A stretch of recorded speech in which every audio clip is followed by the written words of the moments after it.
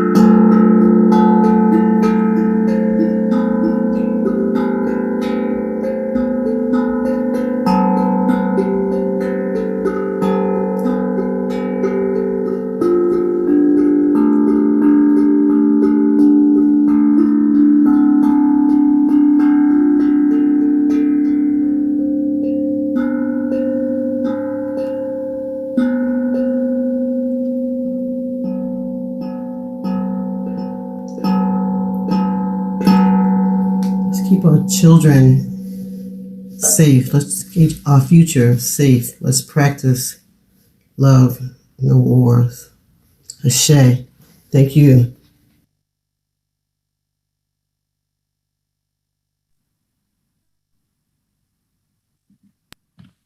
Uhuru. Well, I really want to appreciate that beautiful drumming from Karen Smith all the way in Philadelphia. So thank you so much, Karen, for putting that together. It was so great to have you as part of this program. And yeah, that was really, really beautiful. So this next section of the program that we have going on, well, actually, before I hop into the next section, I just want to remind everyone that we are raising resources today, raising reparations. We have a goal of $20,000 to raise to go towards the self-determination projects of the African People's Socialist Party. You're going to be hearing more about all of that soon.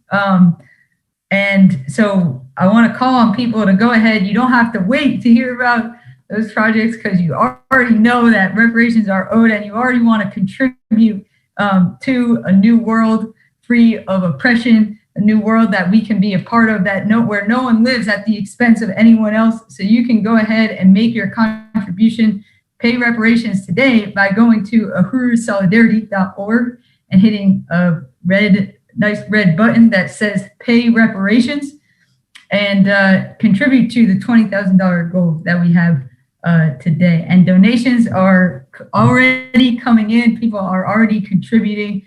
So go ahead and join the group and pay reparations today.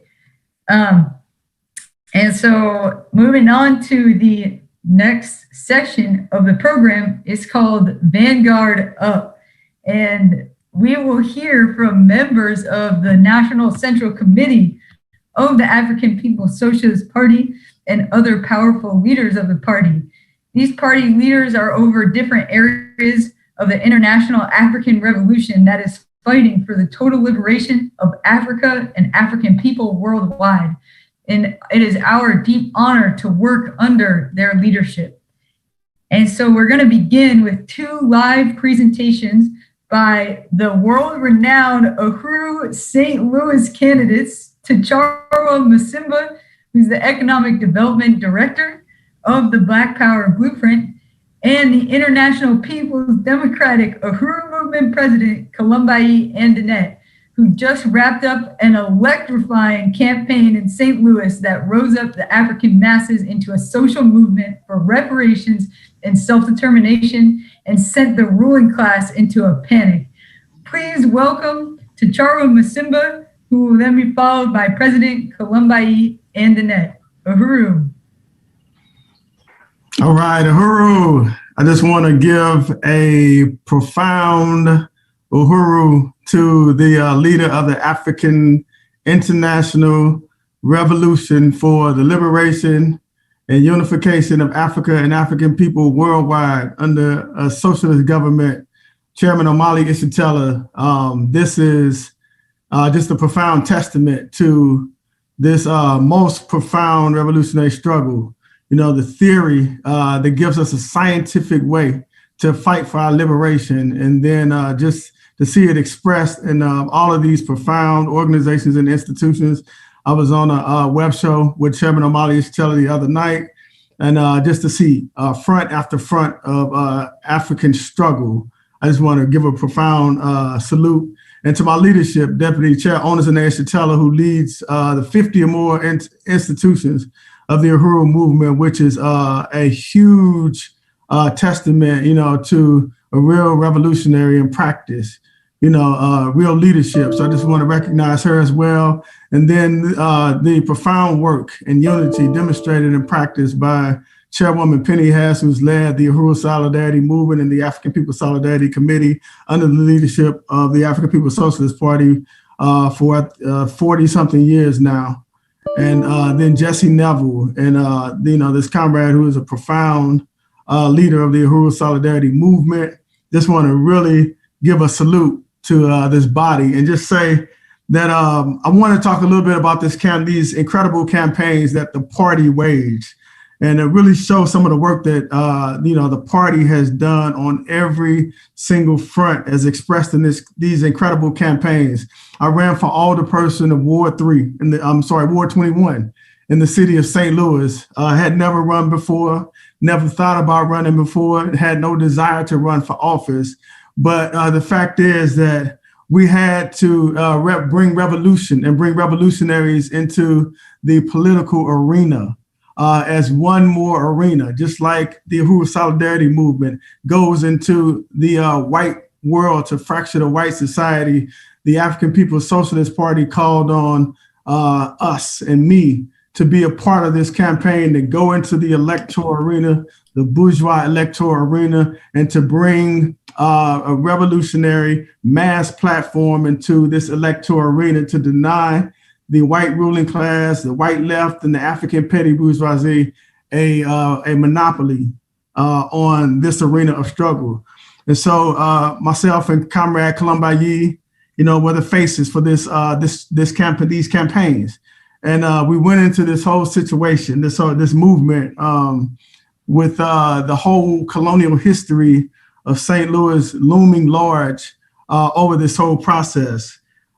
We were witnessing at that time this entity called the LRA Land Bank, which came into existence after the early 1970s as a way to perfect this process of pushing Black people out of urban centers to ensure that we would never wage another revolutionary movement. So they created these land banks as one mechanism to begin to accumulate property of African people over decades. And then at such time when it was favorable, the plan was to turn that property over en masse in large numbers to white developers to ensure that Black people could be pushed out of our homes.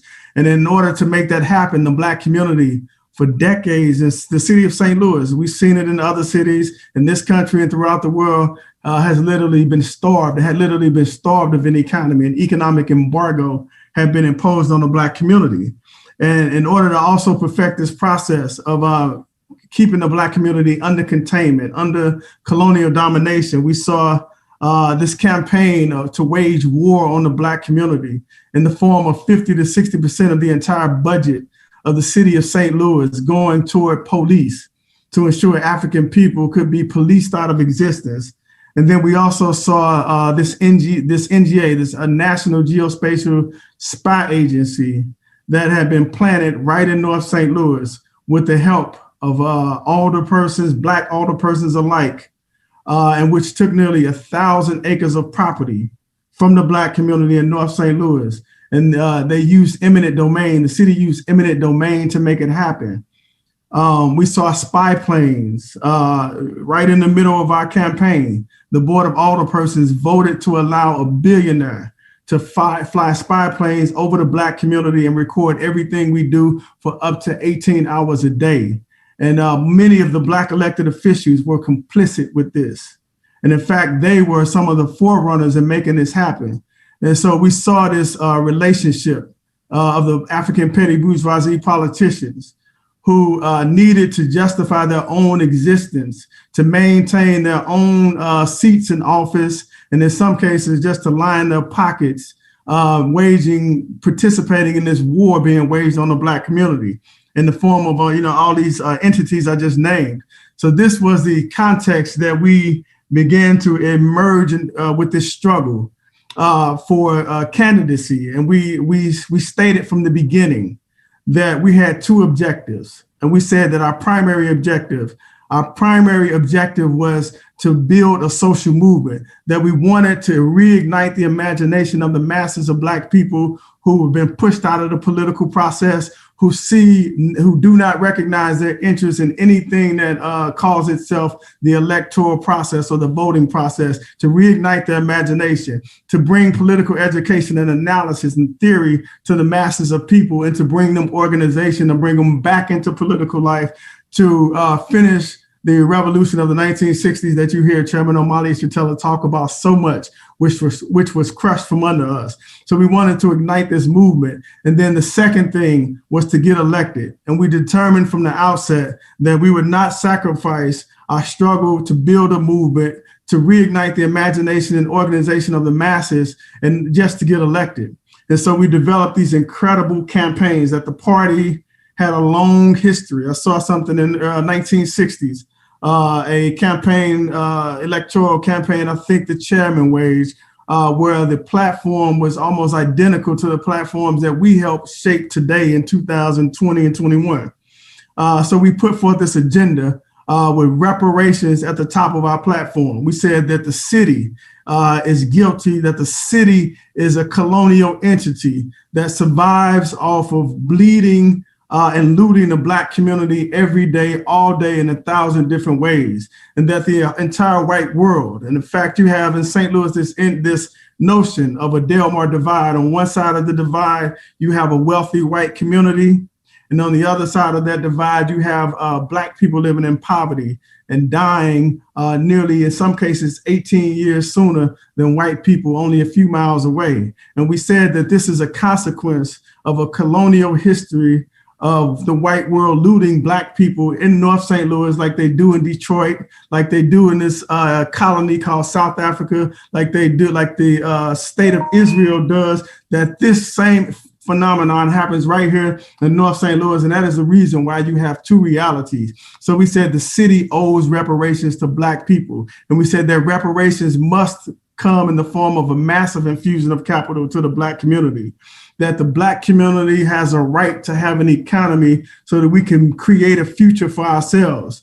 And so we also said that as part of this reparations claim, this land bank, this entity called the LRA, the Land Reutilization Authority, must be renamed the Land Reparations Authority.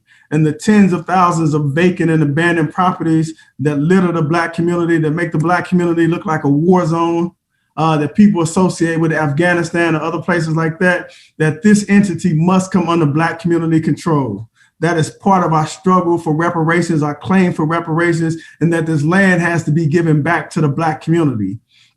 So we put forth this incredible agenda. We said that we cannot unite anymore. The Black community cannot unite with this policy of police containment, of police war being waged on the Black community, that we have to have Black community control of the police, that the Black community has a right to control anybody with a gun in our community, that we have a right to control every institution in our community, and that we have a right to and a responsibility to fight the capitalist colonialist economy that results in nearly 30% of Black people in North St. Louis living off an average of $5 a day. So we call for Black community control of the police.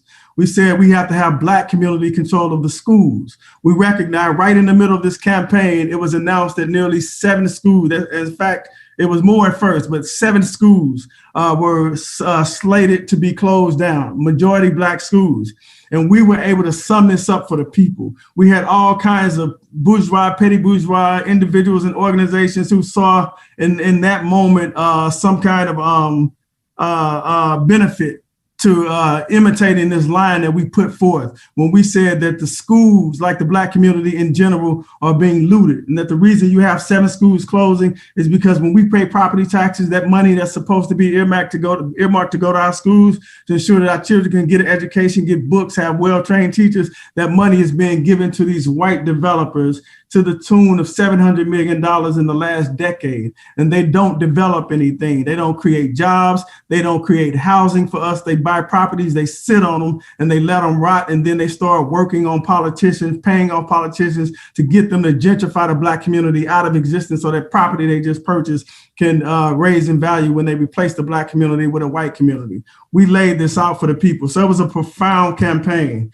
This platform that we put forth was really designed not just to get elected, as we said, but to bring the masses of the people back into political life, so that people who have some kind of intuitive understanding that the system does not work for us, or the people who have the direct experience of the police waging war on us every day, like we saw happen to George Floyd, that those people can see in this movement, see in these candidates, see in this campaign an organization, individuals, a movement of people fighting for their interests, and they can be brought back into political life. We can reignite the imagination and bring organization to the masses of people, and we can continue in a new front, in a new way, this revolution that Chairman Omali Yeshitela, the African People's Socialist Party, has been fighting for 40 something, nearly 50 years, that we can reawaken that right here in St. Louis, and it can have international implications. So I just want to give a huge salute to the Uhuru Solidarity Movement, this incredible convention, and the strategy of the African People's Socialist Party to build a movement of white people whose responsibility is to raise reparations in the white community, to go into the belly of the beast in the white world, and to fracture the unity that the colonizer state, white state, has enjoyed for far too long, 600 years, that we cannot have it no more. We from the African People's Socialist Party will continue to fight on every front. We will continue to deploy forces like yourself and throughout the world to ensure that this revolution that we all long for so much can be achieved. I just want to say Uhuru. Thank you very much, comrades.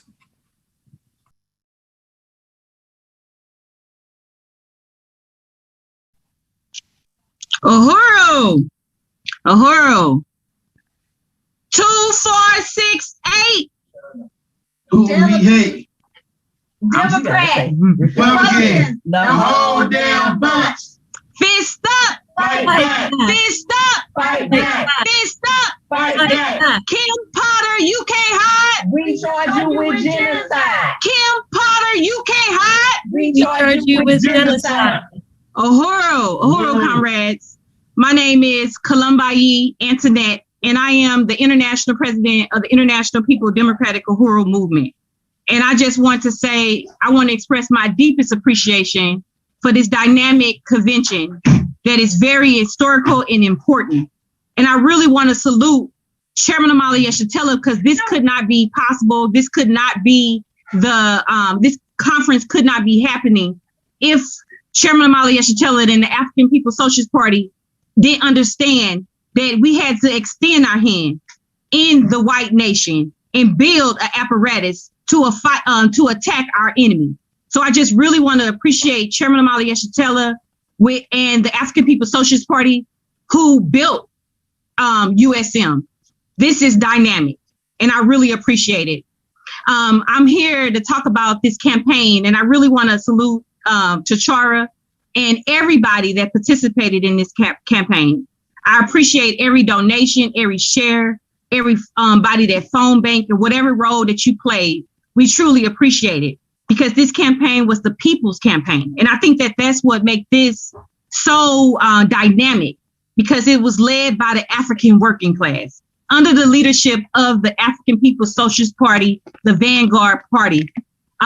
This campaign was tremendous. And before I was Columbayi Antoinette, I was Herdosha, just this girl that grew up in St. Louis, all over, never knew that the city was broke down in 28 wards, Never knew an alder person did anything in my community for me or anyone in my community. Not at all. And Ferguson happened, and people migrated from all over. But Chairman Omali Yeshitela said that he's seen Africans rise up and say that they had one enemy, and that was the state, that was the police. And he packed his bag and he came as an organizer on Canfield Drive. And he met people like myself and some of the people that is in, where we at? Minneapolis right now as an organizer.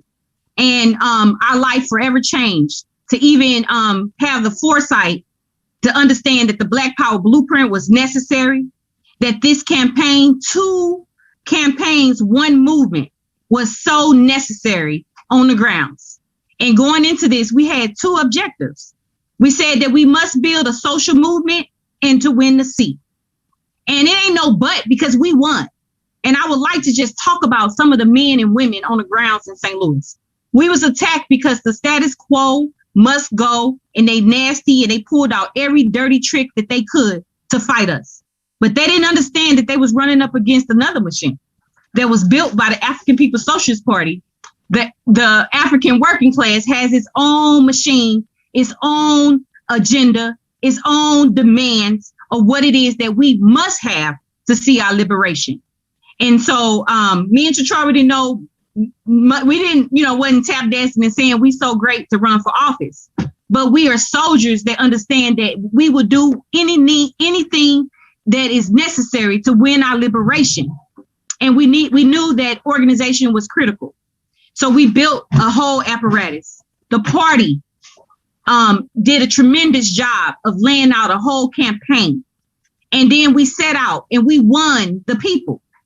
We won the people, and that's important because the best candidate or the person for the job don't always win. But the people have said that the Uhuru movement must be on the grounds in St. Louis because of the demands of reparations.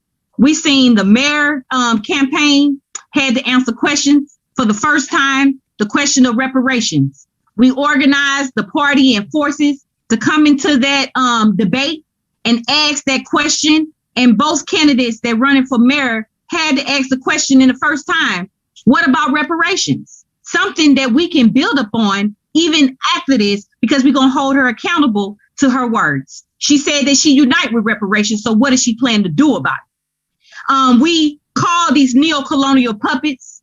We call these sellouts, these empires that have been, I ran against someone whose family has dominated this ward for 44 years. He used the state she said that was time? Oh, I'm sorry, 5 minutes. Okay, 5 minutes, okay. Used the state apparatus to shut down my campaign office, to call the food stamp office to make sure that me and my babies couldn't eat, to harass and sue me for not owning property, to sue Chachara as well with bogus things that they knew was crazy. The person that sued Chachara don't even live in the ward, but put out a lawsuit for this. They did absolutely everything to stop us, but they couldn't stop us. Our name was on the ballot. The people, the demands was out there, and the people heard. And we gave a face to the neo-colonial puppets. And we gave a solution to the people to say that you have an option. We don't have to continue to go with the okie doke. And so we have won so many people, not only in the 3rd Ward, in the 21st Ward, but throughout St. Louis City. And the elections said that too in science. We've seen empires come down because of the influence of hearing about these campaigns and in these debates. And people that didn't live in the 3rd Ward, that live in the 5th Ward, had united with those proposals and said that this empire has to end. This campaign was tremendous. And it brings me to even today, right now, we say Black community control of the police. This had to be a household word. True revolutionaries that's armed with theory and practice, because brothers and sisters, we can have theory. You can love Chairman Omali Yeshitela. You can love the African People's Socialist Party. But if you ain't planning to put boots on the ground, if you ain't planning to join and get involved, then you are just like the neo-colonial puppets. Yes, I said it. It's true. None of us, humanity, none of us have the option to stand on the sidelines. Yes, so we had to knock on white doors in the third ward and say reparations to the Black community, that you must unite with Black people controlling their own communities for you to be free. Because the whole status quo sits on our backs. So the African working class got to lead this struggle. It's no other option. The African working class has to be the dictatorship of the new world to make sure that the whole humanity is liberated. And so I just really appreciate this time. I'm sure that is my time, and just say that this convention is amazing. And I really want to appreciate all the work and the unity that Chairwoman Penny has had with the African People's Socialist Party, that when she met Chairman, that she made a decision to be human again. And I say, be just like Chairwoman Penny has. If you're white, that's what you need to do. Study her, understand exactly what she have done to pave the way to show the white nation how to be human again, through the understanding that she learned from Chairman Omali Yeshitela and the African People's Socialist Party that lead this struggle. All white people owe reparations. No matter if you poor or whatever, you owe reparations. And so I just really appreciate this opportunity. Again, I really want to salute the party and salute USM for this dynamic convention. Join now. Uhuru. Uhuru. Uhuru. Uhuru, I really want to appreciate those statements from T'Challa and President Columbai. That was amazing. And yeah, we have to put boots on the ground and be like Chairwoman Penny Hess. I appreciate that, but I really appreciate those statements. And no wonder those campaigns were electrifying and, really brought people into political life and changed St. Louis forever. Those are two powerful African revolutionary leaders. So now what I'd like to do, we're going to turn to a series of video statements submitted by some of the party's National Central Committee leaders. And I'm gonna turn it over to watch those video statements. Uhuru.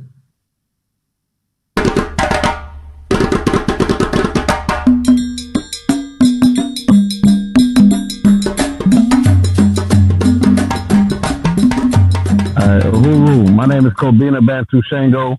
I'm the Southern representative of the African People's Socialist Party in the United States. And I would like to salute my leadership, Chairman Omali Yeshitela, who is the chairman of the African People's Socialist Party and African Socialist International. And I would like to just really appreciate the significance of what it means to do with the white people, which is a lot of, it normally stagnates African people trying to figure out that question.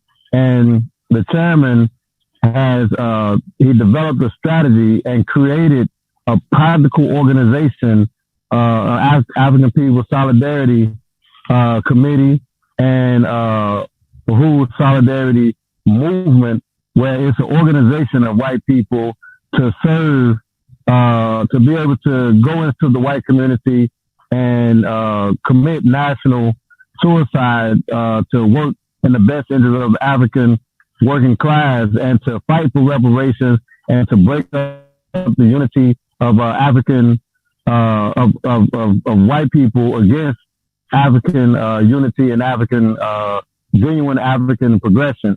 And the chairman has resolved all the contradictions of the revolution, and this being one of the significant strategies of African internationalism is not to deal with white people as some mythical type of ideology or mythical type of being, but as human beings that have the capacity to stand on the right side or the wrong side of the question and give them the opportunity to stand in solidarity with the rest of humanity, and to be able to right these wrongs that they have created for their own interests against humanity. And Chairman Omali Yeshitela has laid that out to develop these principal relationships and for them to be able to unite with this strategy and stand on the right side of the question.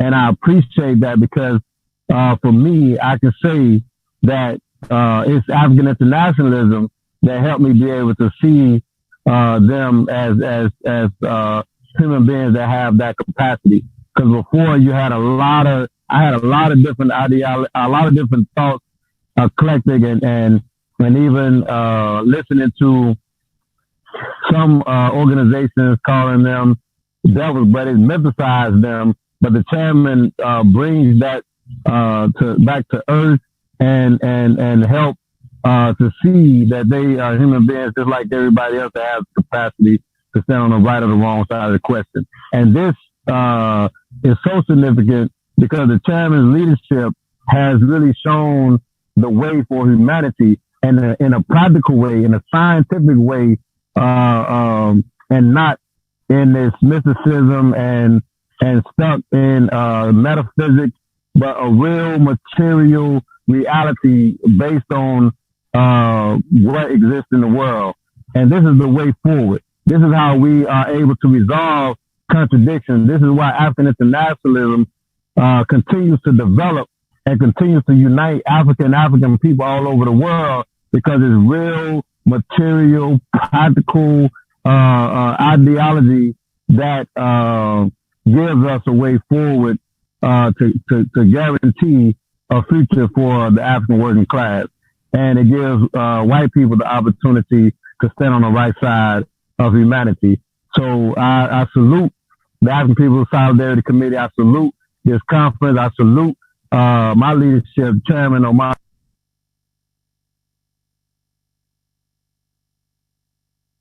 These questions in a real material, scientific, and practical way. So I really appreciate this and salute the African People's Solidarity Committee, the conference, and my leadership, Chairman Omali Yeshitela. Uhuru.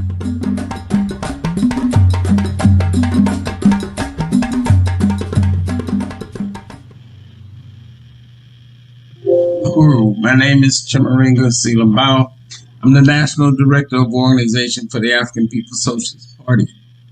I want to salute the USM convention, the leaders of USM, Jesse Neville and Penny Hess from APSC.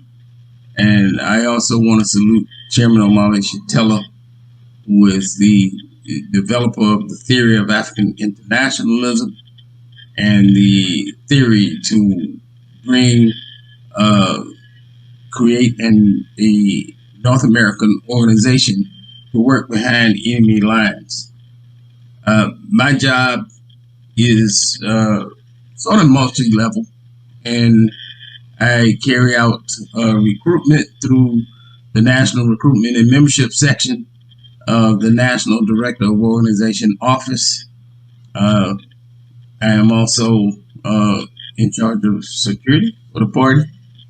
So we carry out a myriad of different functions.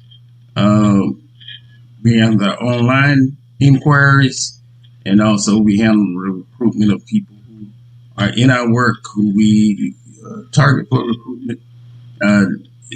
We want to recruit the best sons and daughters of Africa.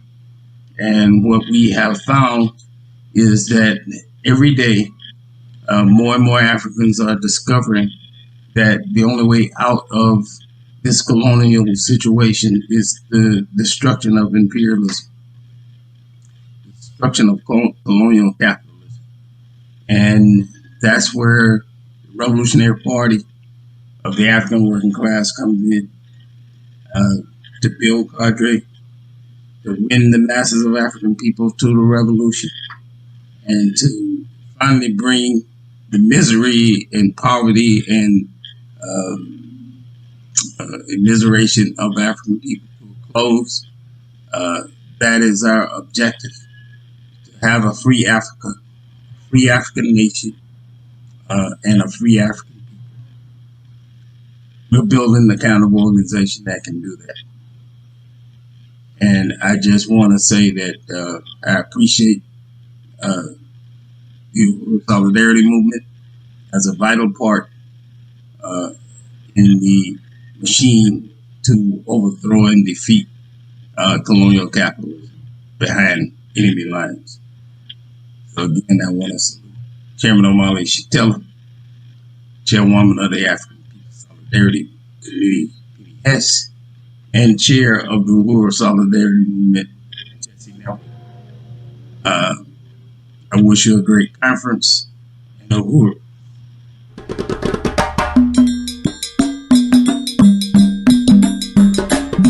Uhuru, this is Yejide Oromila. I'm the president of the African National Women's Organization, an organization that was built by the African People's Socialist Party to bring African women into revolutionary political life. And I sit on the Central Committee, the National Central Committee of the African People's Socialist Party. I just want to appreciate the Uhuru Solidarity Movement and the African People's Solidarity Committee, the organization of white people who have taken on the responsibility of bringing the African Revolution into the heart of the white ruling class, the colonizer nation, and for forwarding Chairman Omali Yeshitela's strategy to introduce African internationalism and making that the theory of white people as opposed to a theory or a practice of being parasitic. So I just want to also salute the leadership of Uhuru Solidarity Movement. I want to salute the leadership of the African People's Solidarity Committee. And I also want to salute everyone who's attending this convention because that shows that you are willing and ready to participate in bringing down the parasitic social system. So Uhuru, and have a wonderful convention. Uhuru.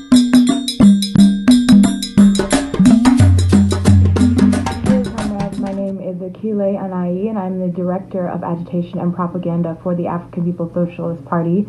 I want to start this off by first saluting my leadership, Chairman Omali Shatella, Deputy Chairman Shatella, and the entire National Central Committee of the party, as well as the leadership of the African People's Solidarity Committee and the Uhuru Solidarity Movement, Chairwoman Penny Hess and Jesse Neville.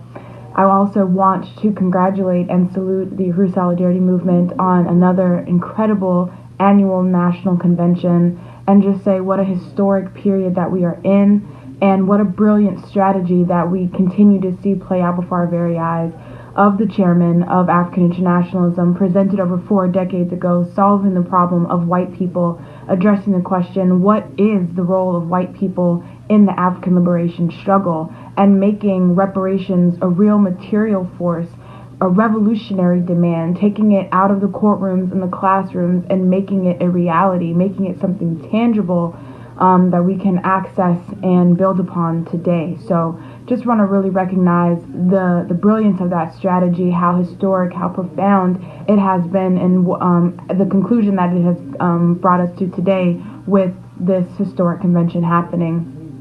And just a little bit about what the role of agitation and propaganda is, the importance of having an apparatus like this. This is the communications, the information, the idea distribution center of our entire movement. It's often characterized as the heartbeat of the party, of the Uhuru movement. And really, everyone should understand what this department does, but should understand what a propagandist is, because most of us who join this movement and have an active role become a propagandist as a consequence of doing revolutionary organizing in our respective communities.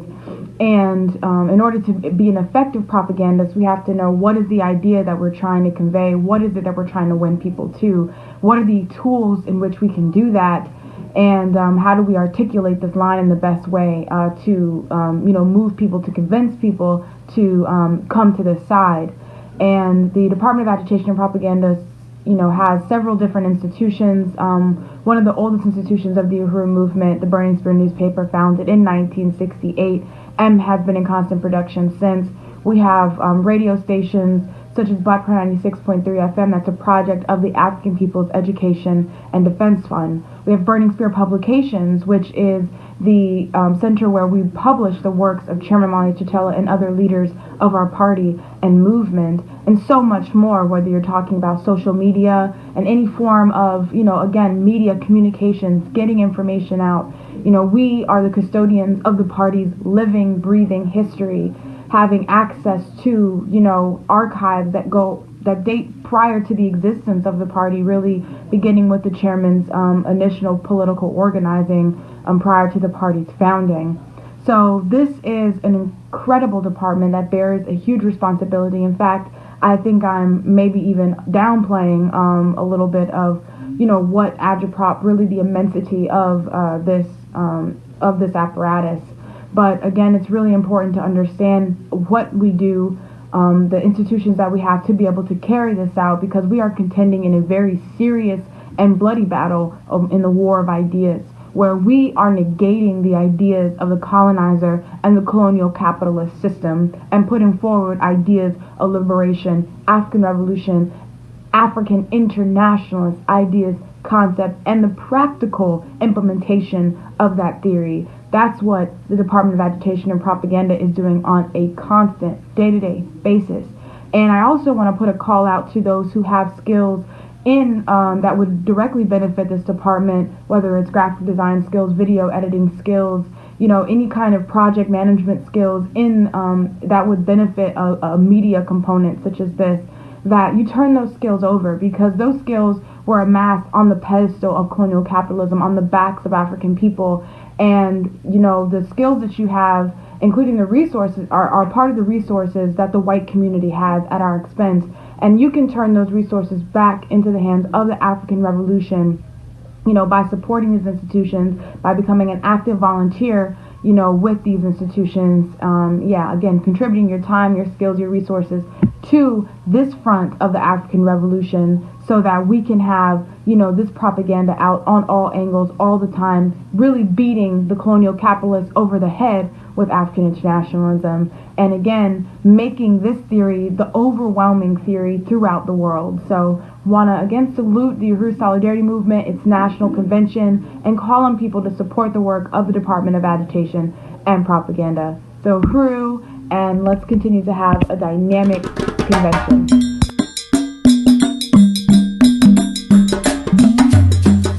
Uhuru. My name is Dr. Aisha Fields, and I am the International Director for the All African Peoples Development and Empowerment Project.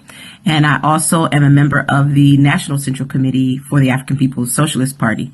I want to, first of all, start this presentation by saluting my direct leadership, Chairman Omali Chitela, the chairman of the African People's Socialist Party and the African Socialist International, as well as Deputy Chair Onazanaya Chitela, and all of the members of the National Central Committee of the African People's Socialist Party.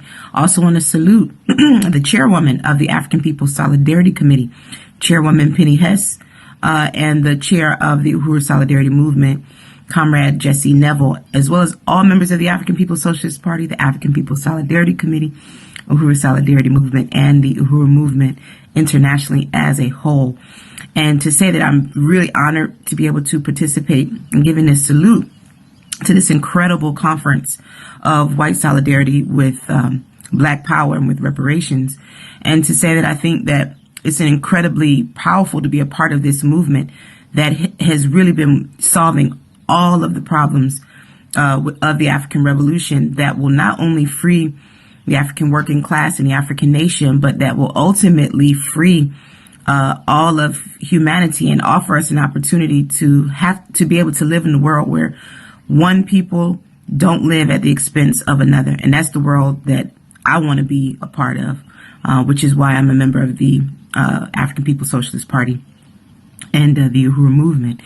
And it's my responsibility today to just give everybody a brief report on the work of the All African People's Development and Empowerment Project, which since 2007 has been building, African community-led development programs in the areas of agriculture, education, and healthcare. And what the party has helped us to do in creating APDEP is open up a way for Africans with certain kind of specialized skills in agriculture and education and healthcare and in other development related areas to, to organize ourselves, to be able to develop concrete programs in those areas that not only help to deal with the immediate material conditions of African people, but that give us an opportunity to play a role that we haven't historically been able to play in the African liberation movement. It's opened up a way for us to be able to build programs, dual power programs and institutions throughout the African world that help to solve our problems around health and other areas while negating the role that the colonizer plays in the lives of African people. And in this most recent period of the coronavirus pandemic, APDEP has been given the responsibility of leading our COVID-19 commission that was called for by Chairman Omali Yeshitela to be able to provide leadership to the African nation around the question of the COVID-19 virus. And we've been creating strategies, protocols, programs to be able to help African people navigate the terrain, to be able to survive COVID-19 and to, in that process, deepen our capacity to be able to deal with the health of African people independently, for us to have our own independent capacity to respond to the healthcare needs of African people. We've developed popular materials that have gone out throughout the world, giving people insight as to how to minimize our risk of getting COVID-19. We've developed our international COVID-19 telehealth program that's offered African people access to our licensed medical professionals to ask COVID-19 related questions. Africans around the world have participated in that. We are developing now our mental health programs. We've initiated our international COVID-19 telehealth program, which gives African people access to APDEP's licensed medical professionals to have their COVID-19 questions answered. We're in the process of developing our mental health programs, which will offer an African internationalist perspective on health and offer African tools to be able to get through the daily horrors of being colonized people, to be prepared to constantly be in the best possible position to fight. So I want to salute this conference again. I want to thank the opportunity to give this brief report and say, Uhuru, we are winning. We will win.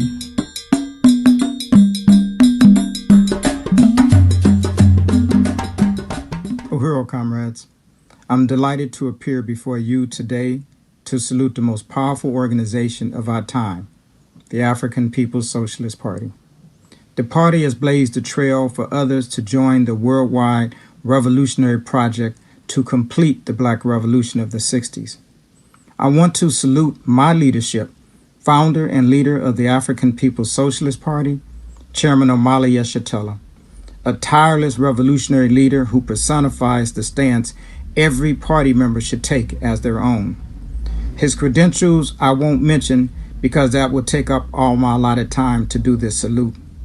The chairman stands alone in resurrecting the defeated Black revolutionary movement of the 60s to build a magnificent fighting revolutionary organization in 2021 that is poised to govern. Every day is an exercise in preparing to govern ourselves as we negate the power of the colonial capitalist system. The legacy of Omali Yeshitela is still being written because he is still alive and will be alive to witness the inevitable victory of African workers achieving our own state power. Chairman, I salute you. I salute Deputy Chair Onezene Yeshitela, who personifies the stance that African women and men should emulate and hold in high esteem. Deputy Chair is my leadership. She leads all the economic work of the party, and at last count, that was over 50 economic institutions. She internalizes the mandates from the chairman's political reports and manifests that into the on-the-ground work to build an independent African economy. I salute African Socialist International Secretary General Louise Kinshasa, who is an intellectual giant in his own right. His leadership in the European region is matched by none. I see myself by his side as he returns home to a liberated Africa in his lifetime. I salute Tufari Magere, who leads the work to build Africa in all its regions. That is more than 11 million square miles. He is fit for this enormous task, and because he is winning, we will win. Last, I salute all the members of the National Central Committee of the African People's Socialist Party who have assumed responsibility to lead the transformation of power from a dying, not yet dead imperialist beast to the able and willing hands of the African working class. I am Bakari Olatunji, the African People's Socialist Party Western Regional Representative, USA, that is an extension of the African Socialist International. Our region covers 13 states. Approximately 4.5 million Africans are occupied inside of the region. Our work is centered around carrying out the mandates established in the 2018 Seventh Party Congress in St. Louis, Missouri, also in the first plenary to the Seventh Congress in 2020 in St. Petersburg, Florida, and in this year's second plenary to the Second Congress in February 2021 that was held virtually. The regional strategy is about putting dual power into practice, taking African internationalism to the masses through our economic and political work, which are one. The Western region contributions to the revolutionary project are well documented in the party's history here. We have a lot of work before us, and a lot of work still needs to be done. With the leadership of the African People's Socialist Party, there leaves no doubt that African people will be free in our lifetime.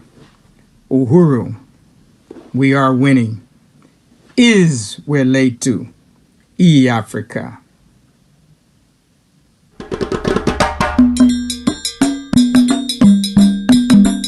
I am Malika Bukechi Ngweji, and I'm the Midwest Regional Representative for the African People's Socialist Party. First, I want to start out by saluting our leadership, Chairman Omali Yeshitela, DC Ona Yeshitela, who leads all of our economic work, and the entire NCC. And then I want to also salute USM for this wonderful conference. I want to start off by saying that how much I unite and appreciate the party and its strategy of answering the question of white people and how they have put out and been the only organization that has put out that all white people owe reparations. This is focused on the fact that as an African people, we are fighting for liberation throughout. And this speaks to our strategy as laid out in the 14-point platform, which says that we want the right to a prosperous and productive life that we are able to produce at our own hands. And so as the Midwest region, we have been involved in making that happen by getting involved in the electoral process. We just came out of two great campaigns, Black is Back in Ward 21 and Revolutionary Times, Revolutionary Solutions in Ward 3. And our goal in going to those elections was not so much to win the election, but that we were trying to put power back into the hands of the people through the electoral process.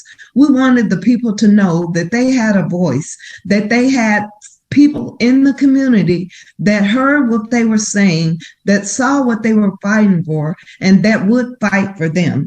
So the Midwest region is constantly growing. We are constantly working and constantly building. We've been working through the work of the Black Power Blueprint, which is our primary economic work. We have also, we're looking to open in the next 2 weeks or so, the One African, One Nation Marketplace.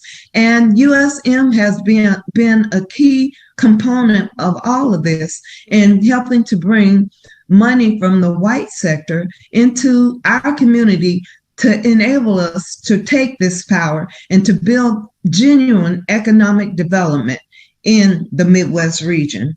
We are currently operating in Columbia, Missouri, in Wichita, Kansas, in Moorhead, Minnesota, and we also have a USM chapter in Minneapolis, and we are also on the ground in Chicago. The Midwest region wants to stop and to salute all the work that is going on with the African People's Socialist Party. We recognize that they have been on the ground for 50 years. We recognize that what brought Chairman Omali Yeshitela to St. Louis in 2014 with the murder of Mike Brown, we recognize that some of those contradictions still exist, and that is why we are here.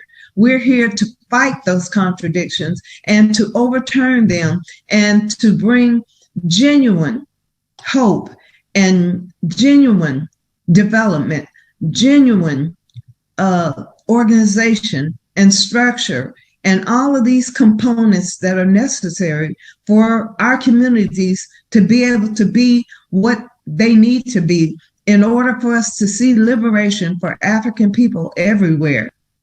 We're continually striving for the liberation for African people, both here and abroad.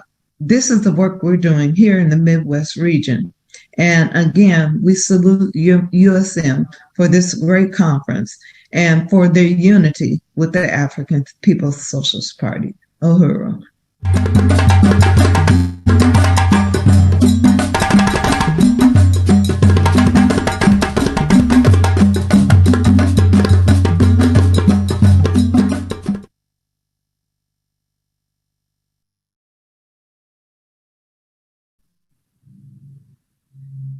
Uhuru, long live the African People's Socialist Party. Salute to those powerful statements from the members of the National Central Committee of the African People's Socialist Party. Uhuru, we are most definitely winning, and it's such an honor to be able to call those revolutionary leaders our leadership in the Uhuru Solidarity Movement. And so now it is my great honor to turn to one of the most significant presentations of the weekend. We are preparing to govern political and economic power in the hands of the African working class. It's my honor to present Deputy Chair Ona Zene Yeshitela. Deputy Chair Ona is creating an independent, liberated, anti-colonial economy in the hands of the African working class. Deputy Chair leads over 50 economic institutions of the party, including the Black Power Blueprint, and is well known for her dedicated, tireless commitment to the struggle of African people worldwide for independence and freedom. We have the honor to work under Deputy Chair's leadership, and we appreciate her leadership immensely. So please join me in welcoming Deputy Chair Ona Zene Yeshitela. Uhuru. Uhuru, Comrade Ali. Thank you for that introduction. Let me just put some glasses on. I just want to say that I really appreciate being invited to this tremendous historical conference today. I want to give just a shout out, a plug to my two political reports that I've written in 2020 and 2021 for our plenaries. So I'm going to be able to put those links in the chat. So if you are interested in reading those political reports, you can do so. Next slide. I can't believe it's been a year, that we've been at the Uhuru Solidarity Movement Conference. I can just remember 2020, it seemed like it was just yesterday. And I can remember that all of our institutions at that time that I reported was closed. So we are up working, I would say 95% of our institutions are open now. And I just really want to appreciate all the donations, everybody who contributed and to make it happen. Next slide. So the title of this workshop is We Are Preparing to Govern Political and Economic Power in the Hands of the African Working Class. Next slide. So first I want to salute my leadership as a member of the National Central Committee of the African People's Socialist Party. I want to recognize my leadership, Chairman Amalia Shatella, who for over 50 years has dedicated his life to overturning the social system so Africa and African people can be free in his lifetime, and whose leadership is continuing over the years. And I want to say that the chairman is probably one of the most complete persons that I know. And I can just say subjectively that I really love him and appreciate everything that he does. Next slide. I want to also salute the African People's National Central Committee, who does tremendous work. You've heard some of our leaders right before I came on. Next slide. I want to also recognize Chairwoman Penny Hess. I want to give a big uhuru to Chairwoman Penny Hess, who was the first white woman to go into the white community and challenge white people to stand on the right side of African and indigenous people around the world. I want to salute Jesse Neville, who continues to fight on every front in the white communities. And I want to salute all the members of the Uhuru Solidarity Movement. The title of this presentation is one that has been at the forefront of the African People's Socialist Party for a very long time.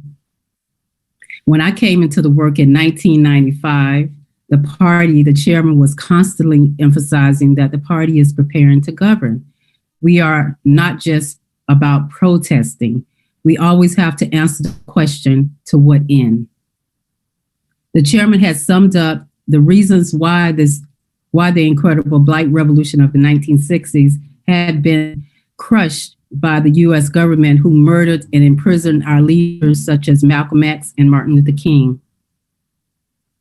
Our chairman analyzed why it was that the conditions of African people today are really worse than they were before the Black Power movement, and what we need to do. He shows scientifically the only way that African people can end poverty, police violence, and mass incarceration in the system built on slavery and genocides is to have the power over our lives, to make sure no one can attack or hurt us again. Chairman Amalia also proved that the stolen labor of resources of African people is what built the wealth of US, Europe, and capitalism, and that African people are owed reparations as a revolutionary demand. We are owed everything. This is why Chairman Amalia built the party. He built the Tribunal of Reparations to African People that held its first session in Brooklyn, New York in 1982. This was the first time the African working class indicted the US government for genocide, using international law as an oppressed nation of the people. This was an example of the power to govern. It was during this period that the party defined the term for principal solidarity for white people and formed the African People's Solidarity Committee, an organization of white people who would work directly under the leadership of the party in the struggle against our colonial oppression as it was defined. The launching of APSC was not without struggle. It took years for APSC to unite with the party's call for white people to build support for the Black Revolution inside the white community, where the oppression and exploitation of the world is centralized, as the strategic component of our struggle to overturn white power. Today, the Uhuru Solidarity Movement takes to the streets throughout the years, challenging the white community to take a principled stand in white solidarity with African self-determination. So when I came into the party and was assigned the position of the chairman's chief of staff, my task was to operationalize the chairman's vision of the party's power to govern. So what I recognized and started to organize was the office of the chair of the African People's Socialist Party to its greatest capacity, to carry out its function as leadership of the party and to internationally African revolution by defining its responsibilities, building support staff, defining policies and procedures that rationalize its organization relationship within the office itself, and with a component of leading structure of the party. So we must build the center, which is the office of the chair. We must become a de facto headquarters of the African revolution process leading to the liberation and unification of Africa and African people worldwide. Through its actions, programs, campaigns, and policies, it must position itself as leadership of the provisionary government of African people as represented by the constitutional structure of the African Socialist International. So some of the things that, we realized that we had to do was create standard operating procedures, which was goals and objectives. We had to develop job descriptions, code of professional conduct and ethics, disciplinary measures, operating procedures for record keeping, operating procedures for each branch, and operating procedures for the budget. The work to build our organizational administrative capacity was important for the work of our party. But in the final analysis, it was critical for preparation to govern after the capture of political power. So creating standards throughout the organization and development of job descriptions was essential. My goal is to transfer the skills that I've learned from working in the colonial capitalist government to the African working class in the form of the party, the advanced detachment of the African Revolution, and the vanguard of the revolutionary African working class.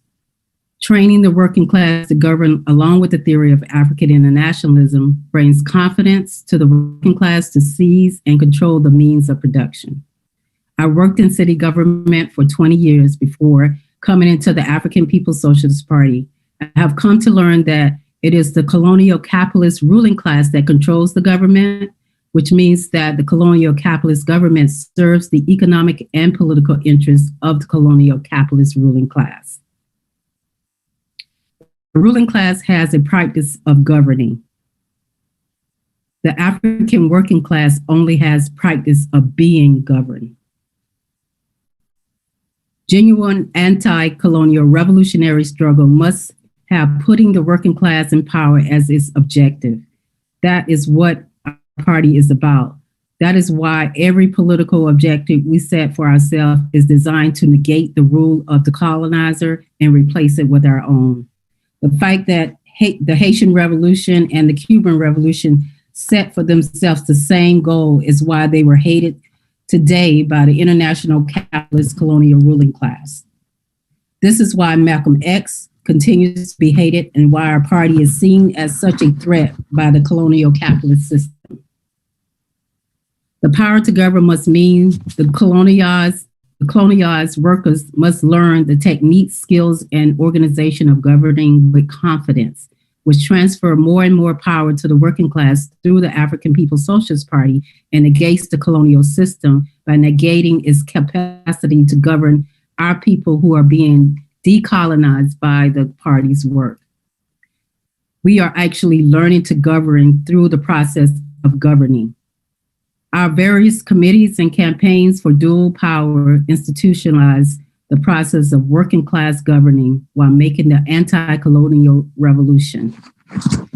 We are not waiting until the revolution is complete to learn to govern. We are exercising our self-government as part of the process of making our revolution for total liberation and unification of Africa, Africans, and our resources globally.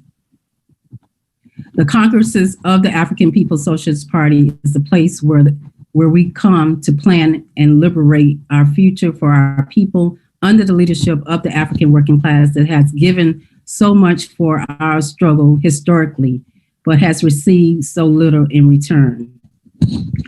So can you just go back one? Yeah, so I just wanted to really just emphasize like our Congresses. Our first Congress was held in 1981. The first Congress of the African People's Socialist Party took place in Oakland 9 years after founding of the party in 1972, and the title was A New Beginning, the road to Black freedom and socialism. And then in 1987 was our second Congress, this time till it's one, power in our own hands. and that was held in St. Petersburg, Florida. Next slide. The third Congress was held in 1990, Izweletu, Africa, and this was also held in St. Petersburg, Florida. Our fourth Congress was held in 1997. The Hour of African Redemption Begins Now, and that was also held in St. Petersburg, Florida. Our fifth Congress was held in 2010, One People, One Party, One Destiny. That was held in Washington, D.C. And the Sixth Party Congress was held in 2013 in St. Petersburg, Florida, in Uneasy Equilibrium. In our Seventh Party Congress in 2018, called Vanguard, the Advanced Detachment of the African Revolution, was held in St. Louis, Missouri. Next slide. So the power to govern must mean that the colonized workers must learn the techniques, skills, and organization of governing and confidence, which transfer more and more power to the working class through the African People's Socialist Party and negate the colonial system by negating its capacity to govern our people who have been decolonized by the party's work. We are actually learning to govern through the process of governing. Our various committees and campaigns for dual power institutions, the process of working class governing while making the anti-colonial revolution. Are you moving?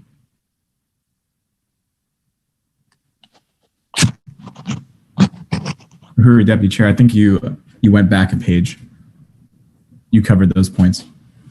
I did, okay. So I'm on slide 38.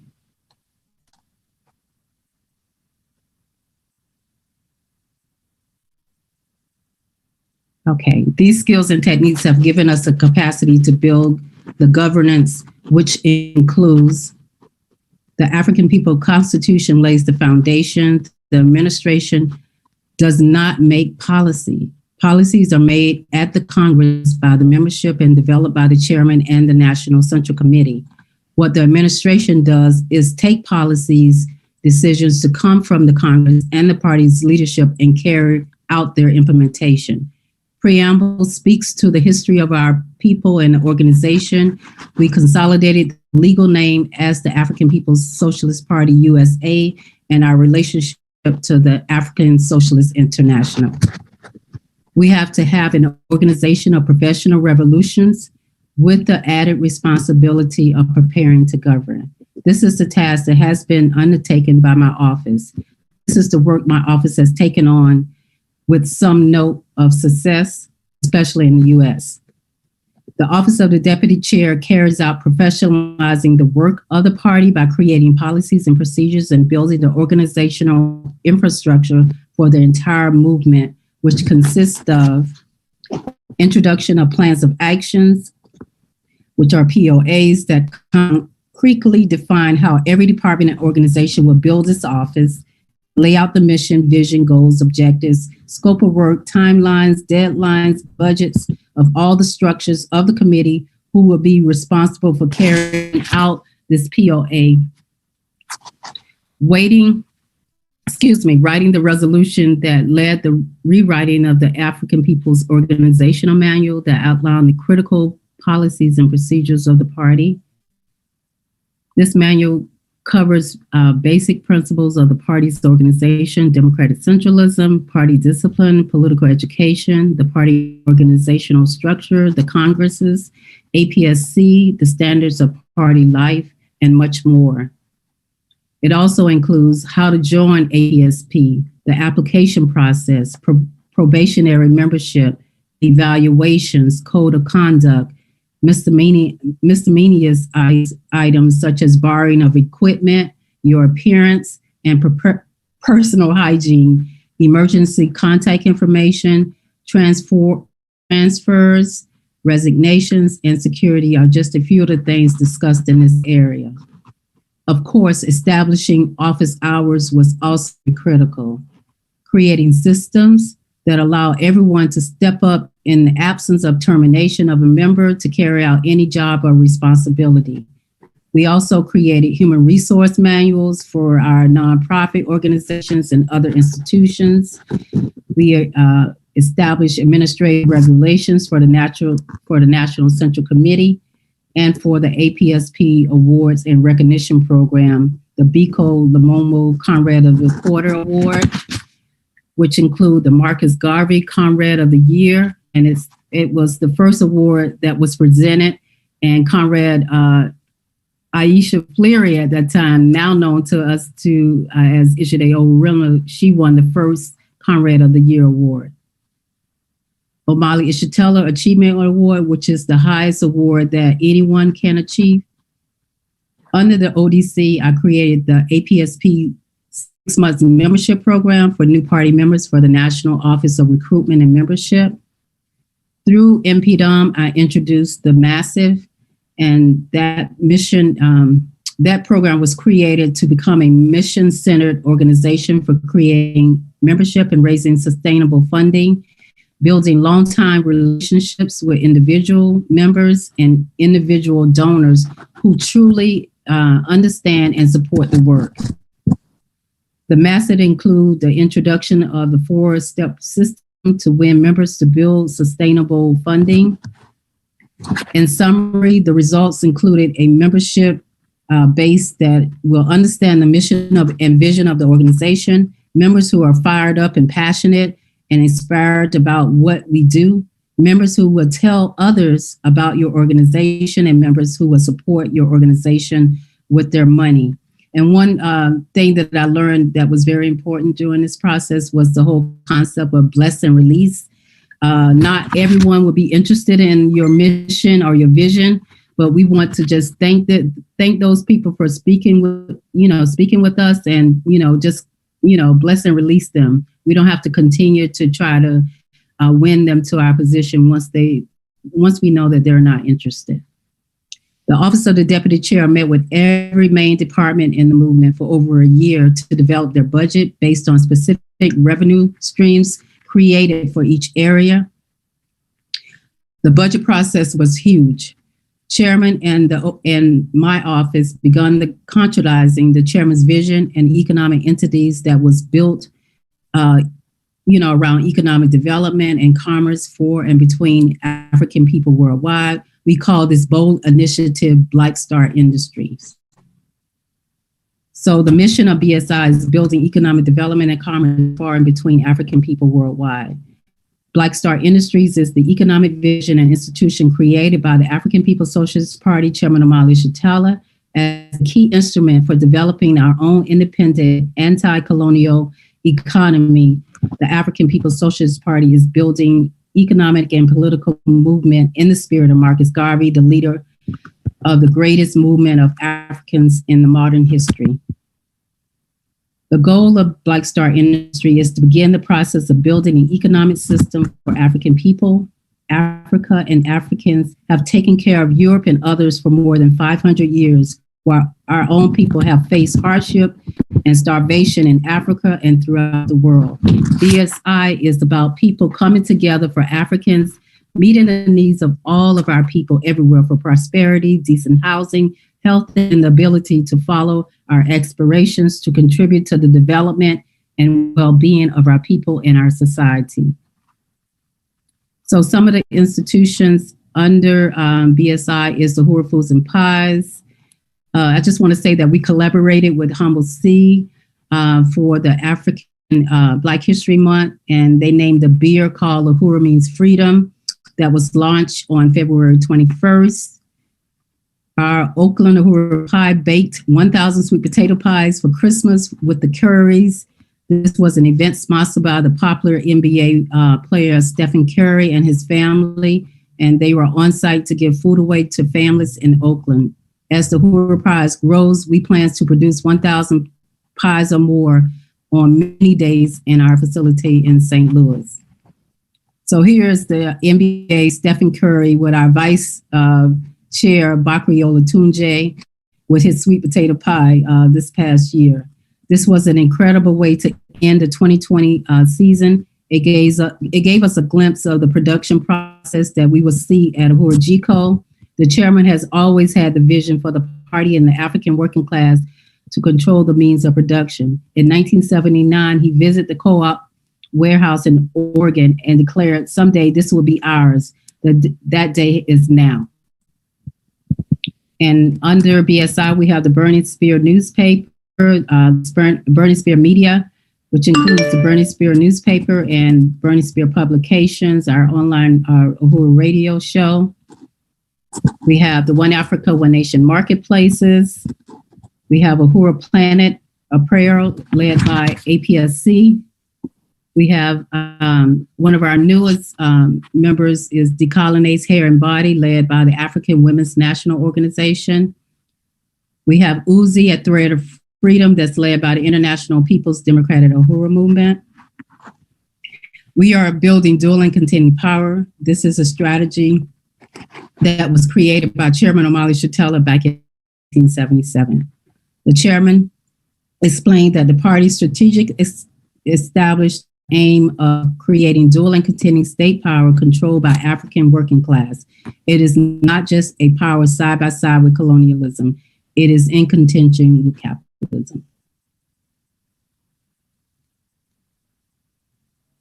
Chairman Omali Shatella writes, when we talk about the struggle for self-reliance, for economic development, we're talking about the ability to produce and reproduce material life. We must begin to build our own power.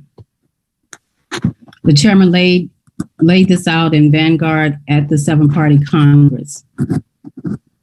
The crisis of the social system of the oppressor is forcing the oppressors into economic retreat. And the only reason their crisis is not clear to everyone is the fact that they are being propped up with the people's money, with the money of Africans and other colonized people of the world through what they're calling stimulus checks, which is nothing but legal theft. As part of the party's strategy to build in St. Louis, I was sent to consolidate a building for an Uhuru house. So this is go back one, Jesse. This is what the building actually looked like, before we purchased it. I came into St. Louis on June 16th with the understanding that I would be here for 1 week to close on a building for the ODC, and we actually identified that site for the new St. Louis Uhuru House in Aquaba Hall. Within a few days, I determined that I had to stay after seeing a number of boarded up, empty, and abandoned houses.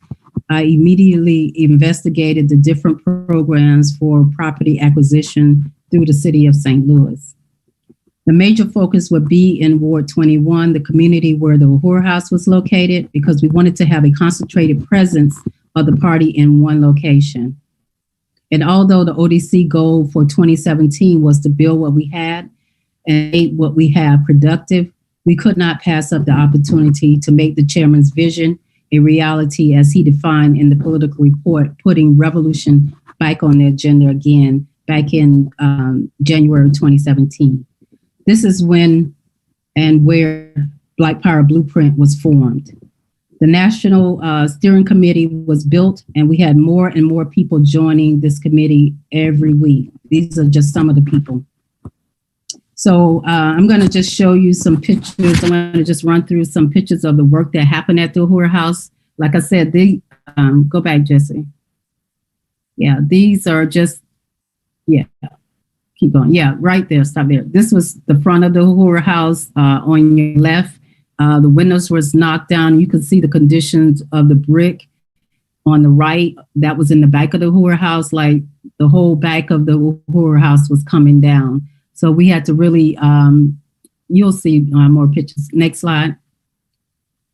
This was the front door of the Uhuru House. You can see the glass was out and the conditions of the front. And to the left is the entrance of the stairway that we took up to upstairs to the offices.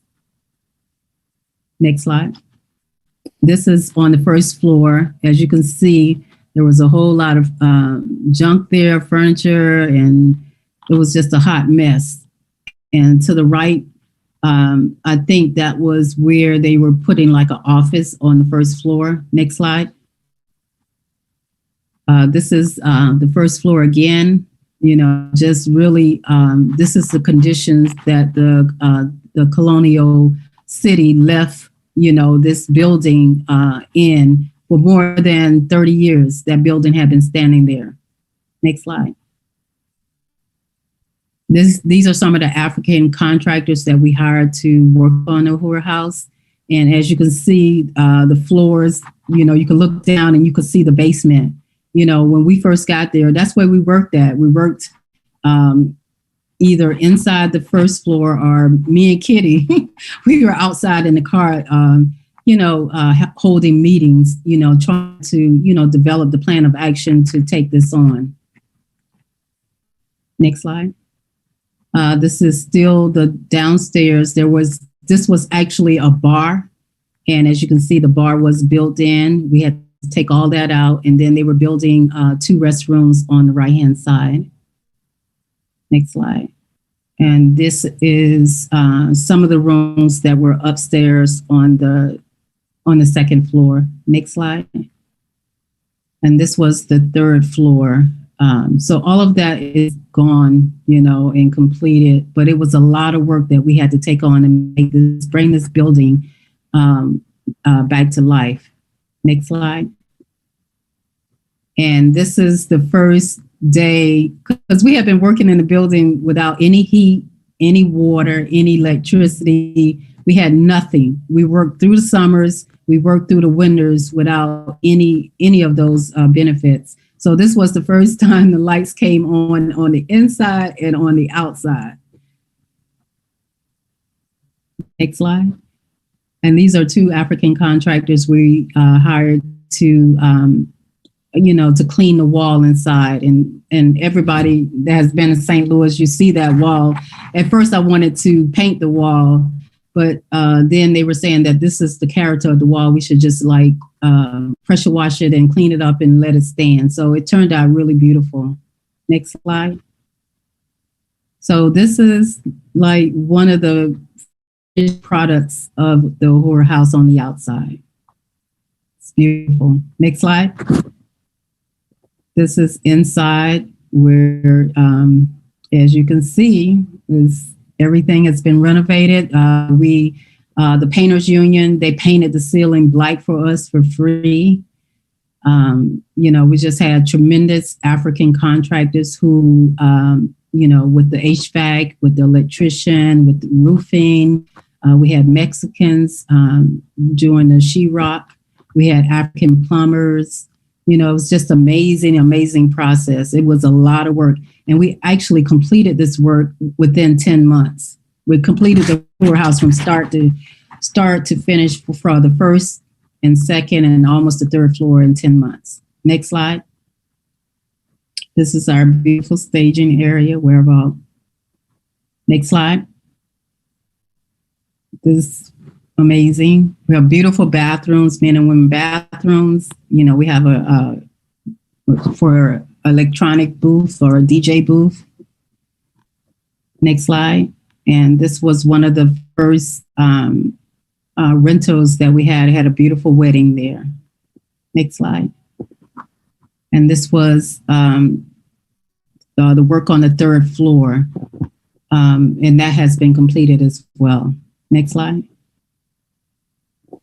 And just recently, we have just installed our electronic sign. The first on the right, the picture on the first left, you can see it says a Harbor Hall rental hall, and we have the phone number and our website, and that will be, we can put anything we want on that electronic sign. We're really excited. It took them 3 years to approve a grant that we got through the city to make that happen. And then at this door, included in that grant, we got enough money to put up an awning. So, it just really beautifies the outside of the Uhuru House. Next slide. Okay, across the street from the Uhuru House, these are 2 of the LRA properties that Comrade Tachara was talking about. One was a restaurant and one was another type of business. We purchased those from the LRA process, and we end up demolishing those. Can you go to the next slide? So we hired an African business, Trish and Andre, who have a demolition business, and they have demoed all of our properties that we have purchased. They do a tremendous job. Next slide. This is some of the process of the building coming down. Next slide. Next slide. Yeah, and the community just came out. They were, in awe of everything that was happening on that corner. Next slide.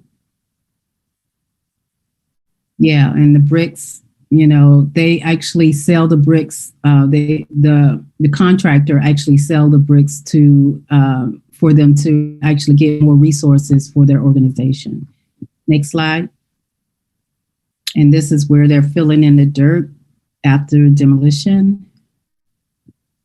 Next slide. And this is what they call seeding. They seed the ground so the grass can grow and so the foundation can settle. Next slide. And this is the charm assemble out. We were getting ready to initiate putting up our flagpole. Next slide. So we had a problem. So T'Challa had to climb into the ground and get this big rock out because the contractor couldn't get through the ground without removing that. So he jumped in and made that happen. And these 3 volunteers are from St. Louis Youth Program and St. Louis Youth. We collaborate with them every summer to teach young people, different skills. So we're looking forward to partnering with them again this summer. Next slide. So there it is. Our flagpole is, I think it's a 50 feet flagpole and the flag is 15 by 25, and it flies 24 hours, 7 days a week in St. Louis. Next slide. So also in the same location, we work with the architectural to, we wanted a vision of what we wanted. We knew that we wanted something that was very beautiful. So we hired this architectural architect to take that on. Next slide. So we also hired the African contractor to make that concept come to life. And these are just some of the pictures of the work that went on there. Next slide. So you can see, even down to the gate, you see Mr. Gary there with the One Africa, One Nation, Gary Brooks Community Garden. You see our beautiful stage that's been constructed. You see us, who is that? Chara, Grady, and Casey, Kitty. And it was bitter cold. They went to find this gate. Kitty wanted this gate and we had to get it. So she was determined that we have the best, and we got the best. Next slide.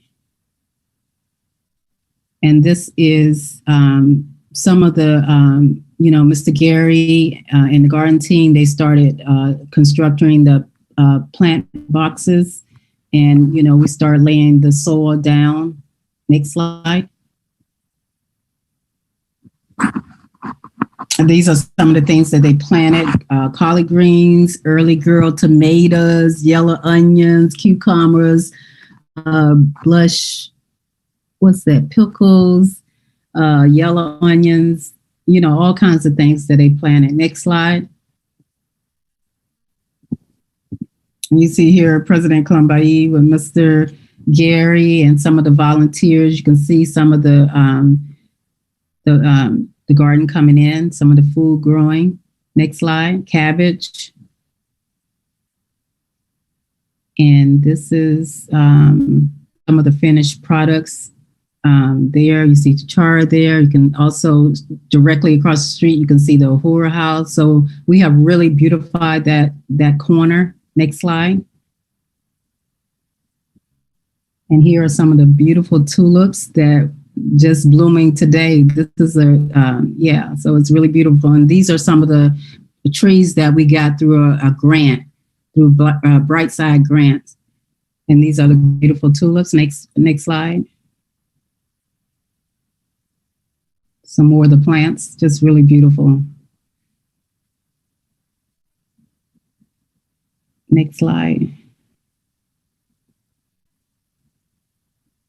Next slide.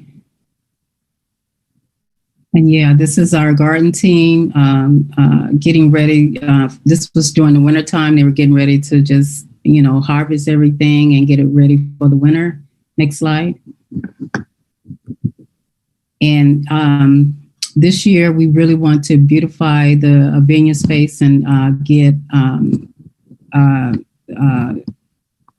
a grant for a mural to go on the wall of the house that Mr. Gary is living at.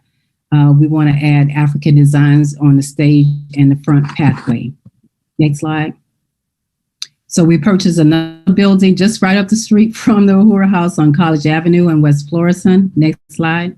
On January 29th, APDF completed the process to secure this LRA property next door to the fourplex. Although we had more than a year to demolish, the recent break-ins on that side of the building warned us to prioritize and really start to begin that demolition process a little early. Next slide. So this is more pictures of that building being demoed. Next slide. This is the completion of that building. Next slide. So we decided that we wanted to build a community basketball court. We're still looking for funding for that project. But on the left, you can see this is where the kids were playing in the streets. And these are to the right are some of the kids that participated in. We did a beautiful, beautiful video to promote to different NBA players. We're going to be getting that out really, really soon to see who's going to take the dump to sponsor this whole basketball project to be completed. So we purchased the fourplex that's right next door to what I just said about the basketball court to house African men and women coming out of the colonial prison system. So these are this is still Leon and his team working on the building. So you can see the whole renovation process. To the left is the before and to the right, the after. Next slide. So the party is planning a ceremony dedicating the African Independence Workforce Program housing to Richard Mufande Lake, the courageous African freedom fighter and political prisoner, and each apartment will be dedicated to a historical African political prisoner. Sunia Kali, Desi X Woods, Matunde Shakur, and Asala Shakur. The furnishing plans includes going to Uhuru Furniture in Philly to pick up a truckload of wood furniture with one piece of Enzo African design for each apartment. Next slide. The Black Power Blueprint had to attend months of meeting to be awarded another long-standing empty lot where we want to build a health facility for women that specializes in improving health and well-being. We want to do yoni steaming there as a project and a program where young women can also see get training and also become entrepreneurs in that field as well. So this is a project that we're working on right now. The lot is vacant and we are in the process of looking for funding right now. We just applied for a grant that will help us with the architectural plans, but this is a vacant lot that we will need to build from the ground up. So I'm really, really excited about this particular program and we are going to be moving forward with it. So if you are interested in working with us, go to blueprint.org and give us your information and we will be in contact. Next slide. So again, we purchased 2 more LRA buildings down the block from the Uhuru House on West Florissant for future development. So next slide. So here is the demolition process again. Next slide. more demolition on the right. We completed that, and we did a really big video and live when we went live to thank Cliff Bar, who sponsored this particular project, and just really thanking them for their donations. Next slide. So we are seeking funding for this location right now. We are researching and developing plans for a retail space built out of containers. So this is at 4007 and 4009. We want to have retail spaces where African people who normally can't afford to rent a brick and mortar facility, we want to be able to offer that to the community. Next slide. So we're in the process of completing the Uhuru GCO design architectural plans and initiating the funding campaign strategy as the #1 focus to build a Uhuru GCO cafe and training kitchen.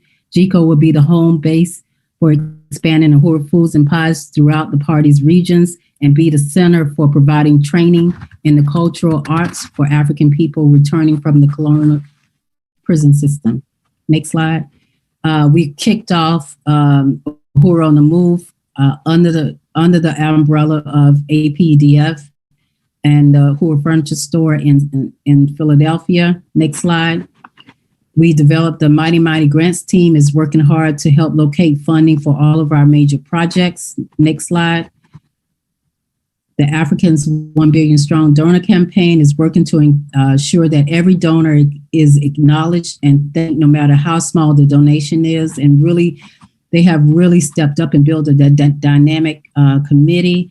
And we're just working on every front. Next slide. The Buy Black Power campaign is to simply not buy blight. It does not challenge the current oppressive social system, colonial domination, nor does it attempt to negate the power of its external forces, which keeps us living under the colonial domination. Buying black just for the sake of buying black does not forward the demand to create dual and continued power. So the Buy Black Power campaign, we want to buy from each other and sell to everyone. And we'll be initiating NEBA, which is the African National Independence Business Association. We want to transfer business skills and experience to existing and or aspiring entrepreneurs that is designed to enhance our community capacity for achieving economic self-reliance and our struggle for Black national liberation under the leadership of the African working class. Uhuru Wabingi is to provide microloans to the organization within our Uhuru movement to help assist with sustainable funding for creating economic development for special events, fundraising, and any other projects that would assist in forwarding our economic capacity for self-reliance for the African working class and the revolution. And I just want to say that this project, go back a minute, Jesse, that we'll be kicking off this year, we've raised $26,500 out of the $28,000 that we were supposed to raise. So as soon as we raise the $1,500, we're going to kick this program off, and we're going to be partnering with Regions Bank. That's really excited about this program, and they're going to have different workshops on credit and how to restore your credit, how to do all kinds of on finances. So I'm really, really excited about this program. Next slide. And we are building the NTU Volunteer Brigade on every front. Next slide. Enzo African Styles at Home and Abroad, that's located in the Uhuru Furniture Store in Philly and Oakland. Next slide. These are just some of the African designs that we have, the fabric, the pillows, we paint furniture. It's just a real dynamic program that we've created. Next slide.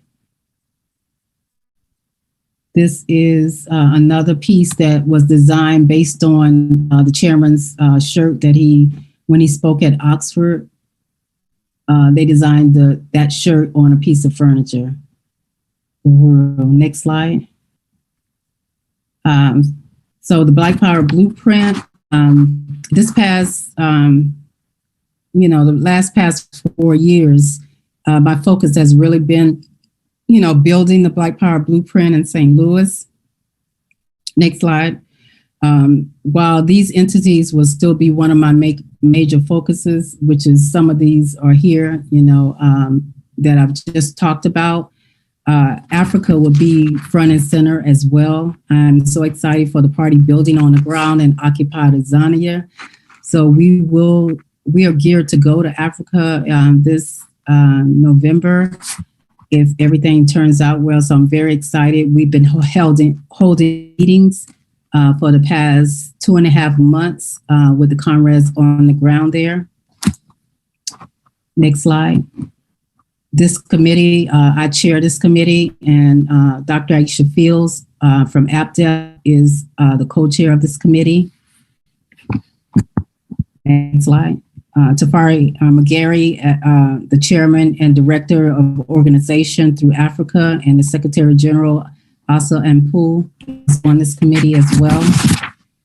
Afua Waller is out of Ghana, and Liffy, he's out of South Africa, are our economic development directors. Next slide. So they have really been carrying out the regional strategy. So here's the Southern Region Committee. Next slide. Here's the East Africa Regional Committee. Next slide. And here is the Western African Region Committee. Next slide. The work that is happening right now on the ground is the People's Sport Campaign, Better Life Association, AMWO is in South Africa now. NPDOM is in South Africa, and of course the APSC is there as well. Next slide. So some of the things that we are discussing is that we have to really solve the whole question of communications with the internet, with the phones. So we're working to do that now. Next slide. So one of the big projects that they're working on is the Better Life Association, which was formed shortly after Chairman S.G. Lawezi and myself visited South Africa in 2018. Next slide. The initiative by the BLA mainly dealing with organizing our own unpaid labor forces to get rid of the waste in the community, which is what can be known as employment. The project is succeeding and has only gotten more efficient in terms of expounding our political theory in our daily lives. Also uniting the political and economics. There is a need to spread the BLA across the country, wherever we are as a party. So there is a practical way to get involved in the people's life. And I'm just going to show you, this is Chairman Tafari on the left, and he says, I pledge to organize for the purpose of building a system that will see health and education issue alleviated, as well as economic development created within the community. And on the right, I pledge to create solutions for Africa's development through production and reproducing life for our people. Next slide. So this is what they are faced with on a daily basis. This is garbage and waste.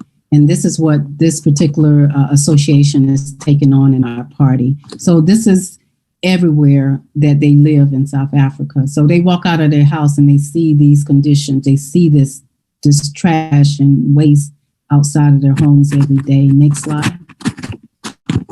Here is SG ASA, packing it up, making it happen. Next slide. And this is just them, when they did the complete clean out. So this is one of the projects that we really want to fund,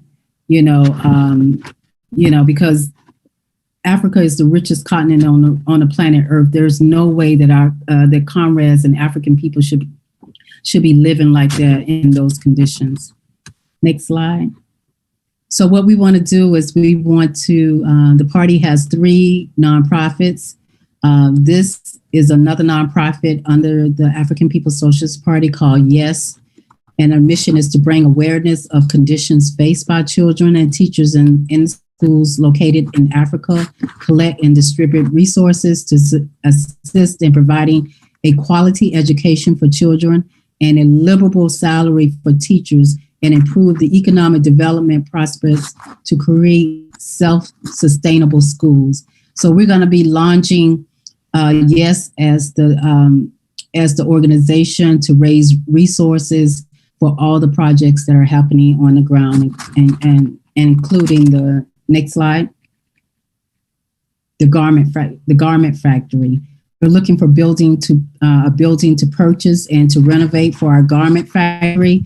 We will be announcing a naming contest that will be kicked off in the next week for the garment factory. So keep your eye open for that. We are meeting to complete our budget for this project so we can begin the funding campaign to raise resources to begin the means of production in Africa and throughout the world. We're also looking to secure import and export license tied to the Africa work. If you want to be involved in this amazing work, please go to the blackpowerblueprint.org. Next slide. We want to develop the African Independence Workforce Program in Africa to design products from our beautiful African fabrics.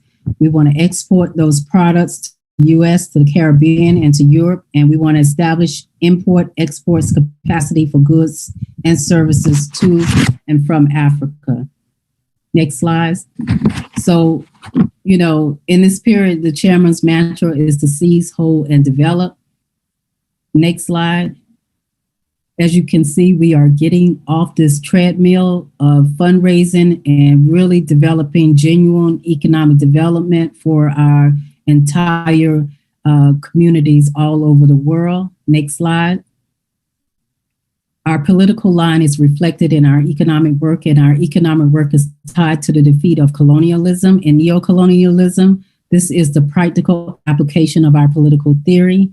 Next slide. I just want to remind us that the colonial capitalist rulers represent the past and that we represent the future. Everyone should go to the blackpowerblueprint.org and sign up and be a part of these amazing, amazing campaigns throughout our movement. And I just want to say Uhuru and thank you, comrades.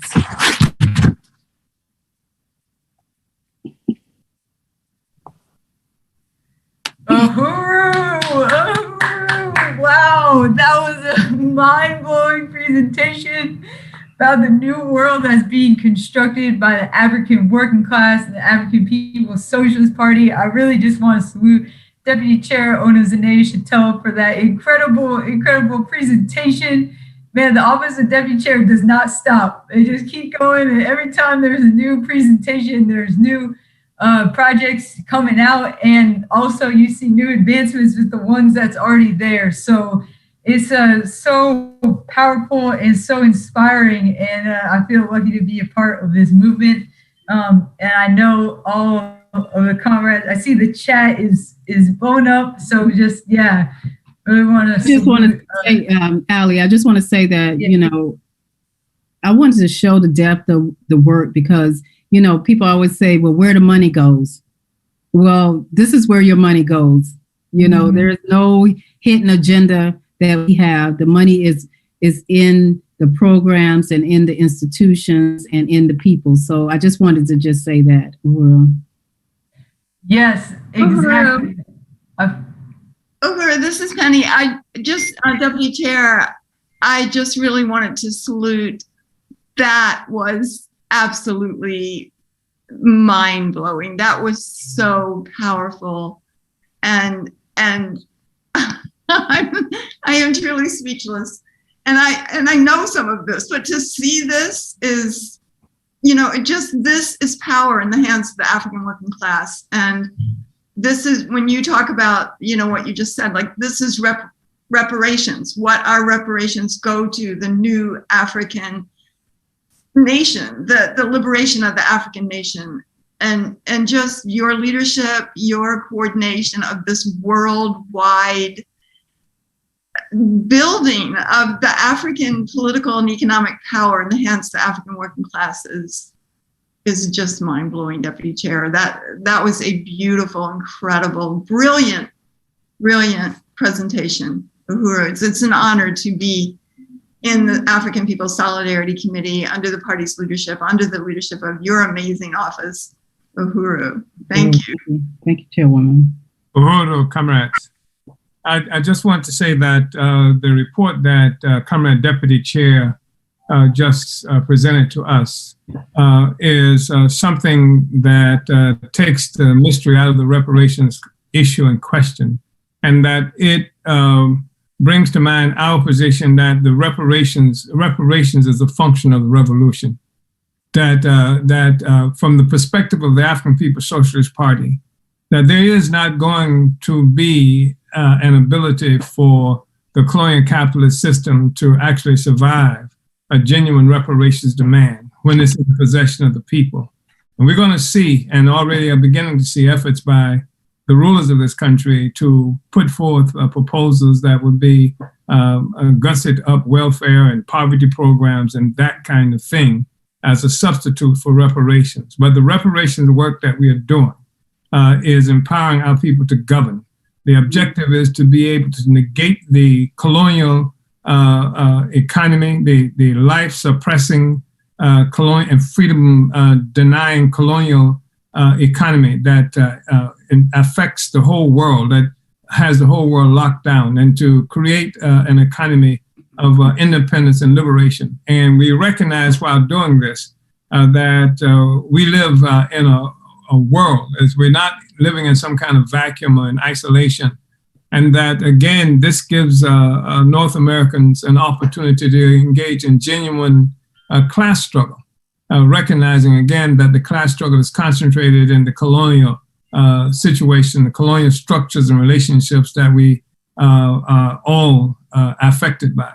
So I wanted to just say that it's really important to understand that when we talk about reparations, and you hear reparations being discussed more and more every day, that reparations, as we understand in the African People's Socialist Party, is a part of a revolutionary project, the aim being to put power, economic, political, social power in the hands of the African working class and the hands who represents the African nation, a liberated African nation, at the expense of the colonial capitalist domination of Africa and African people in the world. Uhuru.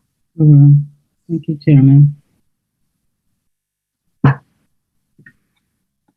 Uhuru. Yes, I really appreciate that, Chairman, and stepping in and making that statement. And just, this is, like it has been said, this is power in the hands of the African working class.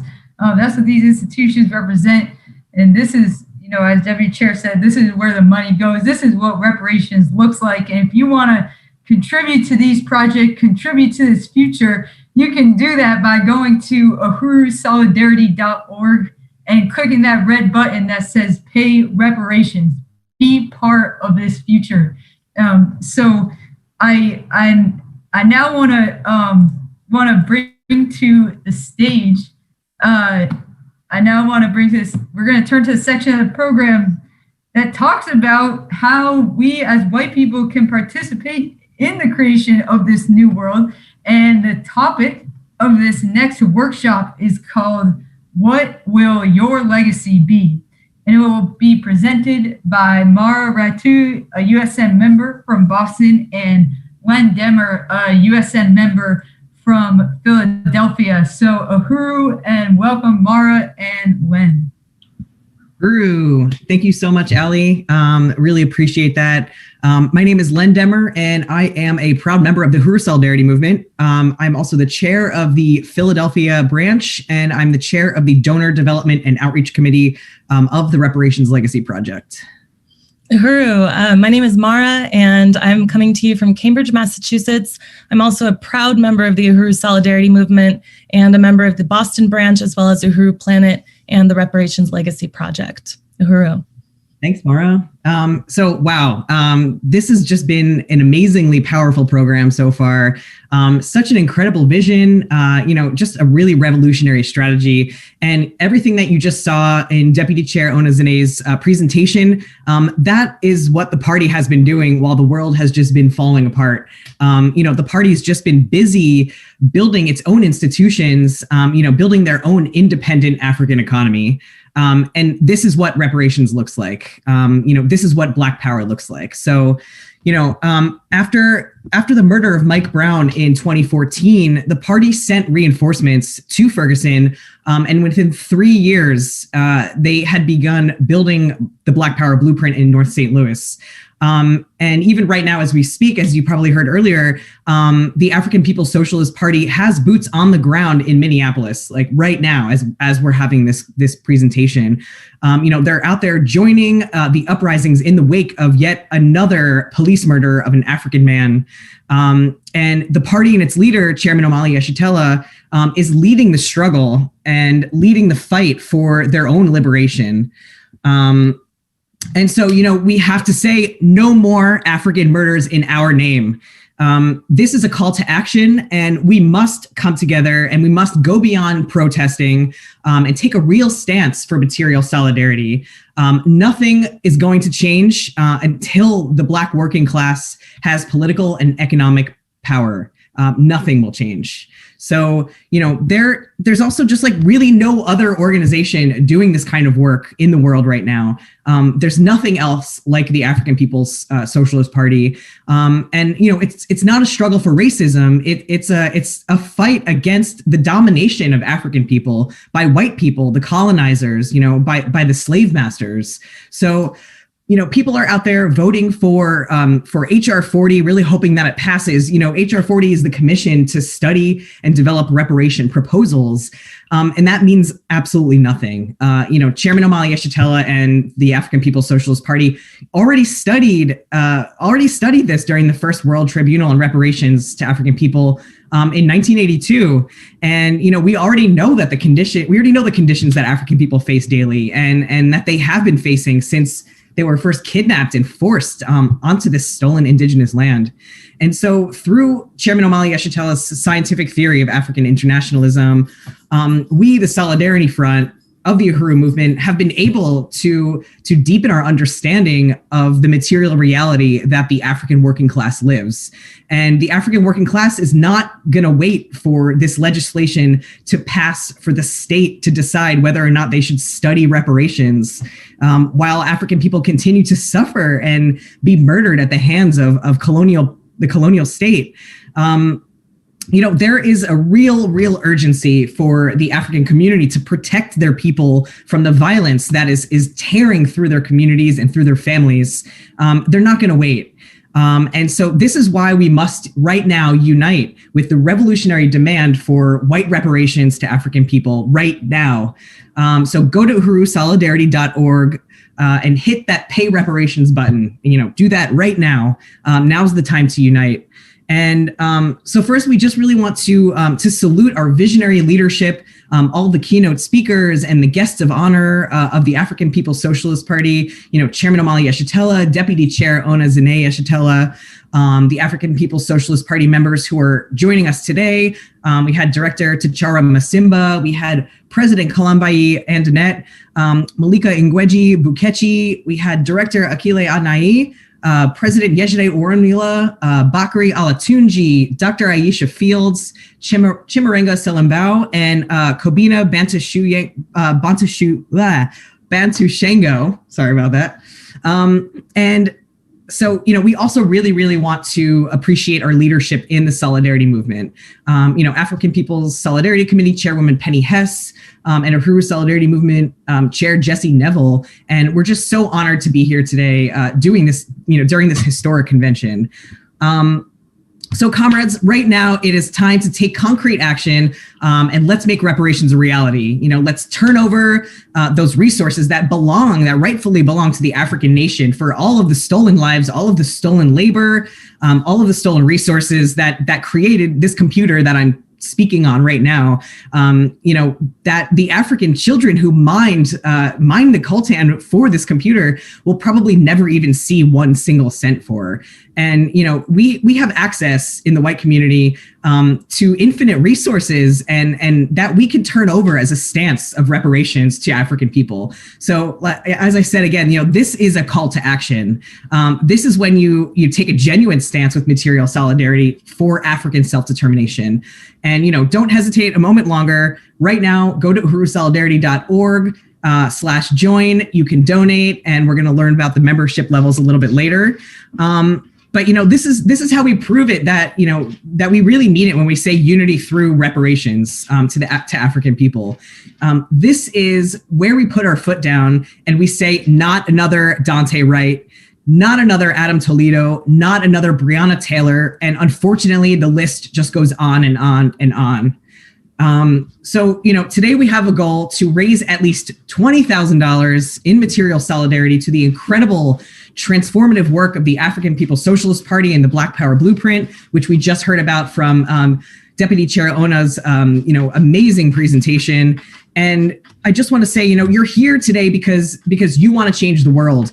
You registered for this convention. You went out of your way to put time aside to be here today, this weekend, and you did it for a reason. And it's because you want to do something that goes beyond charity and that goes beyond protest and that actually contributes to global social transformations. So, this is our opportunity. $20,000 is just a drop in the bucket of the trillions of dollars that we owe to African people for stolen wealth, and it must be paid, and it will be paid to reparations, to African people. And we can do that. We can do this, and we're going to make it happen. Next slide. Uhuru, thank you so much, Len. Yes, we are going to make this happen because today I want you to think about what will your legacy be? Ask that question to yourself and think about what you want to leave behind, in this new world that the party is building. So today, let's make a collective commitment to raise $20,000 in support of Black-led economic development programs like the Black Power Blueprint, about which you just learned minutes ago. It's just a mere sliver of the incalculable wealth stolen from African people. So we can do this, and I know that we can. So go to uhurusolidarity.org right now and hit that pay reparations button. Also, you can please comment in the chat if you'd like to make a pledge of reparations at any level. That way we can thank you and also announce our donors. So Len, what do you think? You think we can make this goal today? Heck yeah, Mara. I know that we can. I know that we will. We're calling on all of you who are not members yet to become members today. And, all of those of you here who are members, we challenge you to go ahead and increase your membership level today. So.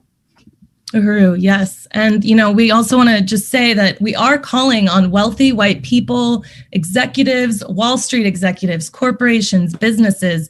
For some of you, it might be truly nothing to pledge all $20,000 right now. So if you can do that, you should do it. So we're raising money for projects that will ultimately require millions of dollars, including the powerful Uhuru Jiko kitchen that's coming, the commercial kitchen that will be built in St. Louis. The party already has the building, so now we just need to build for it, and it's going to be part of the African Independence Workforce Program. So again, this $20K is just the bare minimum. I mean, it's really nothing in the grand scheme of things. So if you can, please donate at uhurusolidarity.org and hit pay reparations or hit pay become a member. So also know that, no amount is too large or too small, because all I know is that we are here to make this commitment and honor our commitment to the APSP today. First, I actually want to start off by thanking our leadership and making some acknowledgements. Everything that you've contributed up to this point among members and donors alike have returned stolen resources into the hands of the African working class. And we want to deeply appreciate your continued support in 2020. The party's momentum has never slowed down, even with everything in tatters during this global pandemic. While everything was coming apart at the seams, the party was working and continuing to build dual and contending power, and not just another fruitless protest movement. So, this is about drawing a line in the sand. Next slide. So first, I just want to salute Chairman Omali Yeshitela, who is our founder and fearless leader. We would really want to say on behalf of all of our members in USM, we want to deeply appreciate you for the tireless and visionary and revolutionary leadership that you have exhibited in the last 50 plus years. So we really want to thank you for answering the question, what about the white people? And also creating a political theory and strategy that gives us a choice to join the rest of humanity and join under your leadership and also that of the African working class. So we really salute you. Uhuru, next slide.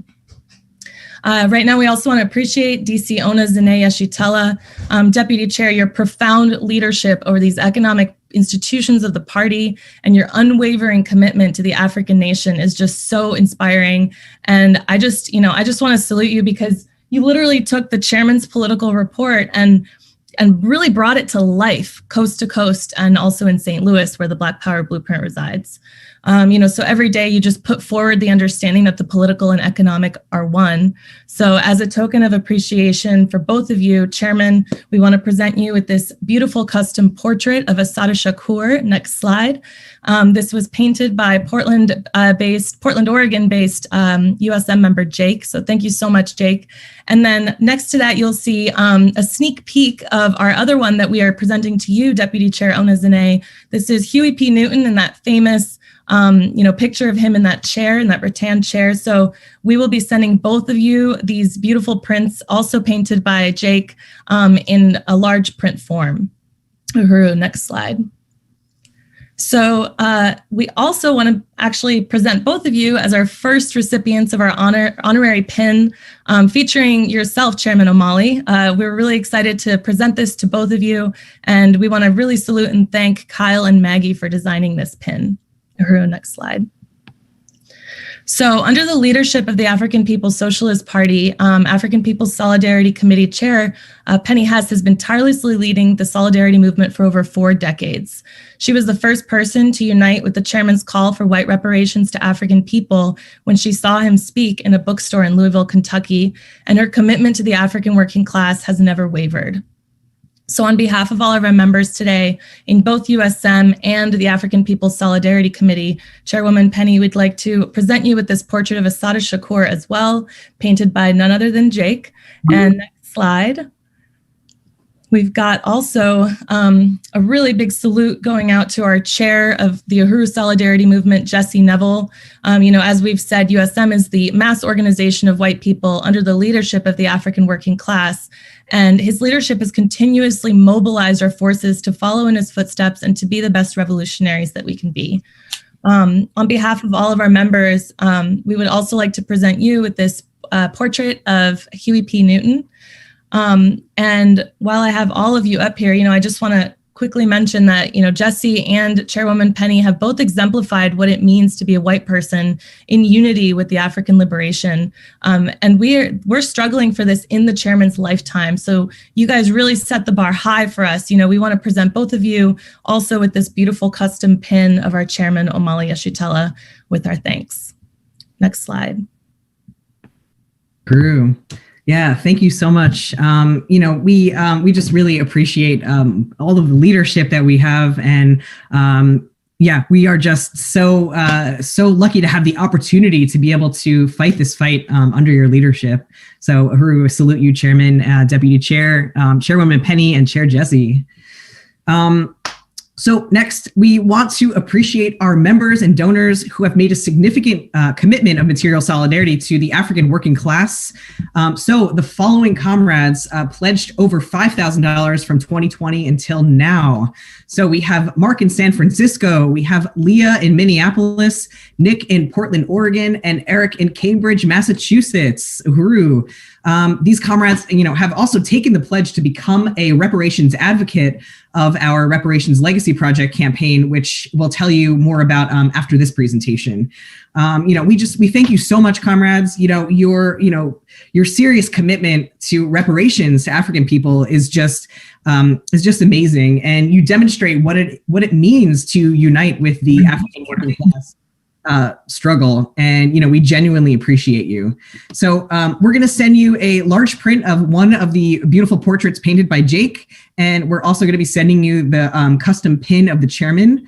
And in fact, all of our donors who participate today will receive a chairman pin to express our appreciation for your donation. Uhuru. So next, we also want to really appreciate our Ella Baker sustainers and above, and that is either $100 a month or $1,200 a year. And those sustainers are Janice and Amanda and Jackson in St. Petersburg, Florida. We also have Janet in Seattle, Wendy in San Diego, Kara in Oakland, Stephen in Seattle, Colin in Newburyport, Massachusetts, Mads in Portland, Oregon, Ellen Milton in Delaware, Hallie in Somerville, Massachusetts, Lisa in Minneapolis, Ron in Seattle, and Rashada and Jesse in St. Pete, as well as Diana in St. Louis. So we really want to thank all of our members and sustainers. And, membership is what drives the work forward. So we salute you. And before we move on to the next, the next slide, I just want to quickly mention that, we are already getting donations in. We're really excited to just see these rolling in. The chat is really blowing up here. I haven't gotten to see the other platforms, but I'm sure they're coming in as well from there. So starting off, we really want to salute Secretary General of the African People's Solidarity Committee, Allison. Thank you so much for your pledge of $150. So great start, Uhuru. Very exciting. For those of you who don't know, SG Alley is in Philly and she runs the Uhuru Furniture Store in Philly. It's incredible. You got to get down there. Declan is our next donor. Thank you so much, Declan, for your pledge of $150. You are in New York, so thank you so much for that. Ron in Seattle is donating $250. Uhuru, Ron. Next, we have Mads in Portland for $100. Thank you so much, Mads. That is such a powerful stance. And then just for this last little section here, I'm not going to read all of them right now just to move on, but Jackson also donated and pledged $50 from St. Petersburg, Florida. Uhuru Jackson, thank you so much. And then we'll go back and we'll continue to update you as more donations come in. Next slide. All right. So, when we ask the question, what will your legacy be? It's a question of fighting to overturn our legacy as the colonizer, and also that of the slave master that all of us white people inherit upon birth into this world, whether we like it or not. And together we can build a world that is free from oppression and exploitation. Enough is enough. I mean, aren't you tired of this? We cannot keep decrying violence against African people and expecting anything to change without changing ourselves. We want to really thank again DC Ona Zane for posing this entire question. What will your legacy be? So what will your legacy be? She's calling on us white people to take on the struggle against the white power ruling class and oppose our seat on the pedestal on the backs of African and colonized people. I know that I want to live in a world in which I don't exist and thrive at the expense of anyone else. That is the legacy that I want to leave behind. So that is why we're here today, right now, to raise $20,000 to the Black Power Blueprint. And you can do that by going to uhurusolidarity.org/join and pay reparations so that African people can be free in our lifetime and in the chairman's lifetime. Help us reach this goal. You can get on the right side of history and build a legacy that will pave the way for future generations of white people to join the rest of humanity. The Uhuru movement is the only revolutionary organization with a scientific strategy to end colonialism as well as capitalism and to bring an end to all oppression and exploitation of African and colonized people. So what will your legacy be? If you want to answer this question, you are really doing that every single time you go to our website, punch in your debit card information and pay reparations at uhurusolidarity.org. And yes, I'm going to take it back to you, Len. Yeah, I mean, our legacy will be one of reparations and atonement so that, the next generation of white kids won't inherit the stolen African resources, the stolen indigenous land, and violent white culture of denial, complicity, and opportunism. Our future generations will inherit newly formed, principled relationship with the rest of humanity, built on unity through reparations. Uhuru. Just back to a couple of updates on donations. Our next donation came from, looks like Lillian in Jaffrey, New Hampshire. Actually, Lillian is a friend of mine from college. We've known each other since we were 18 years old. And I'm 35 now, so half my life. And I have to say, I just really salute you, Lillian. This is your first event ever coming out for this. And I know you're a new mother, and I'm sure that you don't want your child to thrive at the expense of African children. So I really salute your stance there. Virginia, as well, from Louisville, Kentucky, donated $100 in stolen wealth to African people. Amanda donated $400 from St. Petersburg, Florida. Uhuru, Amanda is also our treasurer and our vice chair. So she's a really powerful member and cadre in our organization. And Chair Jesse also donated $400. Uhuru. Jesse is in St. Pete as well. And as you know, you may know him as our chair of the organization of USM. Uhuru Johan, who just donated $200 in reparations, also in St. Pete. Thank you so much, Johan. And I'm going to stop after this one. Kristen in Seattle also donated $100. And thank you so, so much. I'm really excited. We're at $6,165 right now. And really, really excited about this. And we're making great progress here. And I appreciate everyone for your contributions so far.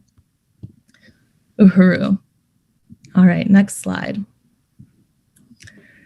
So, as we've been saying, we got to fight to overturn our legacy as the colonizer that all of us white people inherit.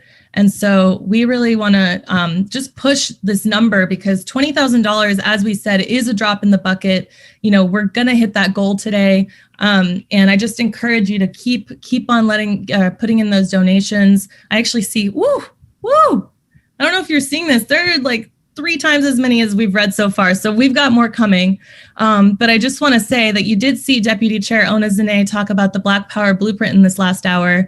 And we want to show you a video of all of that work that's going on in North St. Louis. So as you know, the Black Power Blueprint is about African self-determination, and it's about building Black economic independence in the Black community, which was stolen from African people the moment that they were stolen from Africa and brought to the US to build up this white-serving society from which we still benefit today. So returning stolen wealth into the hands of the African working class is not a charity stance. It is reparations and it's material solidarity for economic development projects that are building a hopeful future that Africans are creating by their own initiative.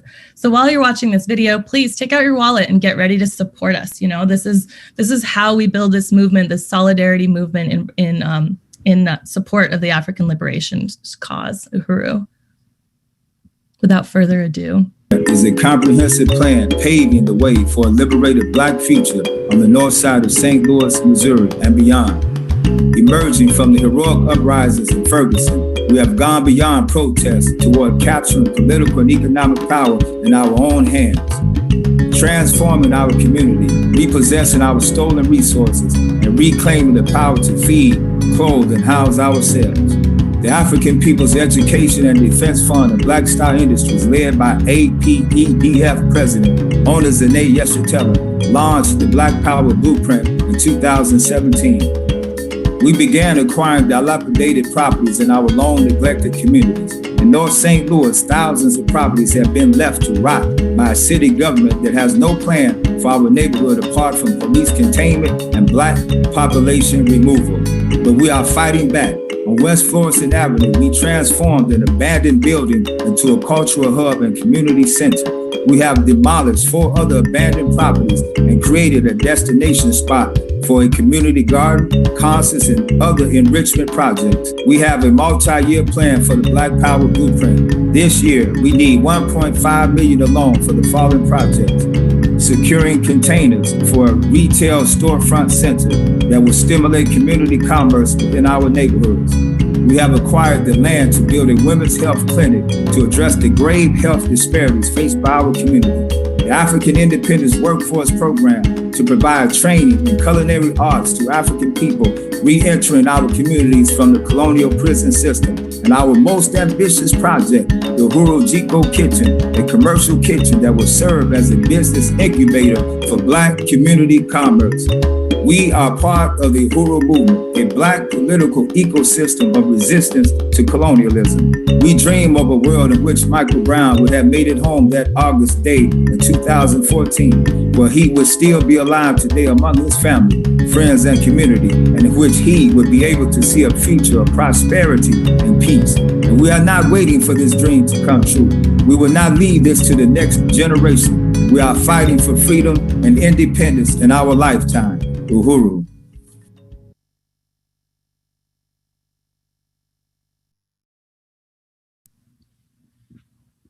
Uhuru. Wow. Well, I don't know about you, but every time I see a video of the Black Power Blueprint, it's just amazing. Like the pace of the party can't keep up with like the videography. It's like practically moving on to a whole new phase by the time that video comes out. It's incredible. I see the same thing with our outreach materials, and it's really the only thing that you see that does that anywhere in the world. So I really salute that video and the work that you're doing in St. Louis to the Black Power Blueprint. And so next up, I just want to quickly go over a few of our membership levels. Uhuru, Len, so go ahead and take it away. Yeah, Uhuru, thank you. Here is how you can become a part of this real solid change today. Becoming a member of the Uhuru Solidarity Movement, it's a call to arms. And if you came here because you're angry about, all these police murders of African people, then we must go beyond protest and get active. We must pay reparations and support the African economic development and independence. And so, we must support Black Power. And, nothing is going to change as long as this colonial capitalist system it just remains in place. So today you can take a powerful stance of solidarity by becoming a member of the Uhuru Solidarity Movement. So if you go to uhurusolidarity.org/join, you can sign up to become a member. Your membership, it helps to build a culture of white reparations to African people and materially supports economic development programs of the African People's Socialist Party, like the Black Power Blueprint. So right now, go to uhurusolidarity.org/join and become a member. There is a membership level for everyone, and we're going to get into those levels right now. Next slide. Excellent. So our top level of sustainer is named after our founder and visionary leader, Chairman Omali Yeshitela. It's also coincidentally our fundraising goal for the day. So if you can become a Chairman Omali Yeshitela level right now, go to our website at uhurusolidarity.org/join. Next slide.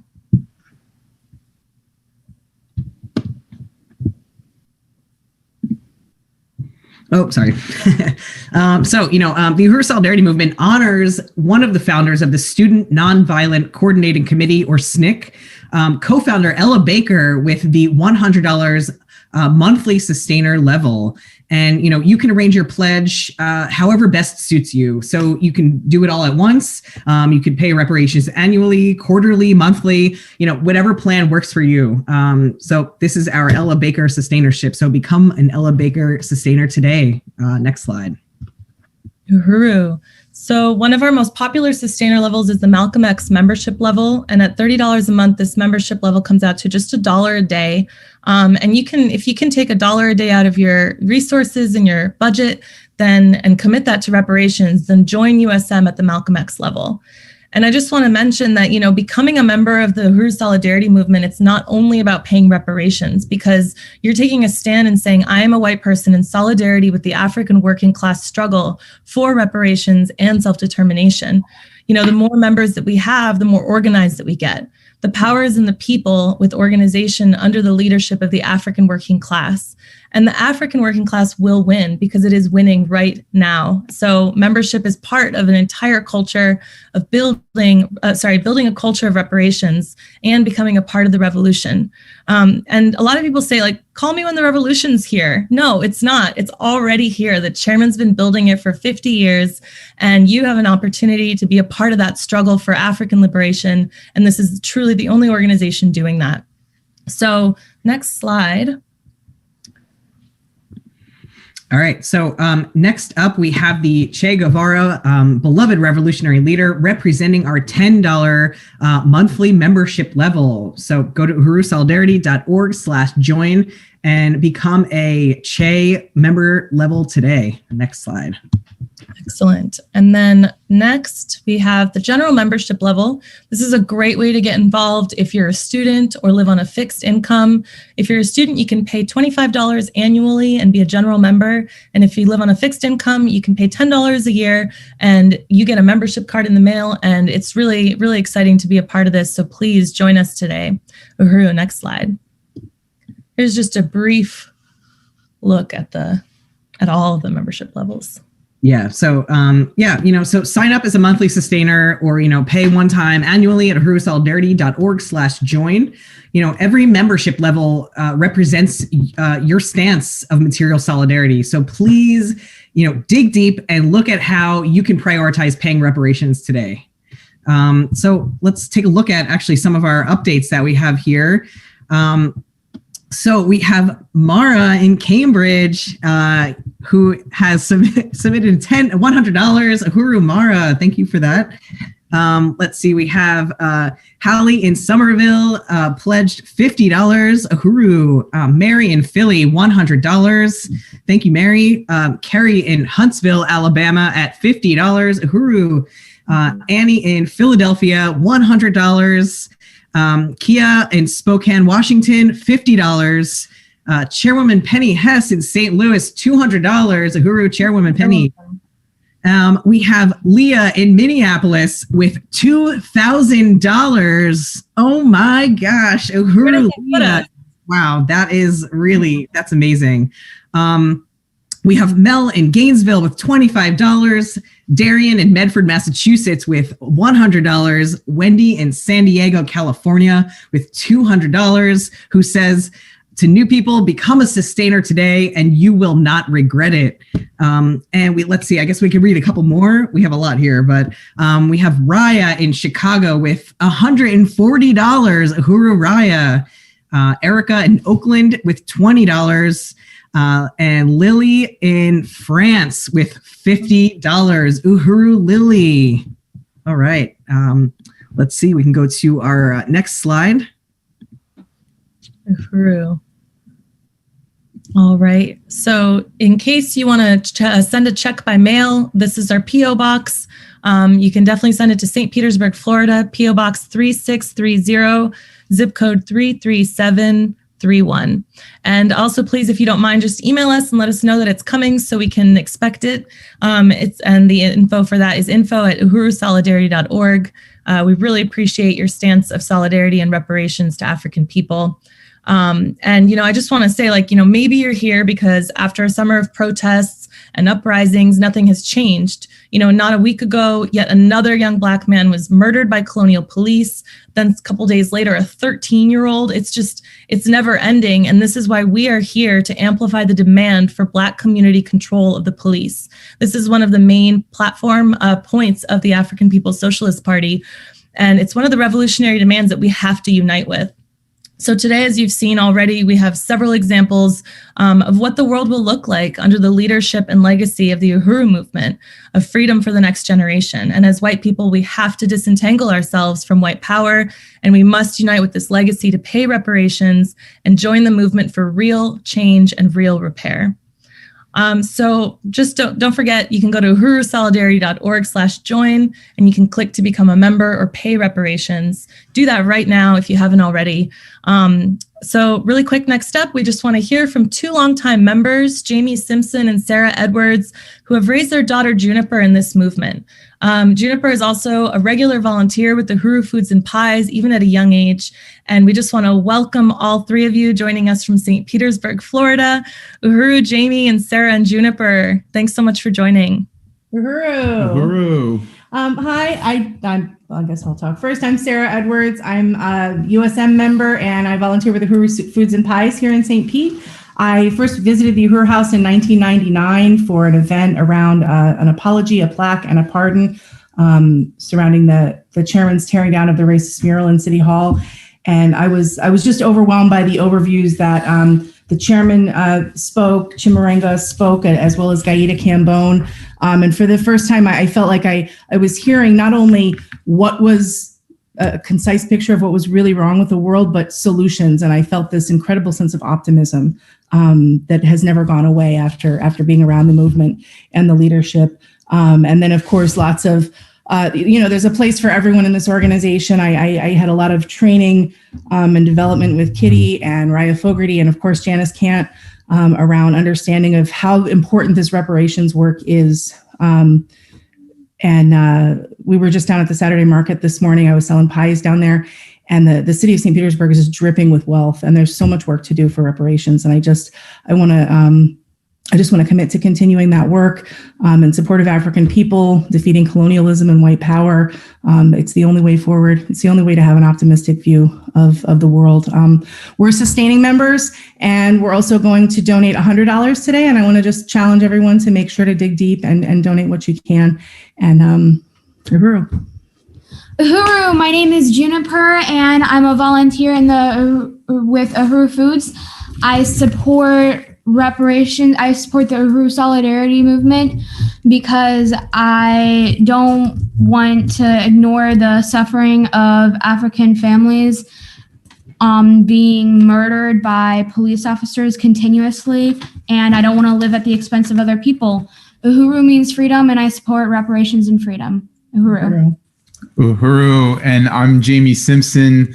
I'm a proud member of the Uhuru Solidarity Movement, and I'm the host of Reparations in Action and the White Lies Shattered series, which I have the honor of being co-host with, along with Chairwoman Penny Hess and Chair Jesse Neville. And I just want to really express how honored I am to be here on a part of this convention and this appeal today when we're raising reparations, which is really where the rubber hits the road, right? You know, in Reparations in Action, we say reparations is the most important question of our times, and it's one that demands action on the part of European or white people. So here's where that action comes in. I, along with Sarah, met the movement in 1999, shortly after, well, a few years after Tyrone Lewis, an 18-year-old Black young man, was murdered at a traffic stop in broad daylight in St. Petersburg, Florida. And the African community rose up in a heroic resistance. And that rocked the world. The Uhuru movement was at the center of those uprisings. And it brought my attention to the voice of Chairman Omali Yeshitela and the Uhuru movement. And the African People's Socialist Party and the chairman were the only sane voices speaking out against the police brutality, the police murder. So I attended a police brutality tribunal at the Uhuru House in 1999, and I heard Chairman Omali Yeshitela present his theory of African internationalism. I remember him saying that law is merely the opinion of the ruling class, right? And he put out that the word genocide is something that only came into usage once it was something that white people did to other white people.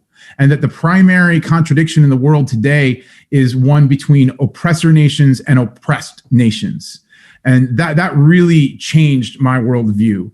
And the fact that the solidarity movement existed, that I met Janice Cant, that I met Penny Hess, and that there was a place for me not just to, you know, express outrage or go to protest, but to do something to really change these circumstances that are so obscene that colonialism forces African people into. And that's reparations. And for me, what was so very moving about it was the fact that it gives me as a white person an opportunity to end my self-imposed isolation from the rest of the world and rejoin humanity. And what an example of humanity the Uhuru movement is. The people in this movement are the best people in the damn world. I say that without reservation. I am so honored to know these people, to be part of this movement. Being part of the Uhuru movement is the absolute best decision I have made in my life. And, you know, I want my legacy to be one of humanity, to be one of social justice, and a future where my daughter doesn't have to live at the expense of other people. So please dig deep, contribute to this goal of reparations today, and we're going to overturn colonialism and rejoin humanity. So thank you so much. Uhuru. Uhuru. Uhuru. Well, dang, if that doesn't say it all, I don't know what else we can add to that, but that was so powerful. And I mean, truly, it's so amazing to see people who want to see a future for their children that is different from how we live today. So really salute all of you. Thank you so much. And I hope to get down to St. Pete soon to volunteer with you. So I want to update you real quick on some donors. I actually did want to announce, we're very excited to say that all of our donors today are going to receive that custom pin of Chairman Omali Yeshitela. So if you donate today, you will get that in the mail. And we really just want to salute you. You can wear it proudly on your lapel or on your backpack. And if anyone asks who it is, you can literally say this is the leader of the African liberation movement. So Uhuru. Next up, we've got Diane, who donated from Gainesville for $100. Uhuru, Diane, thank you so much. Allie in Oakland also donated $100. Uhuru Allie. You'll be hearing from Allie, in addition to her emceeing today, some beautiful presentations coming up tomorrow. Janet in St. Pete donated first $120, and then unless this is the different Janet, decided to re-up and donated 50 more. So Uhuru Janet, unless there are two Janets, it's unclear, but either way, we got those resources, so thank you. Kitty in St. Louis donated $360. Uhuru, Kitty. Really salute your stance. Kitty is also the ORED director, Office of Reparations and Economic Development under APSC and DC ONA's leadership. Thomas in Santa Cruz donated $100. Uhuru, Thomas. Sandy in Seattle donated $100 as well. Salute to Sandy. Uhuru. Wendy in Oakland, $50. Exciting. Uhuru, Wendy. Great to hear from you. And Jake from Ukiah, California, $50. Thank you so much. Maureen in Oakland, California, donated $500. Uhuru, Maureen. Thank you so much. We'll be hearing from a lot of these comrades later today and tomorrow, so please stay tuned because you'll get to hear directly from them about the work that they're doing in support of this work. So Kyle, also, thank you so much for your donation of $180 coming from Long Valley, New Jersey. Kara in Oakland donated $400. Uhuru, Kara. Really powerful stance of support from all of these comrades. Opa, longtime member, looks like from Gloucester, Ohio. I'm sorry if I'm mispronouncing that, but $100 from Opa. Thank you so much. And then Z or Zay also donated $20. Thank you for your support and for your donation. Deputy Chair Onazine Yashitela donated $120. And I have to say, it's always so powerful when DC ONA or the chairman contribute to our membership because, you know, they understand and not only understand, they support this push for white people to join under their leadership and really just want to salute that stance. Sarah and Jamie from your video statement, thank you for that $100 commitment. And then Pete in Oakland, Uhuru Pete, you donated $200. Thank you so much.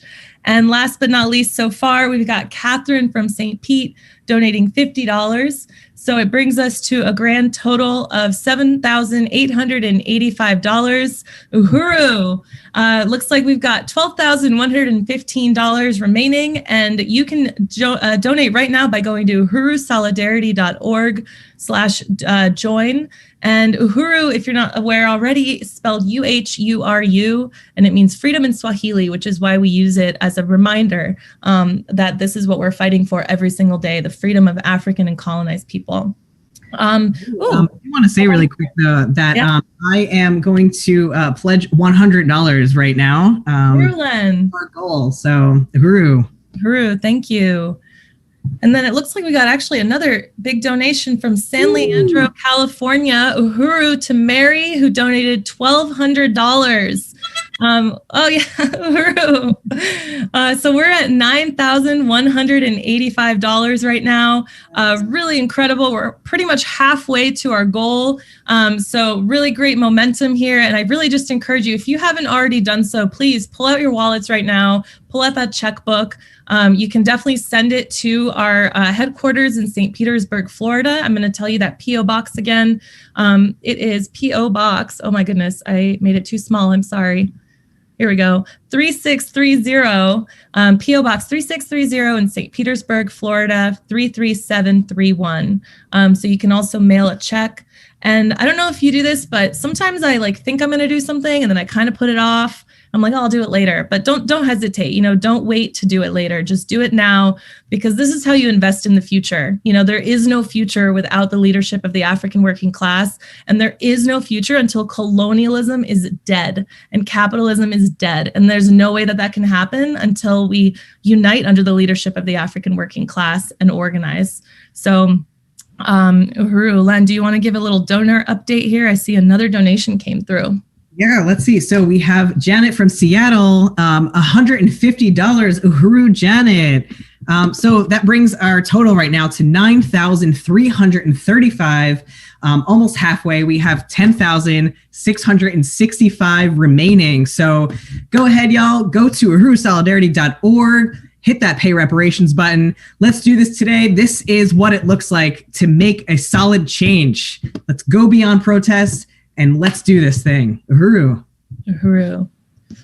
Awesome. So I know we went a little out of order, Declan, but I appreciate we could go to slide 21, and I think we just want to just really kind of go back to show you again just what it looks like to have economic and political power given, Uhuru, Jesse. Uhuru, I think actually we want to go to Paul and Nick. Uhuru, thank you. Sorry, you're right. So actually, next up, we've got Paul Kessler, who is coming to us from Spokane, Washington. I got a little sidetracked. I was so excited about the donations here, but Paul Kessler has been a member of the Uhuru Solidarity Movement and the supporter of the Uhuru Movement for 35 years, which is literally my whole life. So just really exciting to see what you have to say, Paul, and just would love to salute you and welcome you to this program, Uhuru. Oh, you're on mute there, Paul.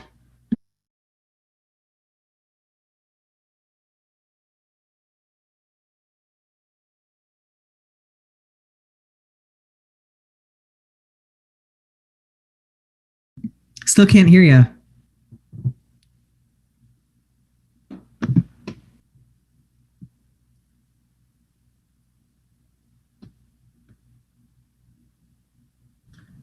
I think we should go to Nick in the meantime, and hopefully we can get Paul's tech situation worked out.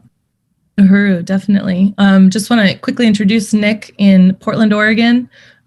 Nick is a really, really powerful force who is a videographer and has contributed his skills, turned over his skills to the revolution. And you can do that too. So please look, keep an eye out for how to get involved. And Nick, we'd love to hear from you. Thank you so much for joining us today. Uhuru, thank you.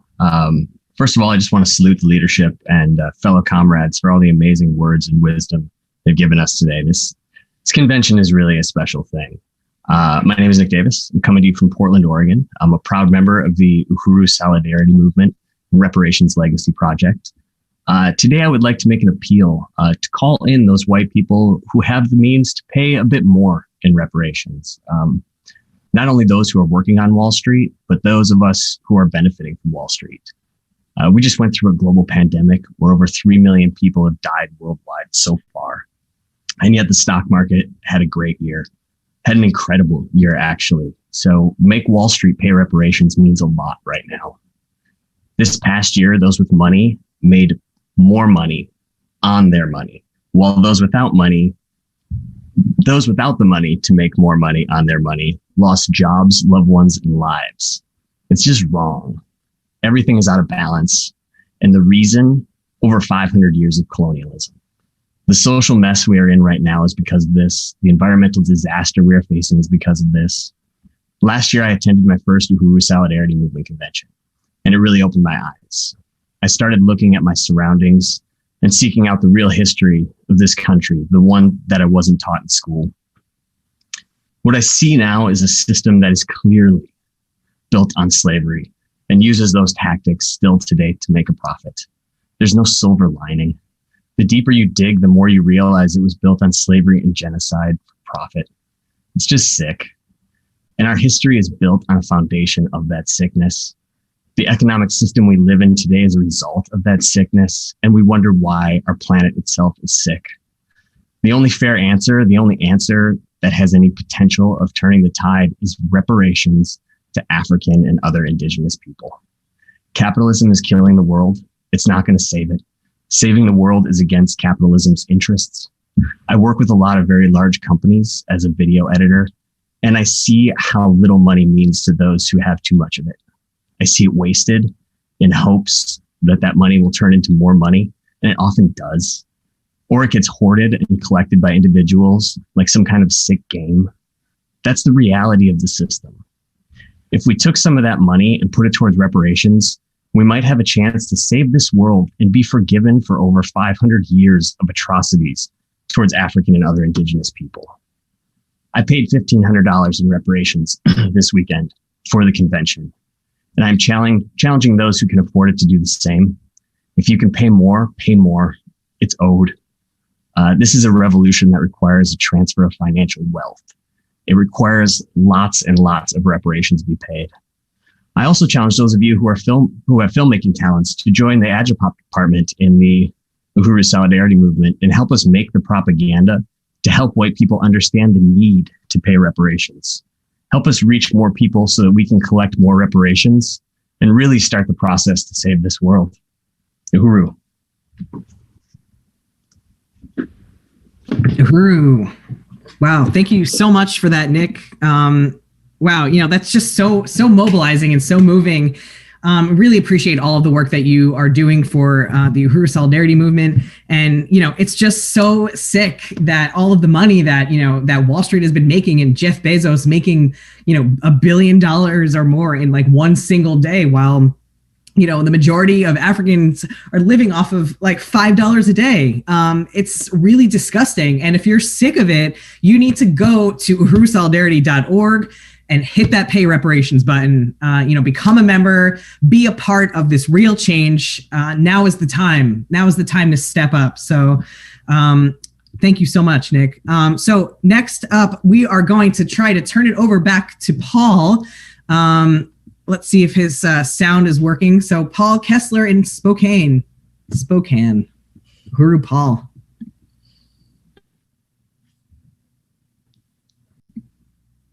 Oh, we're still not able to hear you for some reason. Paul, I would recommend logging out and trying to log back in, see if that makes a difference. If you can hear me. All right. So in the meantime, we have a second of a downtime. So, now you can log onto your browser, open up a new tab, www.uhurusolidarity.org/join. Uhuru. Yes, and while we sort out the technological issues, I just want to say we did get a few more donations that came in. Of course, we just heard Nick make a powerful stance, take a powerful stance with $1,500 in stolen wealth returned to the hands of the African working class. Uhuru, Nick, thank you so much. We salute you. And, it's just, I think you have a great way of explaining just such a simple matter of fact, there's just no reason that the stock market should be doing this well when people are suffering, and I liked when you said lots and lots and lots of reparations, because that is what it's going to take. We also want to thank Angelica from St. Louis for your powerful donation, $200 to the organization here in Reparations. Thank you so much, Angelica. Uhuru, looks like Addison as well in Atlanta for $50.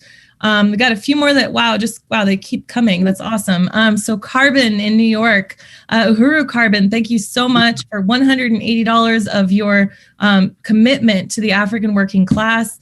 Gil in New York for $20. Thank you so much, Gil. Uhuru. KC, Powerful Force in St. Louis, they're donating $200. Thank you so much, KC. Lisa in Minneapolis for $1,200. Lisa, Uhuru, thank you so much for your powerful stance. Claudette in Oakland, California, donating $25. Really exciting. Claudette also makes amazing videos supporting and promoting Uhuru Foods and Pies. So if you haven't already seen them, they're so vibrant and exciting to see. And if you're in the Bay Area, get out to Oakland and see Uhuru Foods and Pies for yourself, and in St. Pete in Florida as well. Renee in Philly donating $50. Uhuru, Renee, thank you so much. Also in Philly, we have Ruby, who I think both of you are probably working at the furniture store in Philly. So thank you for taking time out of your day.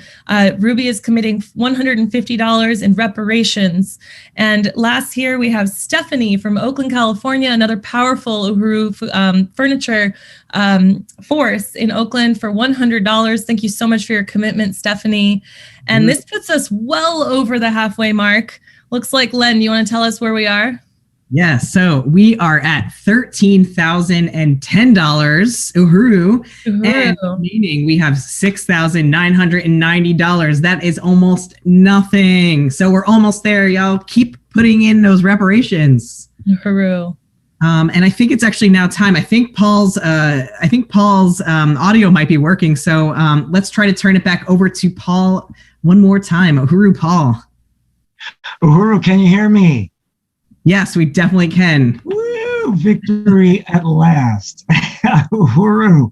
First thing I want to say is I am so moved and overwhelmed by the breadth and scope and brilliance of the presentations from the chairman and Penny and DC Ona Zanedia Shatala. It is so incredible to see how this movement has grown since I first joined it and what it's doing in the world to transform things. I also want to say before I begin my formal presentation, not one more African, Mexican, or indigenous man, woman, or child murdered in my name by the domestic army, the police. I support Black power and Black community control of the police. So, I am deeply honored to be a part of this historic program.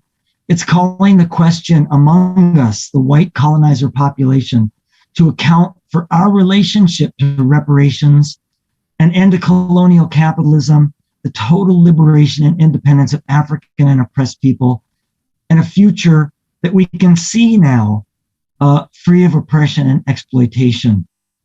Before I met the Uhuru movement 35 years ago, you could have considered me a radical progressive. I was an issue activist, and I found myself endlessly chasing the ravaging problems of capitalism. I was misguided by this liberal notion that white people had to redeem ourselves by fighting for reforms and inclusion and diversity. And I saw all my friends fighting for these things so that they could enjoy the lives that they already had better, with the hiking and the fishing and the boating and the biking. And that was what they were fighting for. Even though I recognized my position as a white male, in a sense you could say an alpha oppressor, I thought, at least as a Jewish person, even though I was middle class, that I could hope to understand an inkling of oppression. But my goal in general was to be a good, responsible white person. And then I met and heard Chairman Amalia Shatella speak. And when I heard him speak, world events and my relationship to those world events began to make sense. I found myself in the company of Chairwoman Penny Hess and veterans of the APSC who became my political mentors, my teachers, my comrades, and my second family. I became an African internationalist under the guidance of the chairman, Penny, APSC members Bakari Olatunji and Biko Lumumba, and Solidarity members Kitty Riley, Maureen Wagner, Allison Haney, Raya Fogarty, Janice Kant, Ruby Gittleson, Joel Hamburger, and Sandy Forrest. My participation at so many levels in this movement, this brilliant movement, have changed me as a human being forever. My wife, Karina, contributed her energy and her creativity, giving her skills and her organization to street fairs and flea market work. My oldest daughter, Gaya, attended marches and Uhuru Foods events all over California. My mother worked at street fairs and the pie campaign tables and was a significant donor to APSP. My best friend, Thomas, is a fantastic contributor to street fairs and Uhuru Pies campaign in Santa Cruz. And now my youngest daughter, Kaya, is a member of USM, and both she and Thomas are in this conference with us today. So this is my legacy, to continue to try to pass on to everyone I know how important this struggle is and what our role in making a world that we say we want to see actually come to be. Uhuru, 10 minutes. I pledged $300 to this convention, and I'm going to add $200 more as soon as I'm off this call. My wife and I pledge every month just above the Marcus Garvey level, and we will continue to do so. Please join us. Please get on board. We need to build a new world. And thank you again for all the leadership from the African People's Socialist Party and the African People's Solidarity Committee, Uhuru. Uhuru. Wow. Thank you so much, Paul. That is just so amazing. I can't, it's just so moving that you've been involved for 35 years and you're still such a strong force. And it's become, like a family thing. It's just so inspiring seeing that, that it's being passed on to the next generations. And just as white people, we're continuing to take responsibility. So I really salute you, Paul. Uhuru. So we have like 10 minutes left. And, I just want to say that, that in order to come around to a stance of material solidarity and reparations to African people, we just have to agree that something is wrong to right. And you're here today because you already know that there is something wrong and that we have to right it. And it's not just centuries of chattel slavery or like the Jim Crow era, or the decades since that continue to oppress and exploit African people. It's just how white people benefit from a system that we may not necessarily be responsible for building, but we have every single responsibility to overturn it. So right now, help us repair our relationship to African and colonized people, by paying reparations right now. Go to uhurusolidarity.org and hit that pay reparations button. Let's see. It looks like we have some more updates. Mara, you want to take us away with the updates? Absolutely. Uhuru. I also really want to unite with what you said. And Paul, thank you so much for that statement. And we have another double donation, which I always love to see, people changing their minds and realizing, I can dig a little deeper, and I encourage you to do the same. So Taylor from Portland, thank you so much for your $25 donation.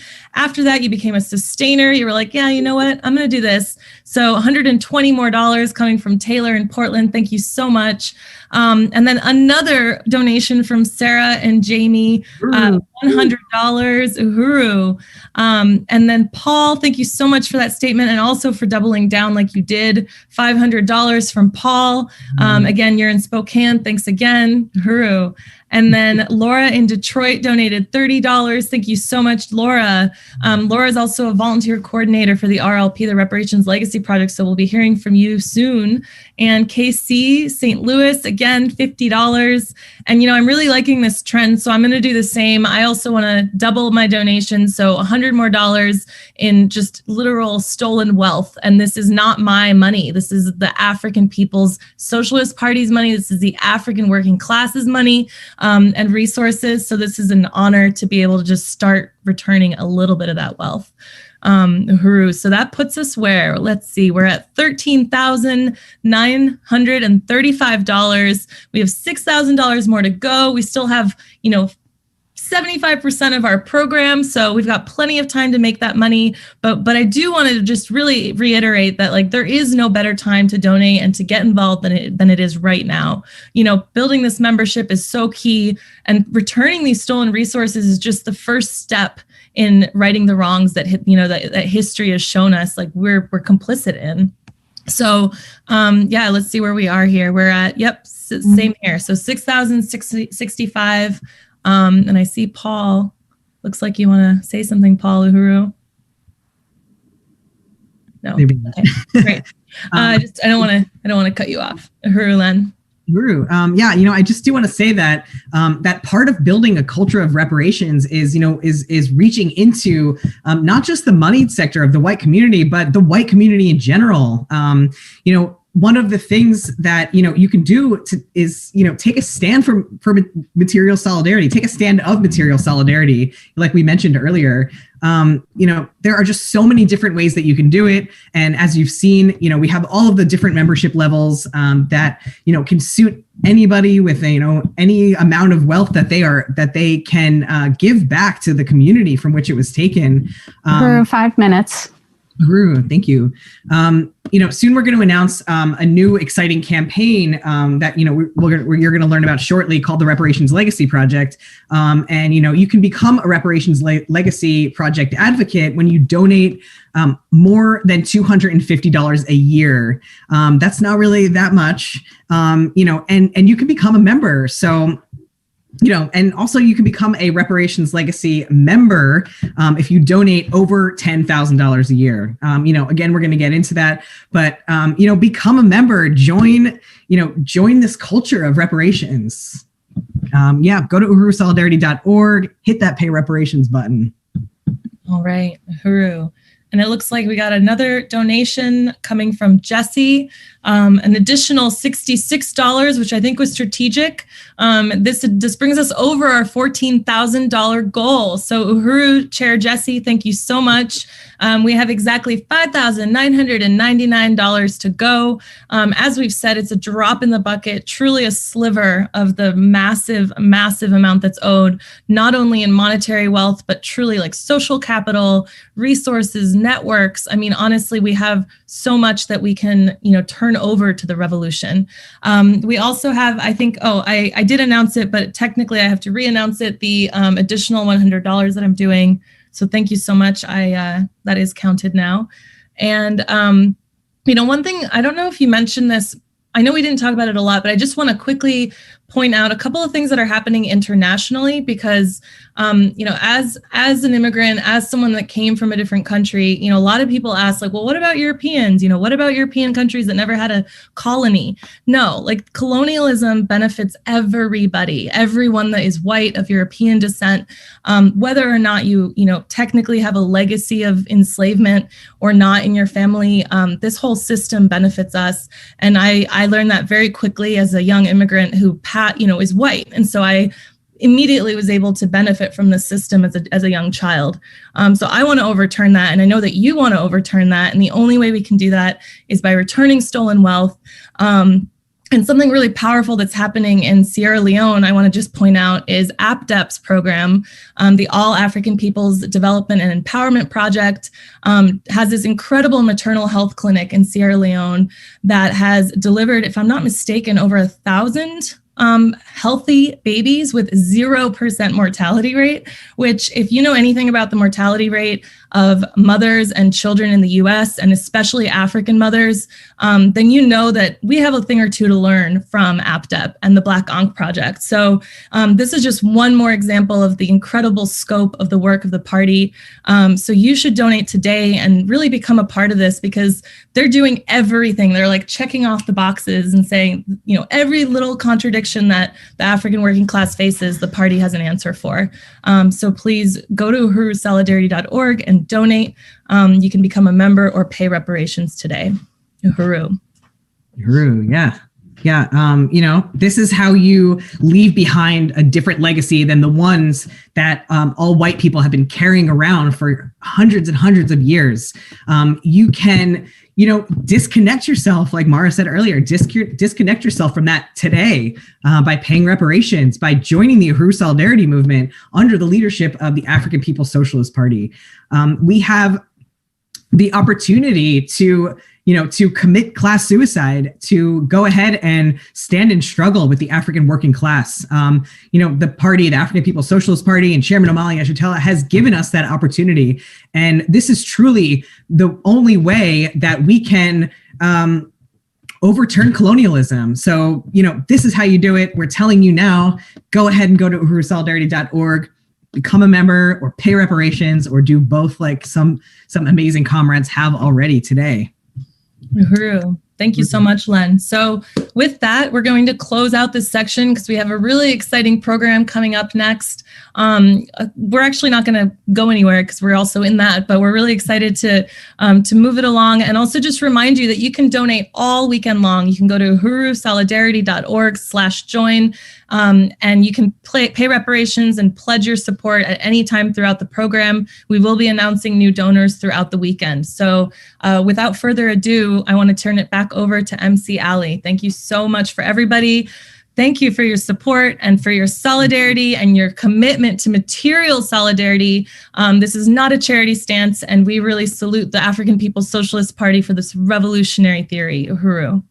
Drew, yeah, really, really quick. I do want to say that if you want to show the world your material solidarity, you can get one of your own really cool t-shirts or some other swag at uhuruplanet.com, and you can buy your own t-shirt. I believe that we're all wearing and representing Uhuru Planet swag right now. So go there and get your revolutionary swag.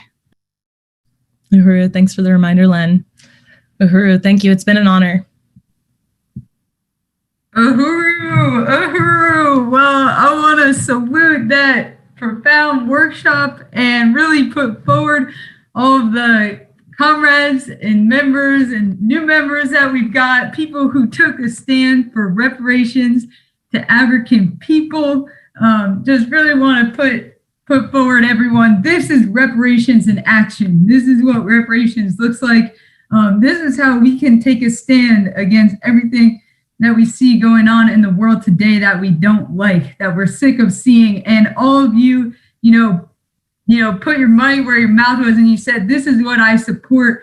I support being under the leadership of the African People's Socialist Party. And I just really want to put all of you forward for taking that stand of reparations today. So thank you, Comrade Mara and Comrade Len, for leading that workshop. And it was also so amazing to hear those statements from Nick in Portland, from Paul, longtime organizer Paul, and also from the Simpson family.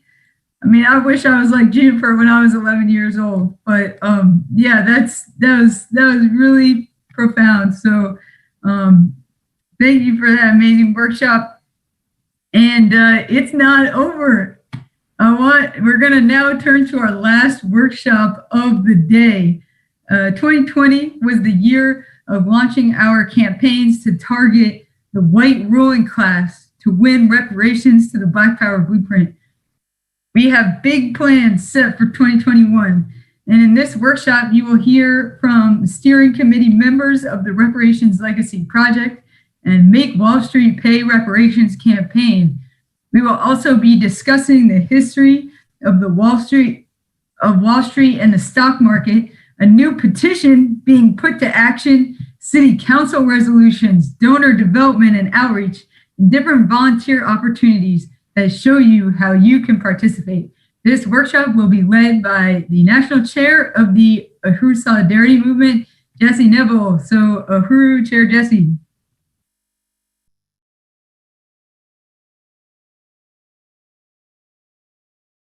Uhuru, before I join you, we're going to go straight into a video to kick off the workshop.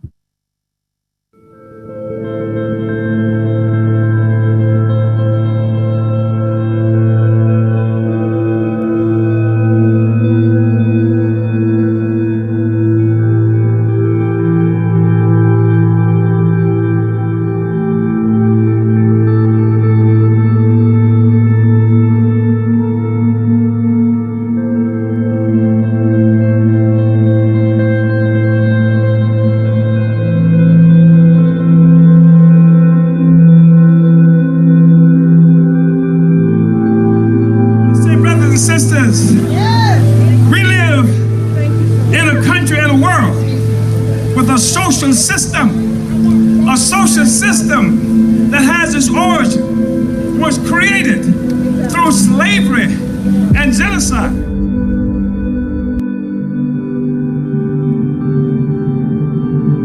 It is what we are dealing with.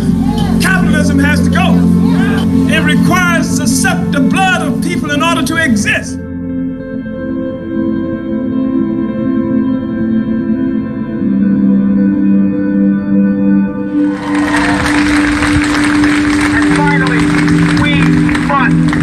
Stand for reparations.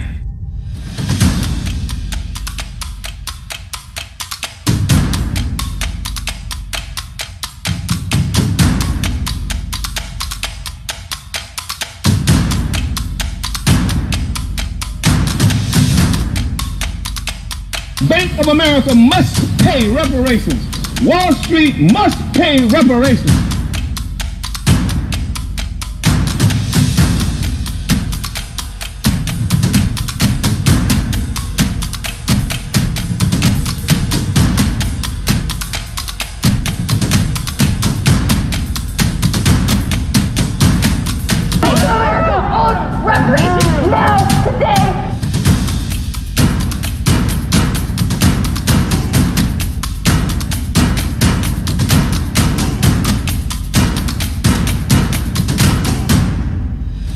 Attention, white people. It is time for us to turn our backs on our ruling class. Join the revolutionary movement for reparations under the leadership of the African working class. Take a stand against the filthy, rich one-percenters, greedy white billionaires, and Wall Street elites whose wealth rests on genocide, enslavement, rape, and plunder. Fight the real criminals, the tycoons of capitalism who make billions of dollars locking up the black community by the hundreds of thousands, who finance killer police forces, who steal the homes of African grandmothers through gentrification, redlining, and bad mortgages. These are the ones who back colonial wars and build weapons of mass destruction to maintain white power, who loot the African community daily. This foul ruling class expects us as white people to fight their genocidal wars carried out in our name at home and abroad. African worker-led anti-colonial struggle is sweeping the globe. From the streets of Minneapolis to the townships of South Africa, we cannot sit on the sidelines. It is in our genuine interest as white people to take a stand in solidarity with the African working class and their struggle for self-determination and reparations.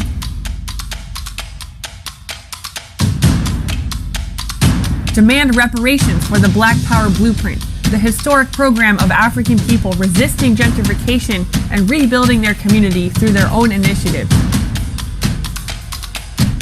Make Wall Street Pay Reparations is our way to declare that, as white people, we refuse to be complicit in a system where our prosperity, safety, and democratic rights come at the expense of war, drone strikes in Pakistan and Syria, police murders of African men, women, and children, and gentrification that forces African families out of their homes and neighborhoods. So when I say reparations, you say now. Reparations! Now! Reparations! Now! Reparations! Now! Reparations! Now! Reparations! Now!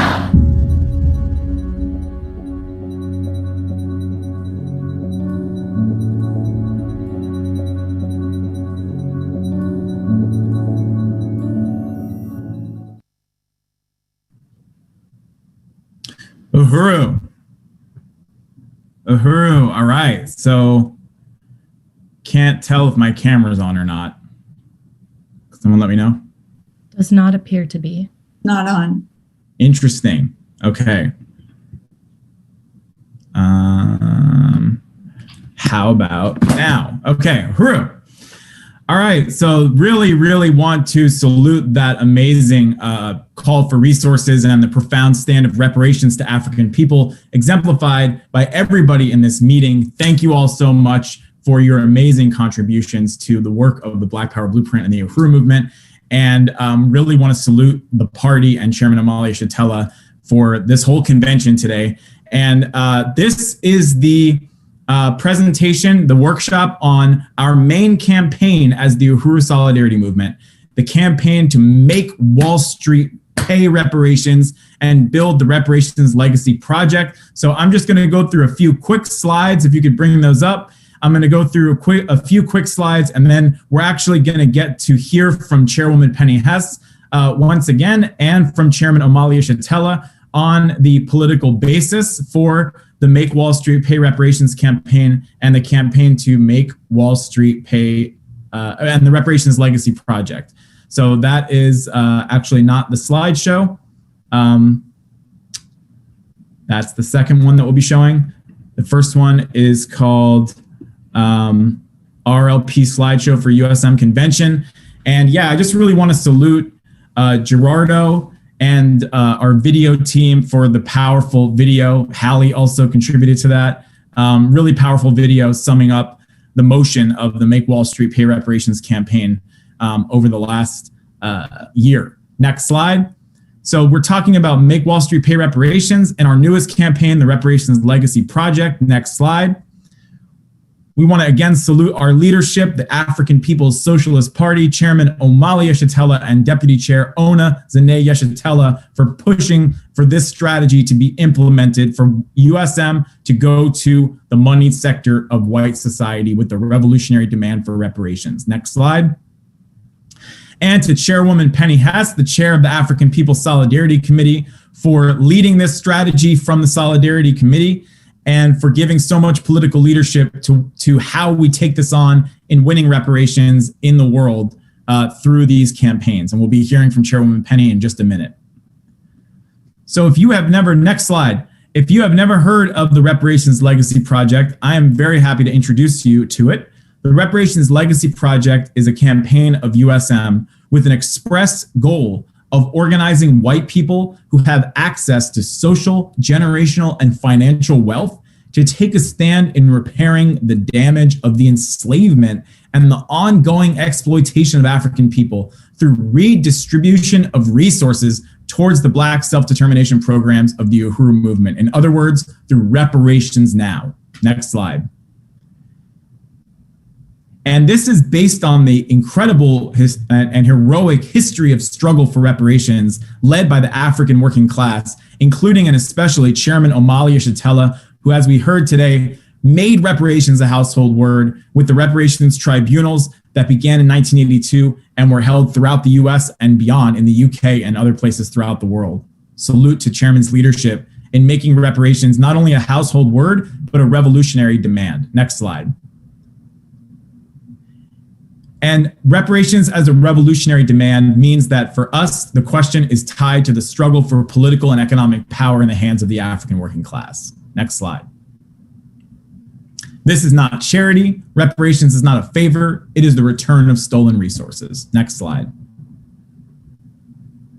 And that means that we are calling on the wealthy sector of the white population, the Wall Street ruling elites, and those who benefit from Wall Street, as Nick so eloquently stated, to pay reparations directly into the independent anti-colonial economic projects of the African People's Socialist Party, including the Black Power Blueprint that we have heard so much about today, including in that mind-blowing presentation that Deputy Chair Onezene Yeshitela did earlier. So that is what I want to say for now. I'm going to step off the stage for a little bit and turn it over to Chairwoman Penny Hess. And then we will be hearing, then again, we're honored to bring back on Chairman Omali Yeshitela. And then I will come back and talk more specifically about the goals and strategy for how we are taking on this campaign this year, who our committee is comprised of. You'll be hearing from our different committee leaders, and you'll be learning how you can get involved by joining a committee, by building this campaign, by hitting the streets, and also by becoming a Reparations Legacy donor. So now I would like to turn it over to Chairwoman of the African People's Solidarity Committee, Penny Hess. Uhuru. Uhuru, Jesse.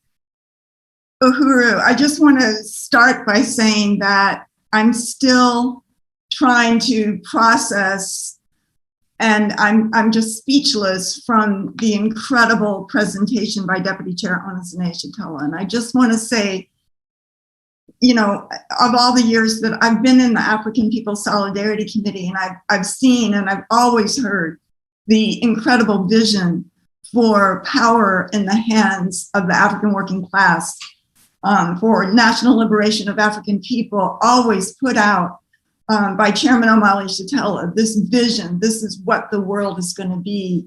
And to see this in practice, even though I know of some of this, but yet to see it, to see what the party is doing all over the world, to know that there is no one in the world who is doing this right now.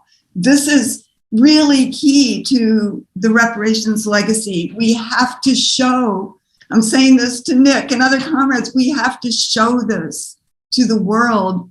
And this is, as the chairman said, this defines the question of reparations. And I want to really salute Len and Mara for a great job that you just did, and everybody who is participating today, all the comrades, for just raising the resources, putting in the reparations, taking that on, really, really powerful, and for the commitment to take on our class struggle, to force, to say, demand that Wall Street pay reparations. I also really want to salute Jamie, Sarah, and Juniper for that moving, powerful presentation. Comrade Nick, who is just so talented and amazing in your stand of turning your talents back over to the African Revolution in such a beautiful way. And also Paul and Karina and Kaya and Yaya, and we love Charlotte, never forget Charlotte, and just all of the stand for 35 years that you've said that this is the culture of reparations. These are the comrades, the friends, and the family that that we're part of. This is what the solidarity movement looks like, and it's incredible under the leadership and vision of Chairman Omale Shatella and the African People's Socialist Party Deputy Chair Onisene Shatella. And I think we have a PowerPoint here, and I don't have a lot of time, but I want to say that there's this PowerPoint I wanted to show, and I do hope to make a film from this. And this PowerPoint is part of a larger project that we want to do. That is something about the quantification of the reparations. Now, and the chairman has raised this, and of course we know this, we cannot quantify truly what is owed to African people. Everything is owed. Everything is owed. And that, the chairman has said that reparations is a revolutionary demand. It is our class struggle. It means that the liberated Africa and African economy, the liberation of African people cannot stand in the same world as US imperialism. That US imperialism has to go, that it has to be turned over. And this is the leading force, the African working class, building this dual and contending power that is part of what is weakening, deepening the crisis of US imperialism and world imperialism, and raising up the liberation of African people on the ground every day. And we've seen the party in so many different fronts.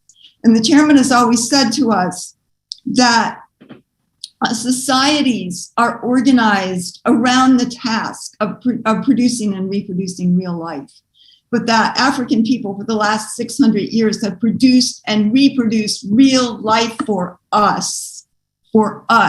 Now they are taking back what is theirs. And, we look at, that is such a profound statement. That is so deep to think about that. And it's incredibly true. And we know that this is true, that African people reproduce life so that we could live, so that our children could live, so that everything that we have is in our hands. And this is stolen from them. They were forced into that situation by this colonialism. And that, as we can see, colonialism and this parasitic capitalism, that colonialism is the foundation, the pedestal of capitalism. And the chairman talks about, you can't quantify. African people under colonialism are forced to be, as the chairman says, the objects of history, while white people are the subjects of history, the first person, the definer of the narrative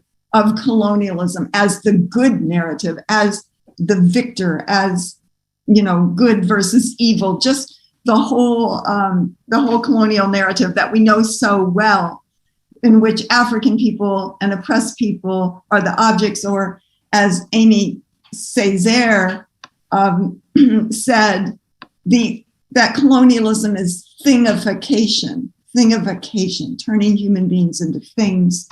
And, there's so many aspects of it. There's quantification for intellectual property, a whole section of US law, of ideas, but the ideas, the science, the mathematics, the skills, the understanding stolen from African people, and going towards the parasitism, contributing to the parasitic capitalist society and the pedestal upon which we sit. That's a whole aspect. And then pain and suffering.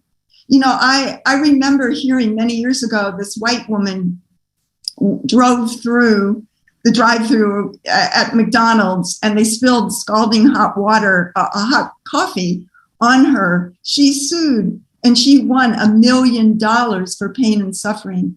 And I was like, wow, what would be the pain and suffering that we have, that we as white people have inflicted upon African people here and around the world as the willing participants of colonialism and the colonial state, that we have inflicted unspeakable violence torture, terror, rape, psychological, physical, every possible way over and over and over again, from what is called the lynchings, these festivals of terror against African people, to the burning down of African people's cities and towns where they attempted to escape, to build their own lives, to build their own self-determination. We have attacked it all. We have stolen all those resources back.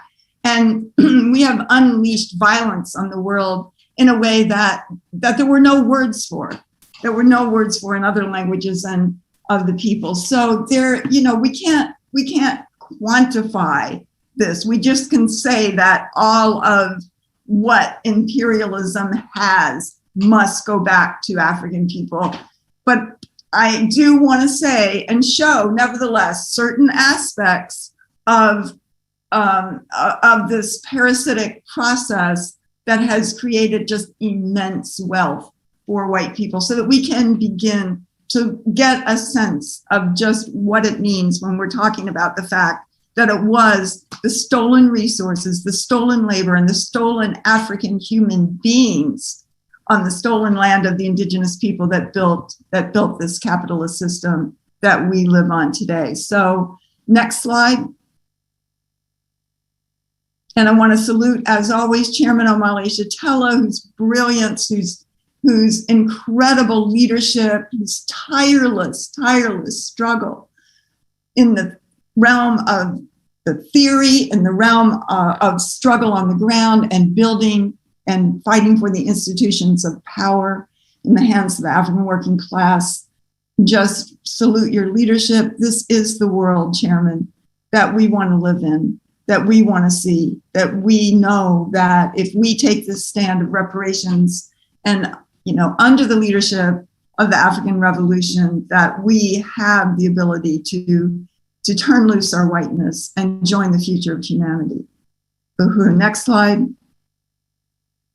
Deputy Chair Onizine Yeshitela, just really salute your incredible, fierce fight to make the mandates laid out by the political reports of Chairman Omale Yeshitela a reality, just word for word, took it all on. That presentation just blew my mind to see what you have put in place. That is absolutely incredible. Just really salute you and the fierce leadership of you, the incredible office that you have built, and the work that is all over the world, inside the United States, on the continent of Africa, African people leading the fight for political and economic as one, dual and contending state power, building the African Revolution and African socialism under the leadership of the African working class. Next slide.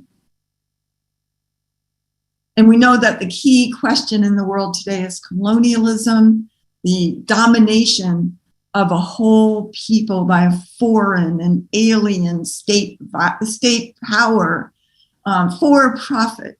And that involves the entire white nation, the entire oppressor nation is built on this pedestal based on colonialism. We are the colonizer, not all rich, not saying that, but like the chairman said and laid it out so well, that even the poorest among us would fight to be identified and have unity with our own ruling class historically, and attack African people and participate in the colonial slaughter of African indigenous people in order to get our legs up onto the pedestal of colonialism and the so-called ladder of success. Next slide. Uhuru, 5 minutes. Thank you. So stolen wealth, resources, and labor of African people created capitalism on its pedestal. Next slide. White people sitting on the pedestal, we owe reparations. Next slide. And how do we quantify it? Everything is owed. Next slide. In 1415, impoverished Europe launched an assault from Portugal to West Africa. Next. Within a few years, Portugal had stolen 500 tons of gold from Africa. Next slide. Today, Portugal still has one of the largest reserves of gold in the world, 383 tons worth of gold, worth at least 12.1 billion euros, stolen from Africa, straight from Africa into the coffers of Europe. Next slide. The kidnapping, sale, stolen labor of African people over 200 years brought at least 7.5 trillion British pounds, $9.8 trillion into the British economy. Next slide. Stolen labor between 1619 and 1865, it is estimated that African people were forced to perform 222,505,049 hours of forced labor. Of course, that is an incredible underestimation. With interest in today's currency, that is worth $97 trillion today. Next slide. The World Reparations and Reconciliation Commission of Ghana charges that $777 trillion in damages is owned by European colonial powers. We see the incredible poverty of Africa, the incredible wealth of Europe, of Britain and France. Next slide. The London stock market, Barclays Bank, Bank of England got wealthy financing the ships that trafficked African human beings. Uhuru, next slide. Lloyd's of London became a financial magnet, insuring slave ships, paying owners when they killed Africans. Lloyd's today profits of $1 billion a year. Next slide. 50% of all kidnapped Africans were enslaved on Caribbean sugar plantations, which provided Europe with 90% of its sugar. Next slide. By 1850, every European ate an average of 36 pounds of sugar a year, billions of dollars worth of sugar. Next slide. More riches flowed to Britain from the economy of enslaved Africans from Jamaican sugar plantations than of all the original American 13 so-called colonies combined. Next slide.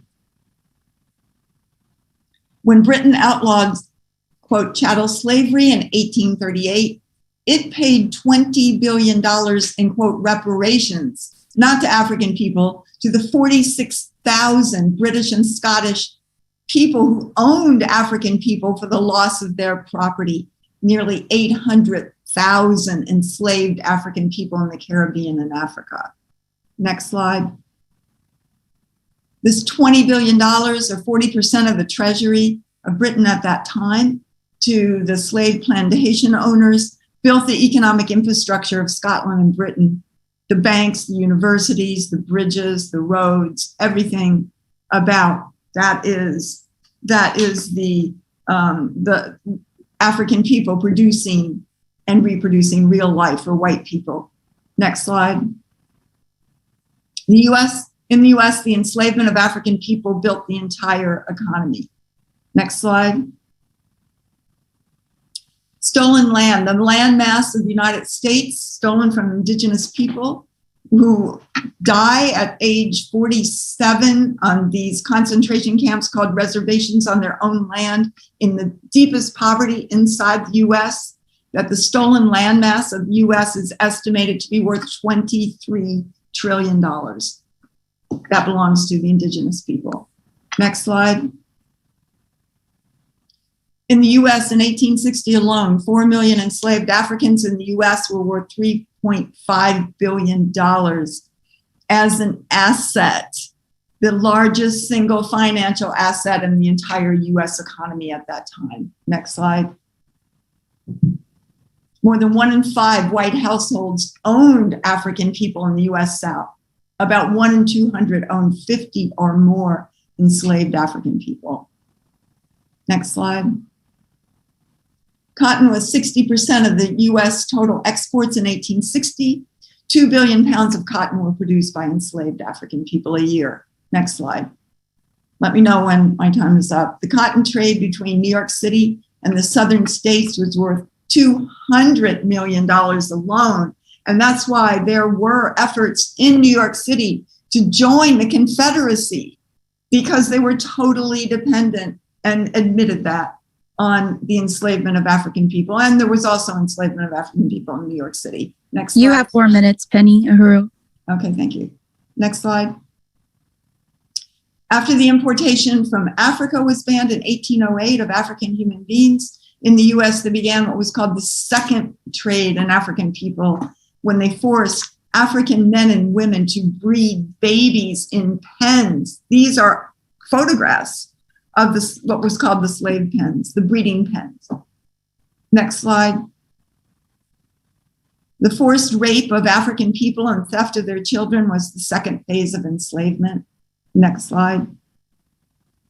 The end of importation of African people from Africa was not humanitarian. The abolition, it created higher prices for African people through stealing their babies and selling them as commodities. Next slide.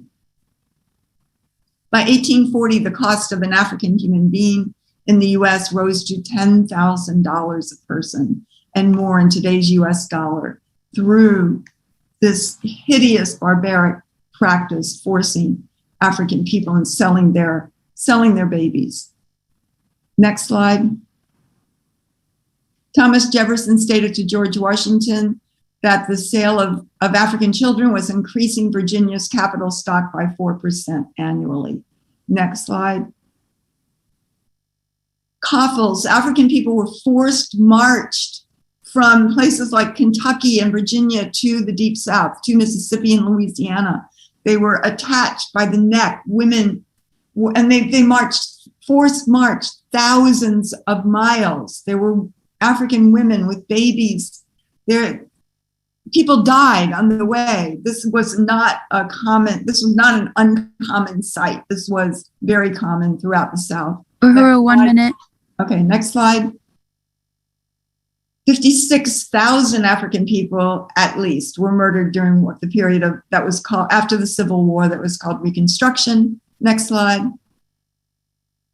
While the British paid $20 billion to slave owners who lost their property, the US used convict leasing, the same thing, to reimburse white people who owned African people in the South prior to the Civil War. Next slide. The theme, the motto of convict leasing was "one dies, get another." In Alabama, after the Civil War, the value of farm property dropped from $250 million to $98 million. Next slide. So after the end of Reconstruction, the Tilden-Hayes Compromise withdrew US troops, and the states were allowed to build through convict leasing. Next slide. For 80 years. Okay, 1 more minute. From the 1860s to the 1940s, the states that owned African people convicted Jim Crow laws and leased them to plantations, mines, road gangs, and other businesses. Under this system, next slide, please. Convict leasing returned the South to its former economic status. A recent report that I just recently read in a newspaper article states that families of owners of African people regained their wealth and surpassed it by 1880. Uhuru. So it's just a little bit of what we're talking about, that this is what we have to understand when the chairman says that African people were forced to produce and reproduce life for white people. Reparations are owed. Reparations is a revolutionary demand, and it is our class struggle to force the Wall Street and our ruling class to turn these resources over into the hands of the dual and contending power of the African Revolution. Uhuru. Uhuru. That's right. Thank you, Chairwoman Penny Hess. And I really appreciate not just that presentation, but the overall project based on the work, the research that you've done over the decades, including the book Overturning the Culture of Violence, to expose this reality and win white people to our our principled response to it under the leadership of the African People's Socialist Party. And for people that were wanting more from that presentation, as I know I was, Chairwoman Penny Hess mentioned that we'll be putting together a video based on that. And also there is going to be a conference in June that I'm going to tell you about a little bit later in this workshop. But I just really want to salute that presentation. And now it's a great honor to bring back onto our Zoom stage the founder and leader of the Uhuru movement and the visionary behind the campaign to make Wall Street pay reparations and build the Reparations Legacy Project, Chairman Omali Yeshitela. Uhuru Chairman. Uhuru, Comrade Jesse, Uhuru, Comrade Penny, to Comrade Deputy Chair Onozune Yeshitela, whose presentation was extraordinarily important. I just wanted to say that there it is. I just wanted to say that I think it's really important for us to understand again that discussion we're having now is a discussion that expresses and exposes the scientific basis for African internationalism.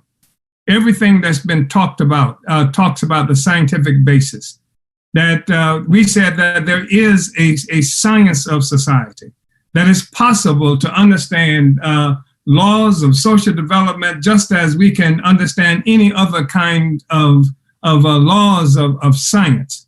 And that's what we have been talking about today. We use a scientific approach that's pretty well known to a lot of different people about how, we start by posing the question, by asking the question, by coming up with basic hypotheses of what is the basis of how it is, of what exists and why it exists. We go to work by providing like the scientific kind of evidence to support that hypothesis or to disprove the hypotheses. And everything that we've been hearing, the presentation that Comrade Penny Hess just laid out, is simply an example of a response to an investigation response to the hypotheses that's founded in African internationalism. The reality is that we live in a whole world, not just in the United States, not just in one particular place in Europe, but a whole world economy has come into existence through this parasitic relationship imposed by Europe on the rest of the world. So no matter where it is that you were living, you were a part of this world economy. And I think that's really important for us to understand. I think that's part of what we've just seen in terms of the presentation by Comrade Penny. And I want us to understand that theory is a really, really extraordinarily important thing. It's theory that locks us to what end. It's theory that is our hedge against spontaneity, against this tendency to go for this thing and that thing, and to be able to be guided by events that's happening in the world that don't have a relationship to a what end. What is it that we're ultimately fighting for? Because without that, that's what you have. That's what we mean when we say spontaneity, that you go here based on what's happening, you go there, and it may be brave spontaneity. It may be courageous spontaneity.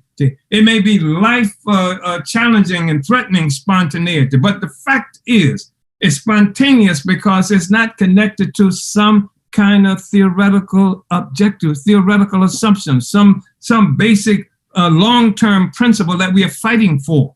And if that's not the case, then we go hither and thither. And we're not locked into any real goals. And that's what most of what we're looking at and involved in today are involved in. And that's what's called opportunism. And opportunism is guided by spontaneity, where the short-term goals and aims for a sector of the population is something that comes at the expense of the long-term interests and aims of the rest of us, of the oppressed and exploited masses of people, and especially of African and other colonized people. So that's what we talk when we talk about opportunism. It's not just a pejorative. It's not just a dirty word that we are calling somebody. we're saying that most of the work that we see people engaged in, of what they call work, is based on spontaneity. It's based on things that are not tethered to the objective of overturning the kind of social system that oppresses and exploits us. It is based on whatever's happening at the moment that catches our attention or that gains our sympathy or opposition, something to that effect. And everything that we have talked about, when we talk about the political basis for making Wall Street pay reparations, it is informed by theory. It is informed by theory, and that is the basis of tactics and strategies we've developed to achieve our aims. It's informed by theory, and this theory helps us to engage in an ongoing process of eating away at the foundation of colonial capitalism itself. Because revolution is a process. It is not an event, which is what spontaneity drives us toward. It's a process. The African People's Socialist Party is nearly 50 years old. And for 50 years, we've been engaged in a process of making revolution and eating at the very foundation of a colonial capitalist social system. Everything that we've done over this period of time was directed to that end, and to the end that we have to have in terms of winning the absolute total liberation of Africa to African people under the leadership of the African working class, recognizing again that the class question is concentrated in the issue of colonialism, in the colonial structures and everything that's been created. You listen to the presentation that just came from Carmet Penny and from our life experiences. We know that parasitism permeates the very fabric of the political economy, of the social system of societies that of Europe. Parasitism, it's there everywhere. There's nothing that's not separate from parasitism. So when we talked about, and frankly, it gets sometimes tiresome and just continues to see the evidence of brutality and oppression and exploitation that allows for the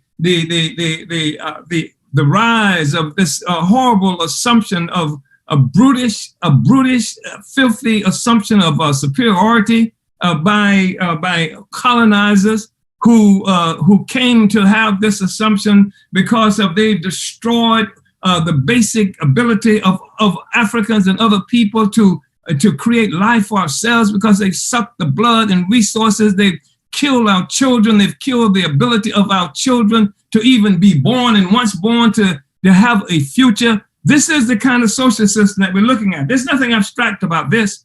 And what we're saying is that African internationalism exposes this to the marrow. It is what informs our practice. So I know that we are not going to be talking about everybody becoming an African internationalist. Everybody's going to be talking about it, thinking about it, even believing in the possibility of overturning the social system. There are people who are going to be mobilized by sympathies for Black people and for oppressed people and all the oppressed peoples of the world, that kind of thing. I know that's going to be the case, and that's right on too. But what I am saying is that those of us who actually want to make this revolutionary transformation, we are guided by theory, and we take this theory out into the world. We develop a mass opposition to the existence of capitalism. We mobilize white people, the colonizers, into opposition against capitalism. Why hasn't it happened before? How long have we been hearing about fighting for socialism, fighting against colonialism, and everything that we see, everything that we know of has not contributed at all to the defeat of capitalism? Why is it that we hear words like every time there's an economic crisis in the imperialist world that they want to shift the burden of the crisis upon the backs of the oppressed and colonized peoples of the world? Because it is the oppressed and colonized peoples of the world continue to represent the foundation of the whole social system. If we want to get rid of the social system, we can't do it by simply saying that we have to exacerbate or somehow affect this struggle that exists among people who are the colonizers on this base and foundation of the enslavement of Africa and African people around the world. That's unacceptable. And we're at a place now in history where it is becoming clearer and clearer. You're beginning to hear more and more of expressions of opposition to this system that clearly could have come directly from the African People's Socialist Party, and sometimes it has come from the African People's Socialist Party without it being said. This is where it comes from.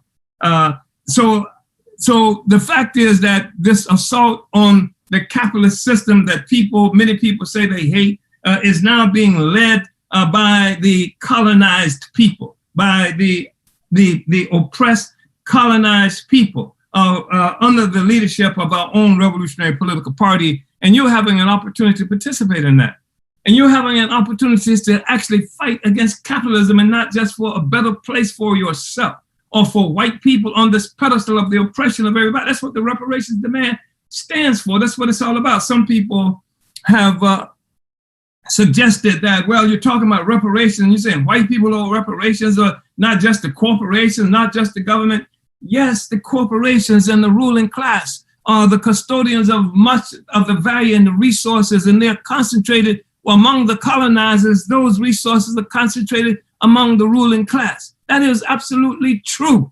But what begins the process of the assault on the ruling class? When sectors of the colonizer nation itself begins to peel off from it and unite with the struggle of the oppressed, unite with the struggle of the colonized peoples to overturn that. And part of the process of overturning that is fighting for reparations. So yes, we're going for Wall Street, but yes, we are recruiting huge sectors of the colonial population itself, of the colonizers, to engage in this struggle against capitalism. And the struggle against capitalism is something that recognizes that capitalism is a social system. It is not just a handful of rich white people or corporations that own a lot of stuff. This may be a defining feature of capitalism, but it is a social system. And the fact is that all of the people of the colonizers enjoy social wealth.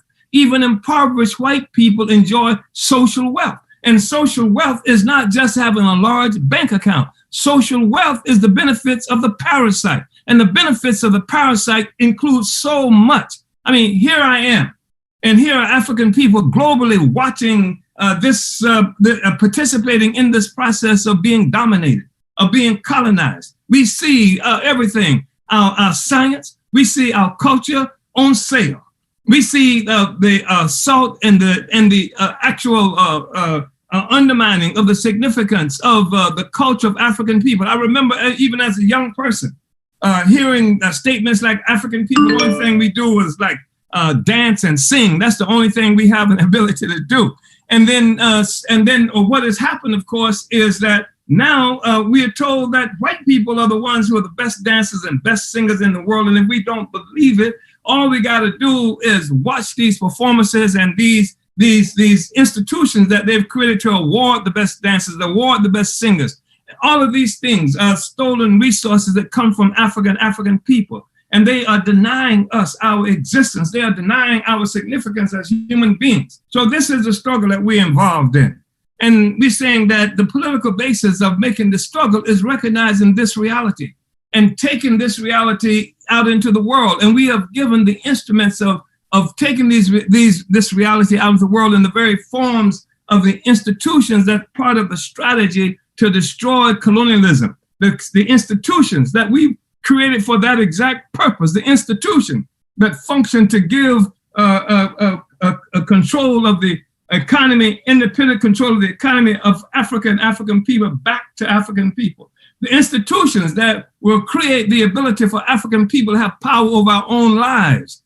And that's what we've been talking about. That's part of what it is we've been doing. We've created various kinds of programs and processes and committees over the last 40 years. And they have been successful in eating away at the foundation of the system and putting people into motion against this system itself. So we haven't been tricked or trapped by some kind of anti-racist politic that makes white people feel so good about yourself because despite all the things that we've done to them, all they want to do is be loved by white people.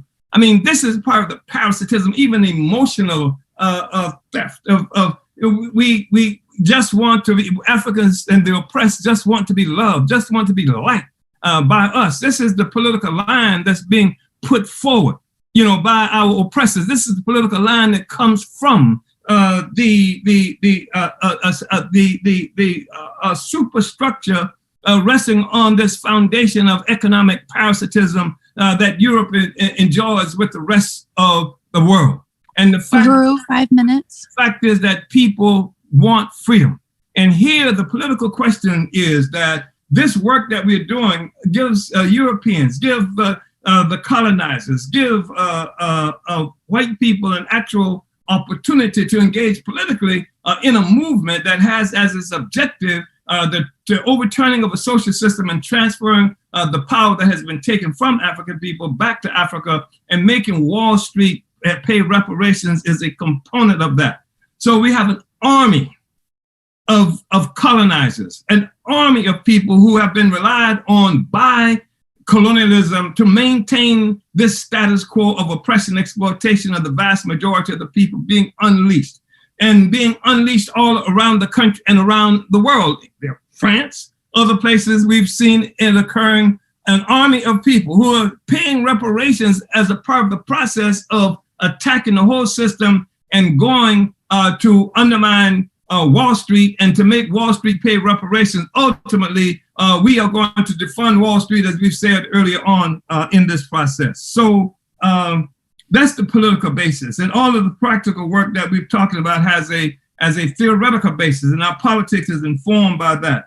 And the solidarity movement itself is a concrete, practical implementation of a revolutionary strategy that's guided by advanced revolutionary theory. And the political work, the economic work we're doing are practical. This represents practical, concrete expressions of recognition of the theory of African internationalism that will negate the power and influence of the colonizer over the colonized. This is what you are working with. This is what the Uhuru Solidarity Movement has united to be in solidarity with. So I want to just thank you, comrades, for the work that you're doing. I know it's been an extraordinary day up to now. It's going to get even better, but it means that we have an opportunity to practice revolution, and that's something that few other organizations out in the world can say. People who would criticize this work that we're doing, people are asking the question of what reparation is going to look like and who's going to get reparations, and we're saying that reparations are being achieved now.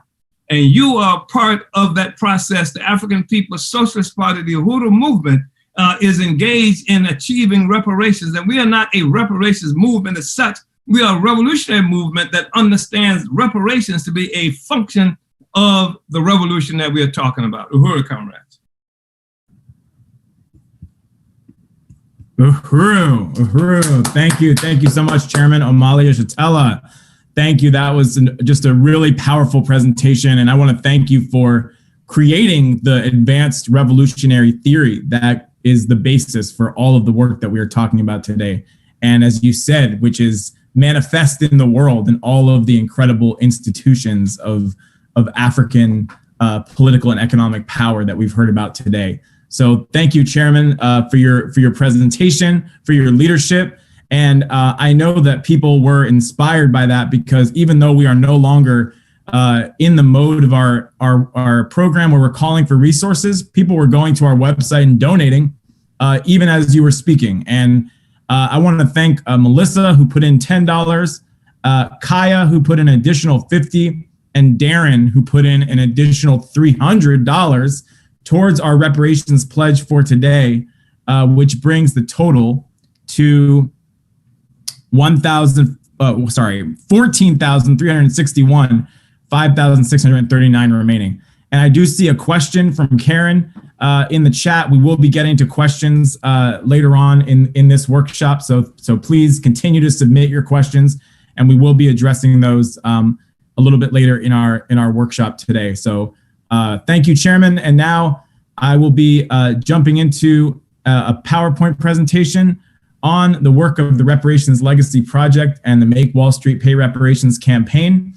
And it's my honor to chair this committee and to present this to you today. And I will be saluting our magnificent committee in just a moment. So I will first start off by talking about the goals and strategy for this campaign in 2021. Next slide. Goal number one is to raise $250,000 from the moneyed sector of the white population, including Wall Street and the corporations. The only problem with this goal is that it's too low. So this is the bare minimum. Our goal is to increase this to $1 million within 3 years, as we said earlier. But we know that there are wealthy white people who could do this goal in one donation. So this is a bare minimum that we're talking about. And we call on white people who have access to resources to put in, if you can do the whole 250,000, to do that and more.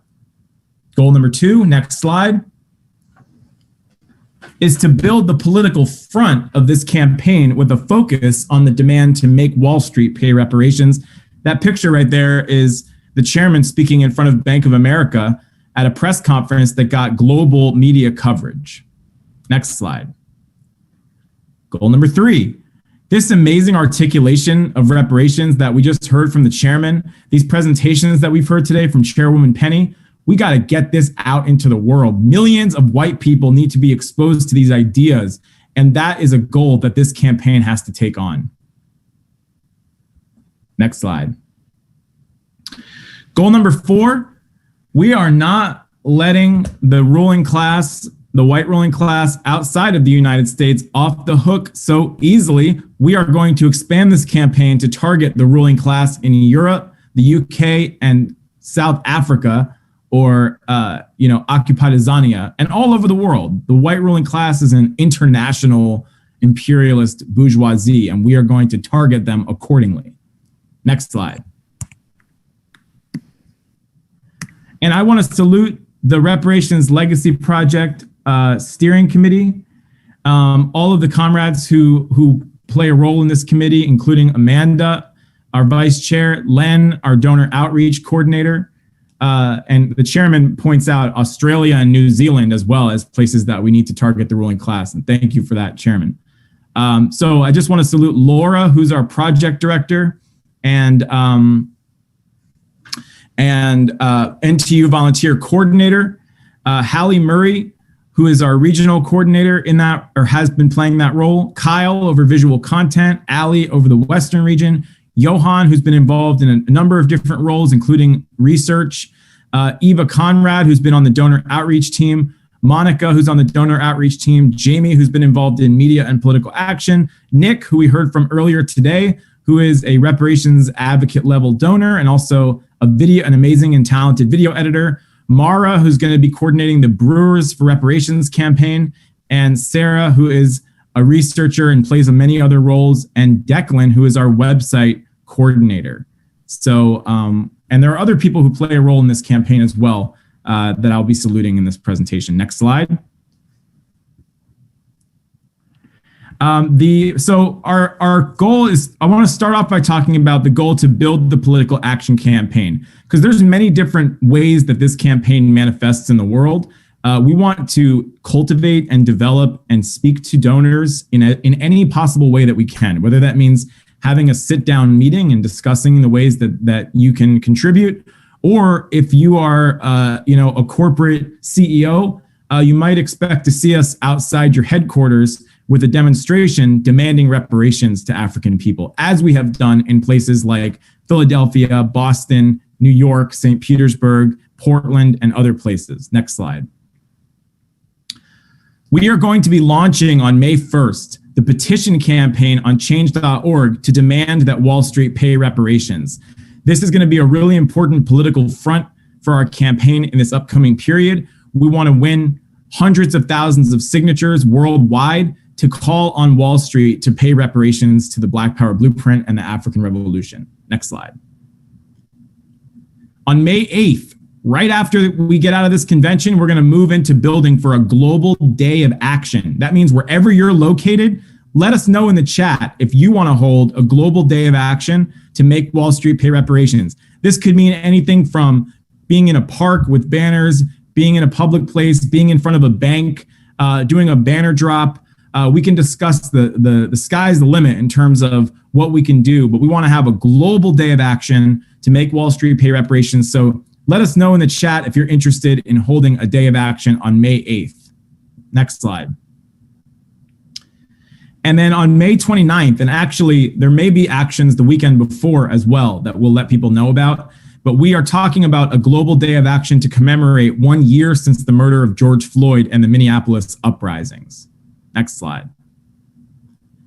And May through September, we'll be hitting the sidewalks, the streets, the doors, the phones, and building the campaign. We're going to be winning petitions, holding teach-ins, outdoor events, and forums on Wall Street and reparations. Next slide.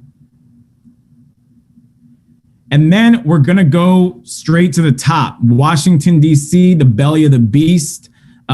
In September and October, we're planning Make the World Bank and the International Monetary Fund pay reparations. These institutions are some of the key instruments of parasitic colonial capitalist wealth and resource theft and extraction from colonized people to benefit white power. And we are going to be demonstrating at their conferences in Washington, D.C. There's, ironically, or maybe not so ironically, a World Bank conference on global unrest. That's the topic of the conference. So we're going to bring some global unrest to them in Washington, D.C. in September. And then the annual meeting of the World Bank and the IMF is in October. So start planning to be there because we are going to bring this campaign right to the World Bank and the IMF. Next slide.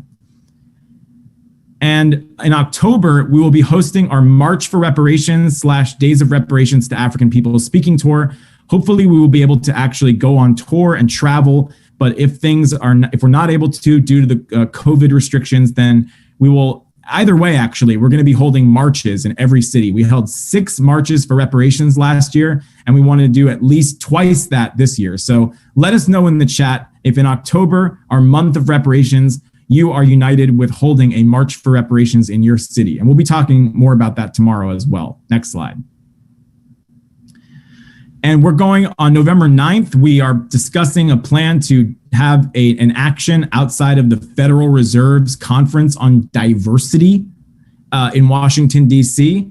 So we will hold an action under the banner, Make the Federal Reserve Pay Reparations to African People. This is the same Fed that's been, bailing out the billionaires and the trillionaires in this country, using the people's money, using African people's resources throughout this entire pandemic, while, as Nick pointed out, 3 million people have died globally. So they owe reparations. They owe everything.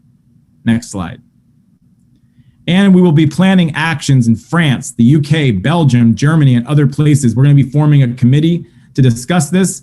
And we do have comrades in some of these places. And we know that the African People's Socialist Party under Secretary General Loizi Kinshasa has been waging a powerful campaign in Belgium to demand that Belgium pay reparations for their bloody and vicious history of colonial genocide in Congo and Africa, throughout Africa, and for the ongoing looting and backing of proxy wars and just absolute slaughter and torture of African people that goes on to this day. Next slide. And we also want to look into applying for a workshop and presentation, and we have to really discuss this, but at the World Social Forum in Mexico, because we want to take this campaign onto the global stage. And we know that the party has done that. The party has spoken at United Nations meetings and other things like that. So we want to follow suit and do whatever we can to bring the campaign to make Wall Street pay reparations into the global arena. Next slide. So if you're interested in being involved in the Political Action and Events Organizing Committee, let us know in the chat or email us at info@uhurusolidarity.org. And we'll also be sending out a survey after this convention to ask people where you want to get involved. And our meetings are going to be held every Thursday at 1 p.m. Eastern. And we'd love to have everybody on board. We need to build a groundswell. We need to build an uprising. We need to build a people's movement. Like the chairman said, this is the only legitimate class struggle for white people, is class struggle that we wage against our own ruling class under the leadership of the African working class. So next, I'd like to turn it over next slide. I'd like to turn it over to Len Demmer, an amazing comrade who has been heading up the donor outreach and development. So while we're out there raising hell, the donor team under Len is taking a somewhat different approach, but part of the same strategy to reach out to donors and to build a base of support from the wealthy sector of the white population for the Reparations Legacy projects. So without any further ado, I'm going to turn it over to Comrade Len. Uhuru. Uhuru. All right. Uhuru, well, thank you so much, Jesse. I'm so revved up to just be attending all of those events that are coming up that we're planning this year. I'm just so excited. So again, I'm back again. My name is Len. I'm the chair of the Donor Development and Outreach Committee. And our committee is responsible for pursuing opportunities for recruiting new major donors, as well as developing and cultivating our current Reparations Legacy Project donors. Chairman Omali Yeshitela has called on the Uhuru Solidarity Movement to go into the white moneyed sector, and where resources are being hoarded and organized for reparations to the African community. So we've just been trying to take any avenue that we can, and so yeah, by developing donors, this is what we've been doing. Next slide. So our mission statement here is to develop and cultivate current donors of the Reparations Legacy Project. Pursue opportunities for recruiting new major donors. Next slide, please. And so I just want to begin by going over our goals that we've laid out and the strategies that we plan to use to reach these goals. Next slide. So we have a goal to raise $250,000 at least by the end of 2021. And in order to do this, we must get large donors to join the Reparations Legacy Project. And we really want to illuminate Reparations Legacy Project by pushing forward the idea that we're not just a reparations organization, but we are for reparations, and we're not just another charity. We really want to find donors that unite with this. Next slide. And another goal for RLP is that we want to develop donors outside of the United States. And again, we really want to find white wealthy donors who acknowledge that their place on the pedestal and understand that their wealth is a direct result of colonialism. And we want to win both donors and volunteers all across the globe. Next slide. So another really important goal this year is to build the donor committee. And so we have a variety of positions open where we want to recruit volunteers who unite with our political line for reparations. And, we're going to get more into the details of these roles in a little bit. Next slide. And so I really want to salute this solid foundation of the committee that we have. We have such really strong forces and members, on this committee. Just really want to salute them. We have, well, I'm the committee chair, and then we have Monica, who's the secretary, Jesse Neville's the project manager, as well as Amanda Carlozzi, who's also a project manager. Next slide. And then we have Eva, Sarah, Helen, and Reed on the research and outreach team. And their goal is to gain as many connections as possible by researching white wealthy people and anyone taking a public stance on reparations. We set up a meeting and orientations to win donors and recruit volunteers. And along the way, we've kind of adopted this saying that if you're white and you're out there talking about reparations, we're probably going to find you and want to set up a meeting with you. So next slide. And our newest addition that we have to the Donor Development and Outreach Committee is the grants team, and which is headed by our grants coordinator, Leah. Quiva is also one of our newest volunteers on the grants team who is helping to work on a grant currently, actually. All right, next slide. So we're just going to go into some of the current roles that we have open on our committee, and we're actively looking for volunteers to fill. Next slide. So we're looking for a database smart sheet manager. This is somebody who will consistently be updating all contacts in the spreadsheet. So outreach steps can be tracked, like sending letters, follow-up calls and emails, and just making sure that we consolidate dates. Also, this person would be holding committee members accountable on their updates. And also, this would be organized by our time priority. Next slide. And so we are also looking for a stewardship coordinator. This is a new program we want to be implementing, and the stewardship coordinator would be holding all of the sponsors accountable for maintaining relationship with assigned donors. Next slide. And we have a give back and recognition coordinator that we're searching for. This would be on a case-by-case basis and would be responsible for keeping track of donations and following up with mailing thank yous or making a thank you call and other give backs that we decide. Next slide. And let's see. So we're also looking for a planned giving coordinator. And this person would be building a foundation of donors who want to include the Reparations Legacy Project in their long-term life plan. Next slide.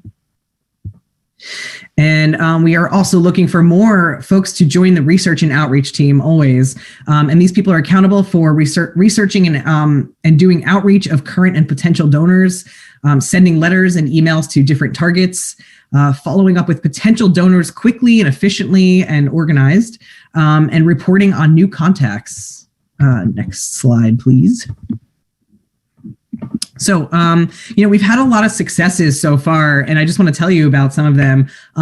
Beginning with the official launch of the Reparations Legacy Project on December 1st in 2020 during our Giving Tuesday 24-hour reparations telethon. And that in itself was a huge victory. And so I'm just going to go ahead and show you some more achievements that we've had since then. Next slide. So we have applied for one grant so far for the Black Power Blueprint. It's called the Solidaire's Black Liberation Pooled Fund. And this was completed with the help from the whole donor development committee, including myself, Sarah, Jesse, as well as Johan, Jamie, and Kyle. Next slide, please.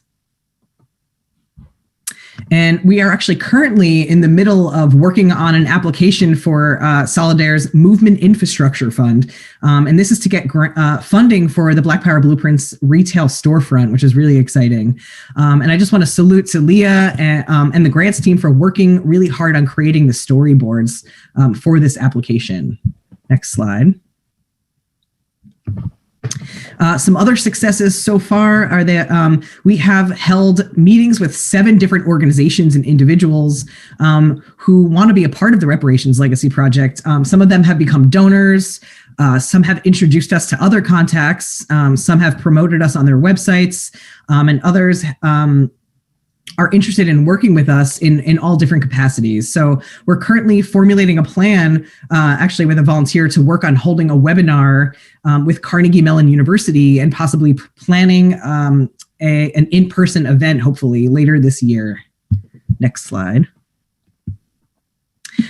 And so we've also consolidated 4 Reparations Legacy Project advocate donors and 1 prospective donor who has pledged to contribute later this year. Next slide.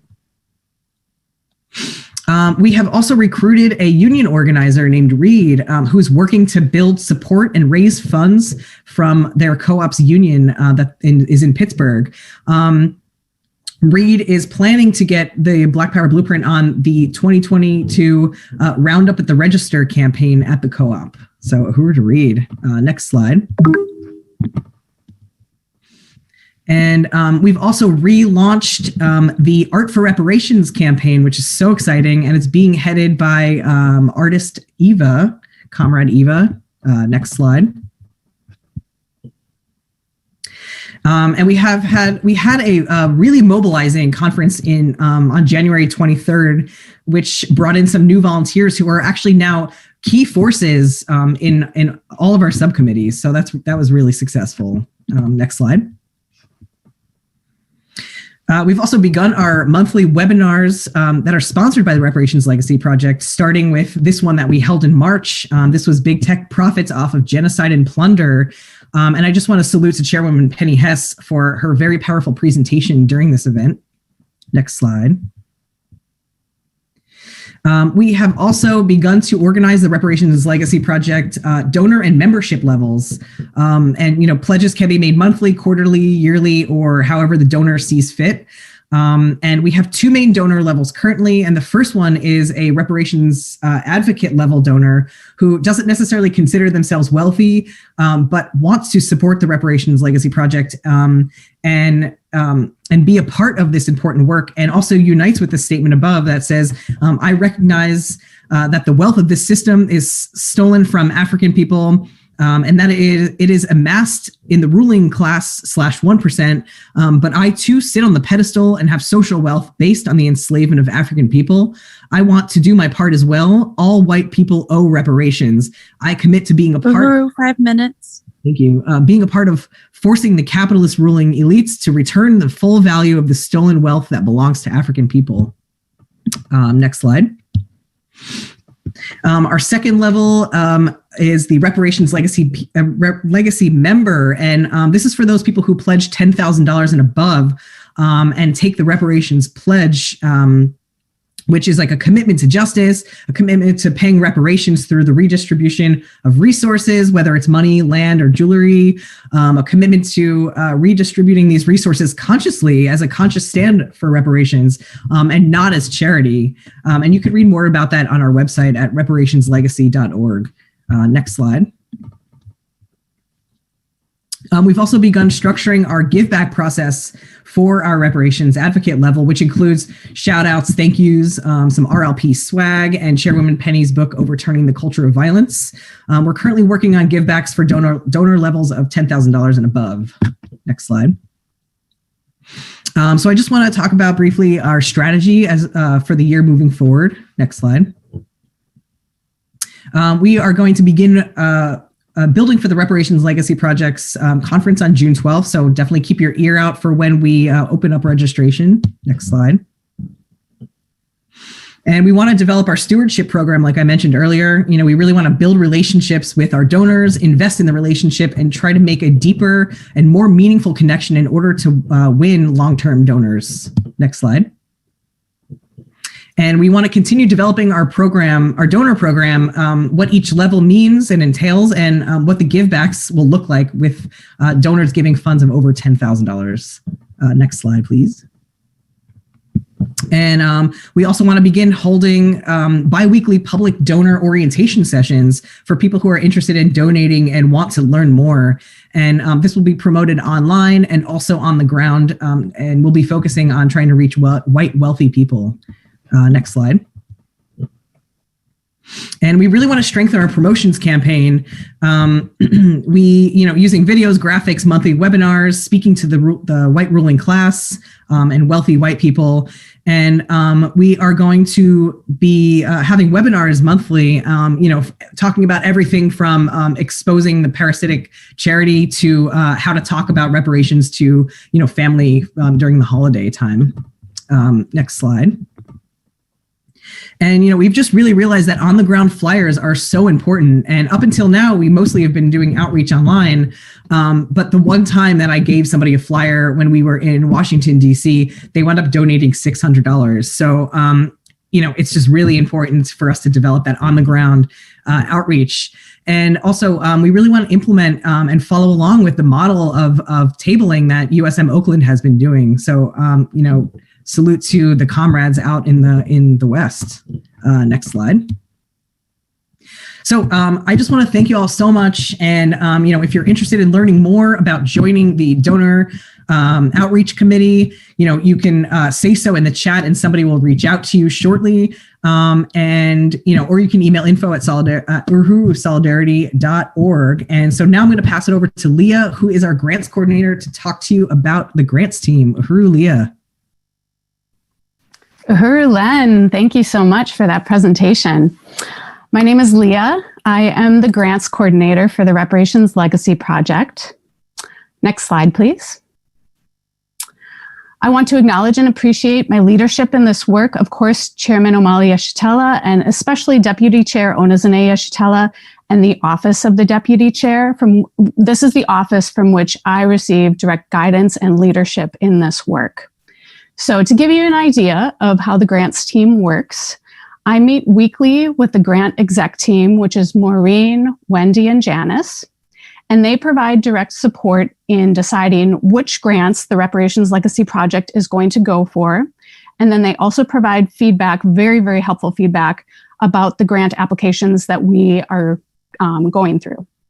So then I take that information and I report back to the Donor Outreach and Development Committee, which is led by Len. And it is within this committee that the grants team works on grant applications. Next slide.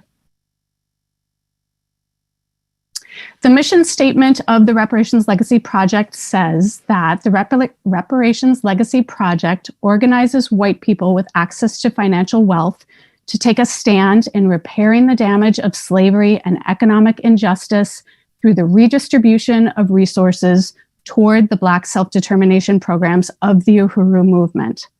So not only does the Reparations Legacy Project go after individual white people with access to financial wealth, we are going after grants as a form of reparations as well. So corporations, banking systems, and philanthropic foundations, they have built their fortunes on the stolen wealth, labor, and resources of African people in the US and around the world. Therefore, this money is not theirs. It belongs to the African working class. So we work in the grants team to shake loose these resources and return them to where they belong. We plan to apply for grants from major banking systems and corporations, and in doing so, challenge the idea that corporate entities have the right to determine how these funds are spent. The fact of the matter is that the African liberation movement must be in charge of how their money is spent in order to further their self-determination. In other words, they have every right to control their own resources. We are also applying for grants from social justice philanthropic foundations that want to fund reparations efforts. Next slide. The grants we apply for go primarily to fund the Black Power Blueprint, which you've heard a lot about today. This is the Black-led anti-gentrification project that is rebuilding the north side of St. Louis.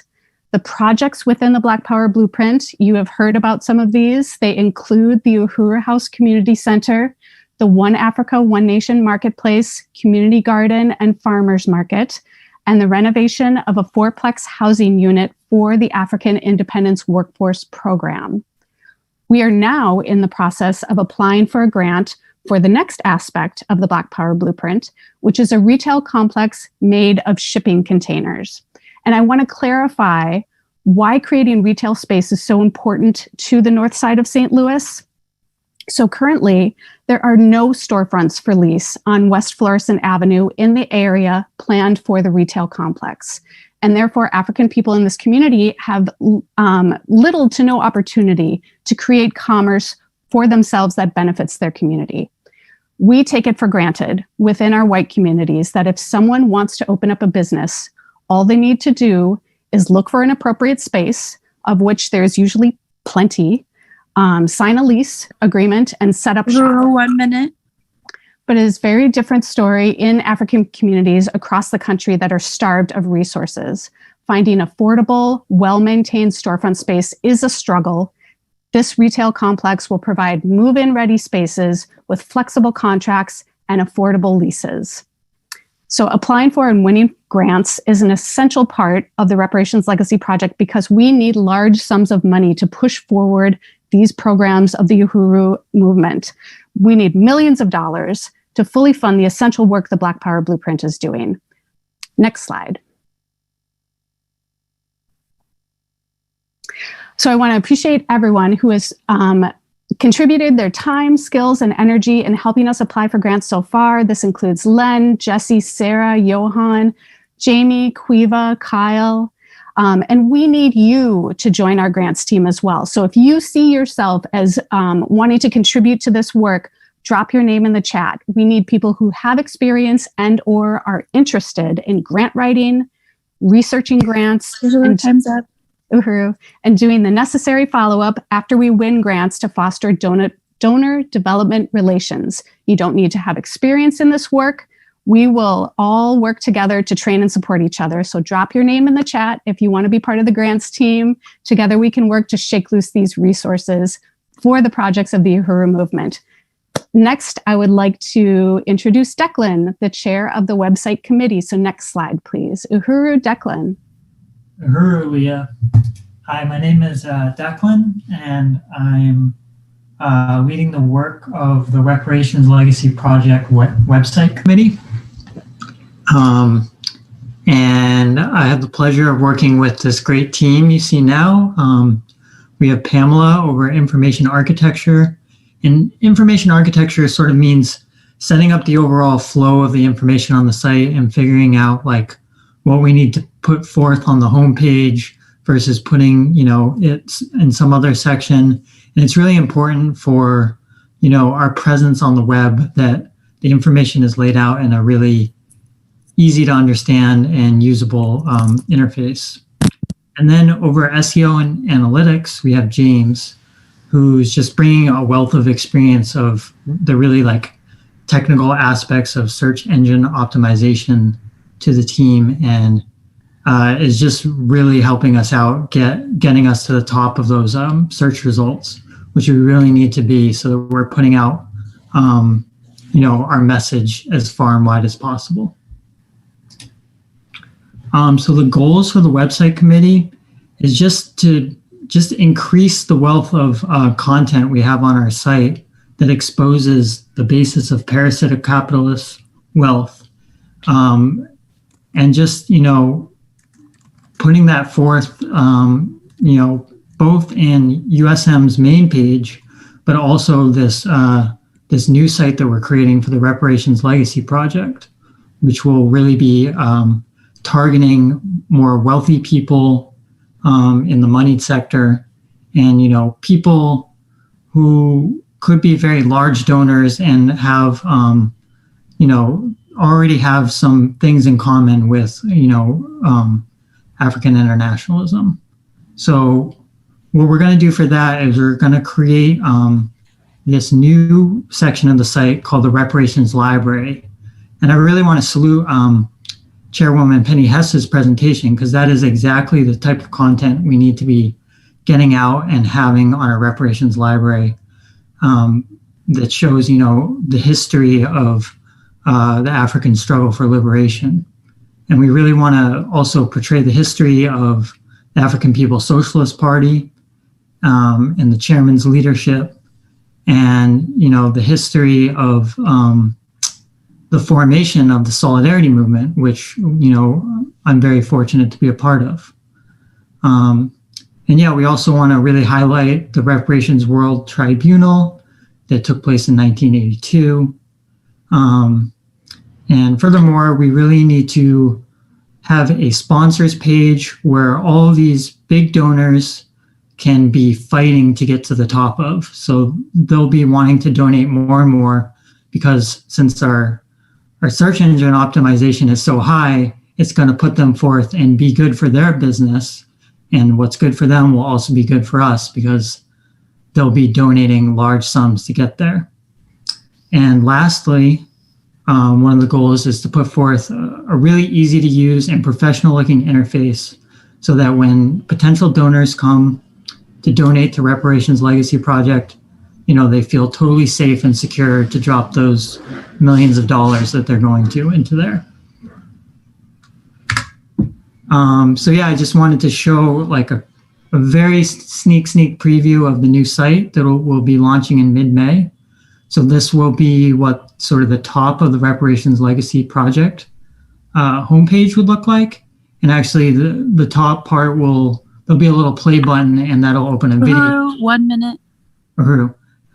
That'll open a video that, our agitprop team will be making that'll be very powerful.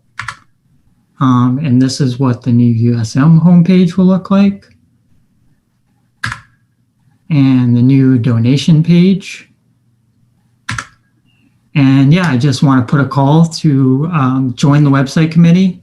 If you have technical skills if you're a content writer or editor, especially, and if you have analytics and SEO background, or if you don't have any of those and you just have a desire to learn and work hard, we want to put the call forth. Uhuru. And now I'd like to introduce Laura with the volunteer team. Uhuru. Thank you, Declan. My name is Laura, and I am the coordinator for the NTU Volunteer Committee for USM and the Reparations Legacy Project. So I wanted to spend a few minutes here to give you some highlights about our committee.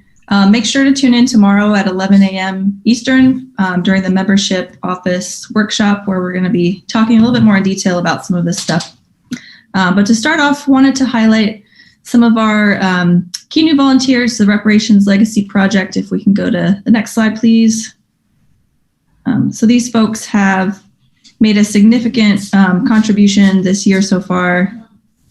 Oh, I don't know if the slide is progressing. There we go. Just wanted to take a minute to thank these folks in particular. Shout out to Maggie here on the graphic design and illustration team. Maggie has actually designed the Give Back pin for the Reparations Legacy Project advocate member level that Len mentioned earlier. She's also working on a logo for an exciting new campaign called Brewers for Reparations that we'll be hearing more about in a moment. Also wanted to say thank you to Kyle on visual content and video editing. Kyle has worked on promotional materials for the organizing conference of the Reparations Legacy Project that we had back in January, as well as this convention. Carrie has, on our graphic design committee, has also designed several promotional materials for the Reparations Legacy Project so far. We have Gerardo on the visual content team, again, working for completing some amazing promotional materials for the Uhuru movement, as well as Herb on the media and political action team that Jesse talked through a little bit earlier, where some really exciting work is happening. So thank you guys to these volunteers in particular this year. Next slide. One of the main avenues of volunteer recruitment and promotions of the Uhuru movement and this convention are the Volunteer Day of Drops that we started this year. So we just started these on March 6th, and we've had 2 so far. We've handed over 7,000 flyers in 10 cities, which is awesome. And we've won new volunteers through these 2 Day of Drops that we've done so far. So this is a really great avenue to not only promote the work of the Uhuru movement, but to engage with your communities and recruit people who want to jump in with the work with us. So this is going to be happening on a monthly basis, and it's a really great activity that we're excited about on this committee. Next slide, please. So how can you get involved and volunteer your time? You may have seen on our uhurusolidarity.org website a volunteer button at the top, and if you click that, it'll take you directly to a link where you could sign up to any of the 3 volunteer orientation sessions that we have every week now. So we have them at Tuesdays at 8:30 p.m. Eastern, hosted by myself and Comrade Mara. Thursdays at 6 p.m. Eastern, hosted by Comrade Len and Mara.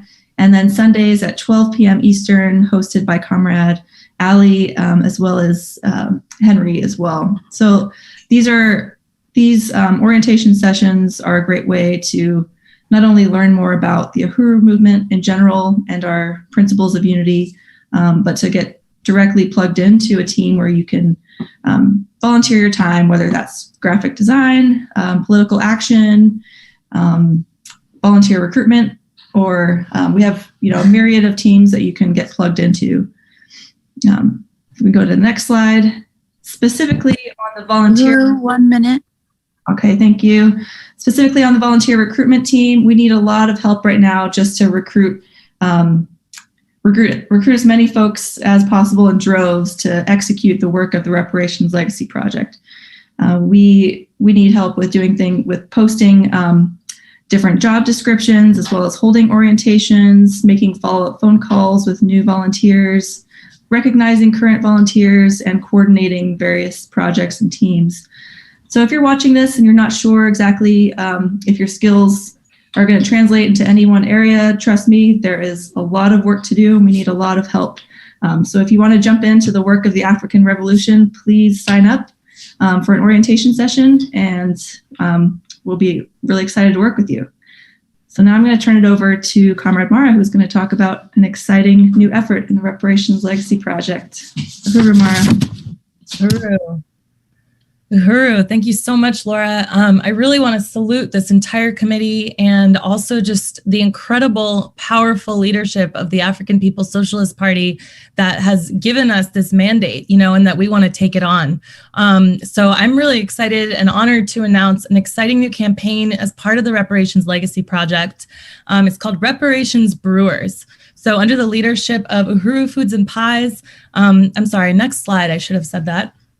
Under the leadership of Uhuru Foods and Pies, the subcommittee is going to raise $50,000 in 2020. And this is just the beginning. We're in the second quarter right now of 2020. So we want to get this project off the ground. And this will be accomplished through collaboration ales, as well as the proceeds coming from them, donated taproom sales, and building the Uhuru Foods and Pies brand. This campaign will win both brewers and their socially conscious customer base to a stance of reparations.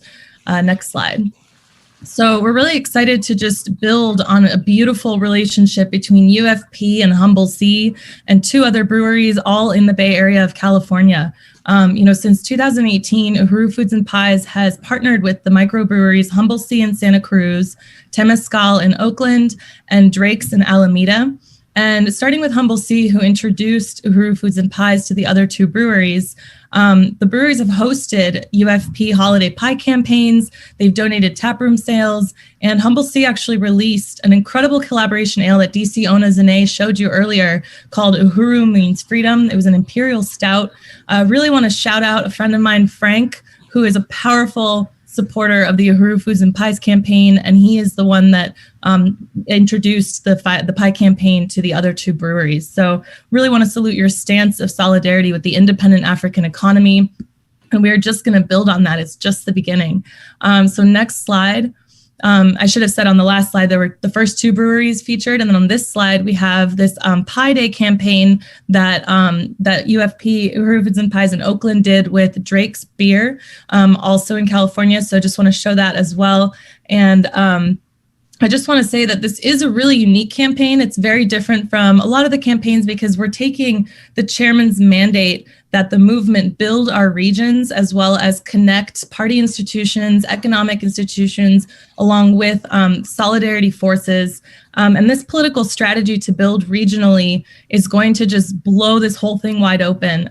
So we want to build both in Oakland to continue that relationship with a bunch of those breweries and build in St. Petersburg, where our other chapter of Uhuru Foods and Pies is located, as well as everywhere in between from coast to coast. So we're very, very excited to just, win breweries and their supporters and their customers to a stance of material solidarity with the African working class struggle for both economic and political power. Uhuru, next slide.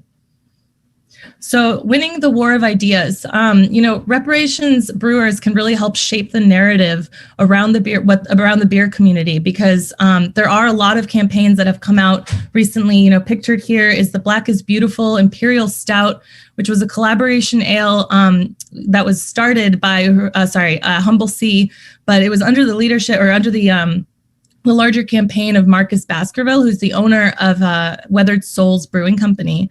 And the project got breweries and beer lovers on board to raise awareness and donate funds to each brewery's organization of choice. And Humble Sea actually chose Uhuru Foods and Pies as the recipient of those proceeds. And overall, there were over 1,000 breweries nationwide that were participating. And this really just demonstrated the collaborative and tight-knit nature of the beer community, as well as the progressive... Uhuru, 1 minute. Thank you, Uhuru. As well as the progressive values that these folks often share. So pairing that with the political understanding of African internationalism, we just have a responsibility to make the distinction between a show of solidarity and long-term ongoing support of the African struggle for economic and political power. Next slide. Quickly want to just shout out our Joint Exploratory Committee under the incredible leadership of both Bakari and Sayali in Oakland, who work with Uhuru Foods and Pies, as well as Maureen and Janice, who work for Uhuru's Foods and Pies in Oakland and in St. Petersburg. And then, of course, my chair, Jesse, and Len, who's helping me with donor outreach. Really want to just shout out all of you. You've really helped me shape this campaign, and we're seeking a Midwest regional representative. And then last but not least, a very, very quick sneak preview of our logo that is in progress, as we said, by Maggie, who is a new graphic designer, volunteer, and really powerful artist. And so we're really excited to just start this campaign. This is not finished, but it's kind of the direction that we were going in.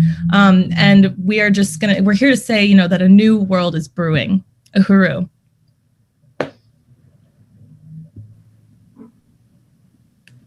Uhuru, a new world is brewing, a revolutionary world of Uhuru and reparations and African self-determination. Thank you so much. Great presentations, comrades. And now I'm going to confuse the engineer a little bit by requesting that we actually show the video, the Reparations Legacy video first, and then come back to my last few slides. Is that okay? Uhuru, yes. 1 second. Thank you, Declan. And great report, Declan, on the website, and everyone. Very exciting. And just let us know in the chat if you're ready to jump in and get involved and make this happen and get these resources from the moneyed sector into the hands of the African liberation movement and the anti-colonial African working class economy. So here we go. So salute to Nick for producing this video and also for his wonderful narration. A great voice and face of the Reparations Legacy Project. And this is a promo for the Reparations Legacy Conference. And registration is actually now open. You can register at reparationslegacy.org, click conference.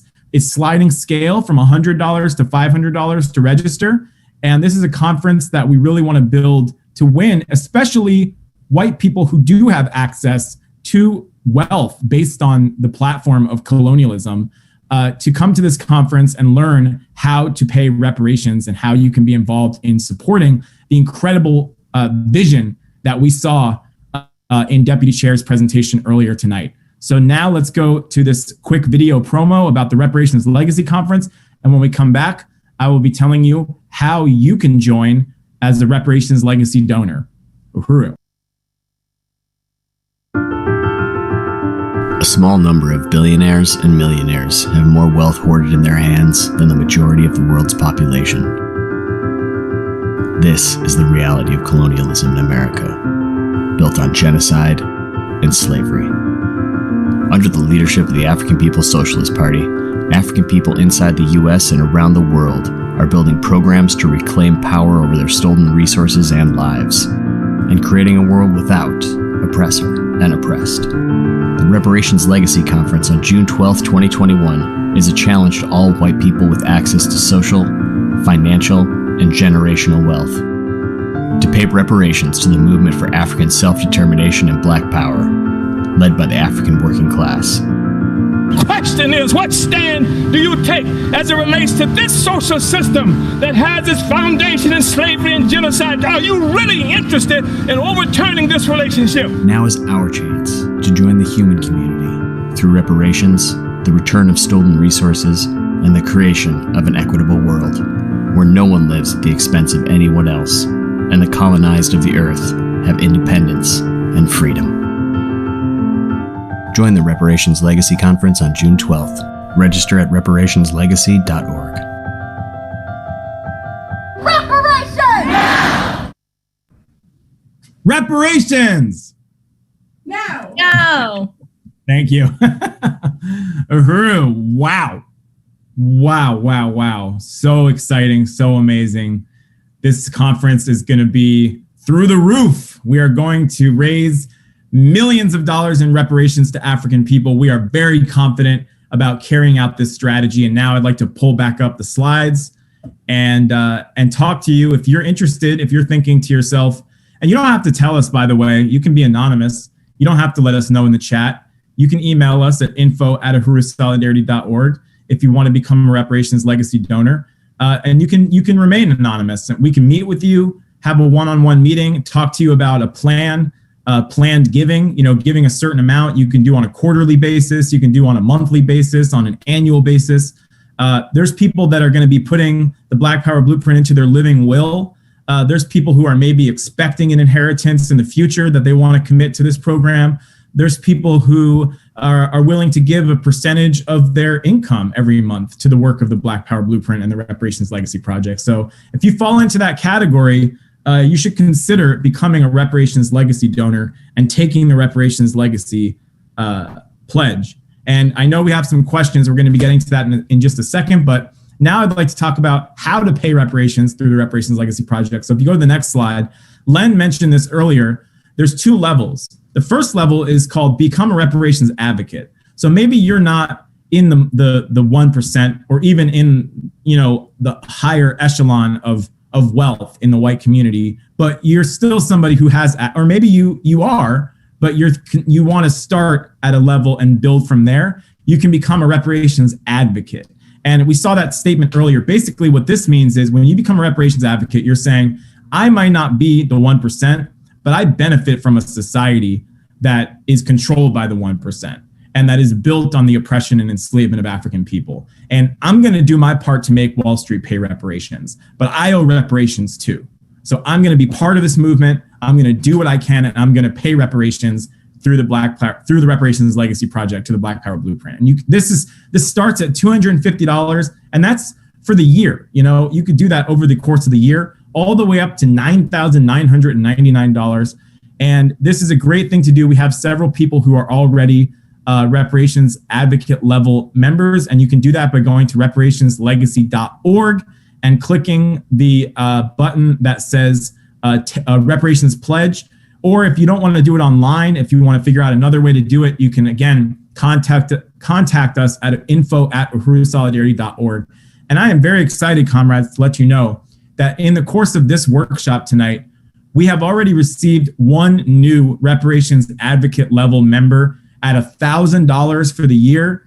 This person wants to remain anonymous, but they sent in a beautiful statement just saluting the incredible work that the party's doing. So thank you to this anonymous reparations advocate level member who joined during this workshop, possibly during one of the presentations of the chairman that we heard earlier today. So thank you so much to our newest reparations advocate level donor. And if you go to the next slide, this is the higher level, what we call a reparations legacy donor, $10,000 and above, $10,000 to up to $1 million and above.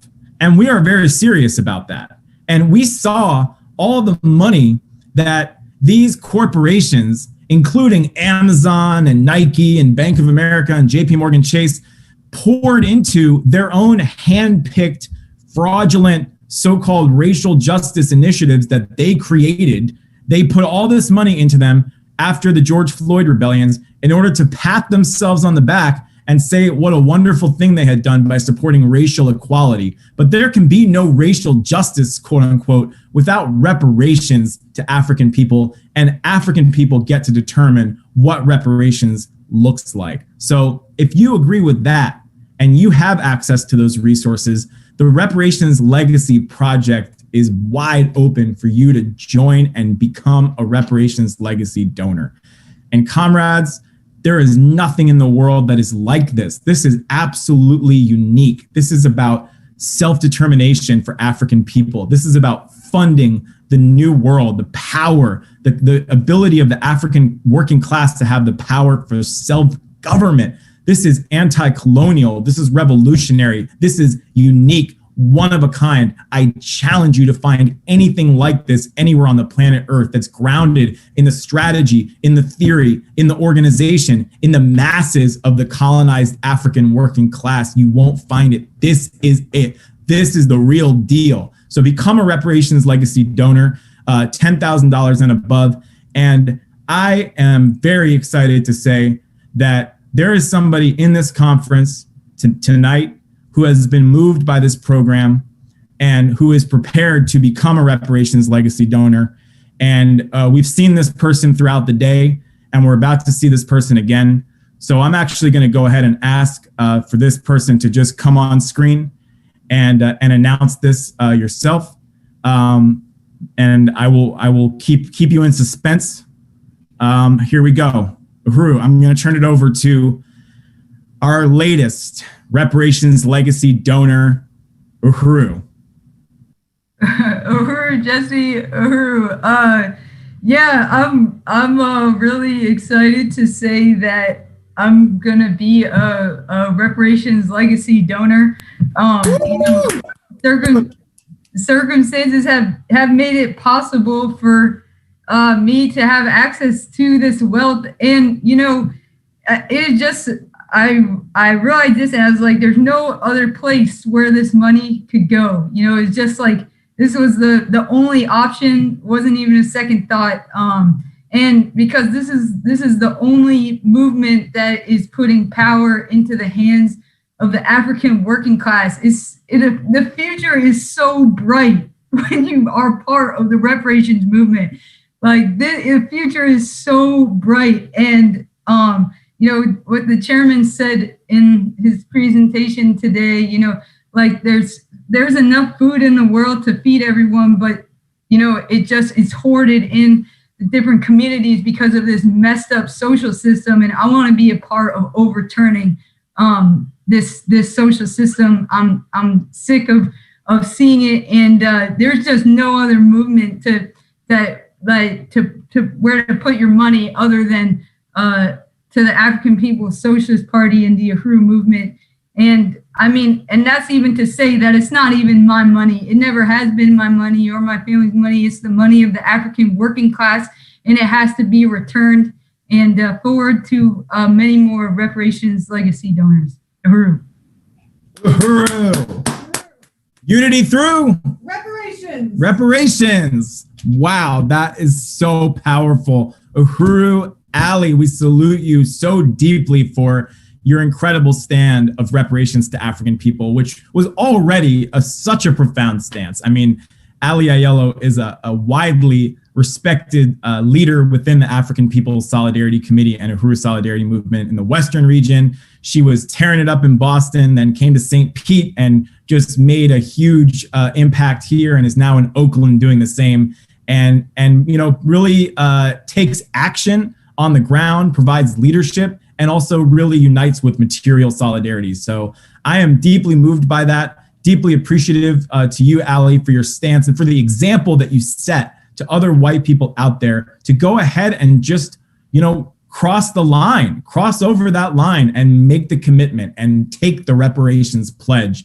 This is changing the world. This will change your life, and this is changing the future on the planet Earth for all living beings. So really salute you, comrade Ali. And as people are saying in the chat, your stance is one to be emulated by thousands, and we will find those thousands of other allies out there. And we also are not going to let those who are at the top of the capitalist pyramid scheme off the hook. We are coming for Wall Street. We are coming for the corporations. We are coming for the bankers. JP Morgan Chase, whose CEO, Jamie Dimon, made a big little photo op where he took a knee in front of the JP Morgan vault after the George Floyd murder. So this white man is literally like kneeling before the altar of stolen African wealth, as if that's supposed to somehow be, some kind of meaningful political statement or something. Like, hell no. Get up off your knee, Jamie Dimon, and open up that vault and turn those resources over to the Reparations Legacy Project to fund the African Revolution. So that's the goal. We are not going to let that goal get past us. But as people are saying in the chat, instead of being a white ally, be an ally. And I like that. I like that new slogan. Be ally. Be like Ali. Be like Ali Ayello. So this has been a really powerful workshop, comrades. And now we actually are going to open it up for about 15 minutes of discussion before we close out the program for today for our amazing convention. And before I hand it back over to our newest Reparations Legacy donor and MC, Ali, and I wanted to ask Chairman Omali Yeshitela and Chairwoman Penny Hess, if you're still able to rejoin us for the discussion portion, we would be honored to have you on. And there is a question that was posed in the chat by Karen that I would like to see if either of you would like to address. The question is, what is the party and the Uhuru movement's position on HR 40? And also, if there's anything else you'd like to say about this workshop, please feel welcome to do so. Uhuru.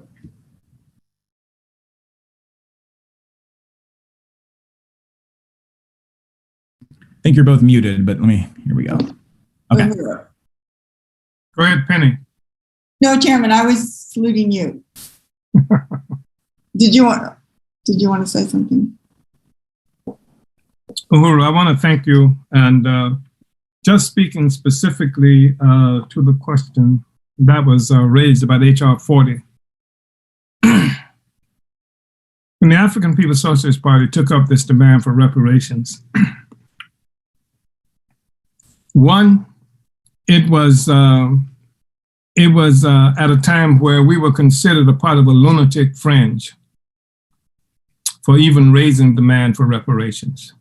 Two, much of the work around reparations, which is an old demand that preceded the existence of our party and our movement for some time. But the thing that we brought to it, one, is that we took it from this work that was done by people who were chasing politicians and legislators and just who were trying to go to court to make something happen as individuals. But the people were left out of this. I mean, all the people. It wasn't a people's movement at all. And we determined that we were going to make reparations a household word. But for reparations to really occur, it was going to have to be something that was first embraced by the masses of African people. And we took the reparations demand around the world. And in 1982, we held as a part of that process the International Tribunal, World Tribunal on Reparations for African People that was held in Brooklyn, New York. And it was attended by several hundred people. And it was based on international law. And the objective was to put the US government itself on trial for the crimes committed against African people and put forth as one of the remedies reparations that should be addressed. We've done this reparations work. We've done it for years and years and years. Some of the people who are in this meeting, in the Solidarity Movement, Penny Hess was there when we did this in Brooklyn, New York in 1982. My dear comrade Raya Fogarty was there. In fact, I think this was the issue that brought Raya into the movement, that working around that tribunal. And there were others who were there as well.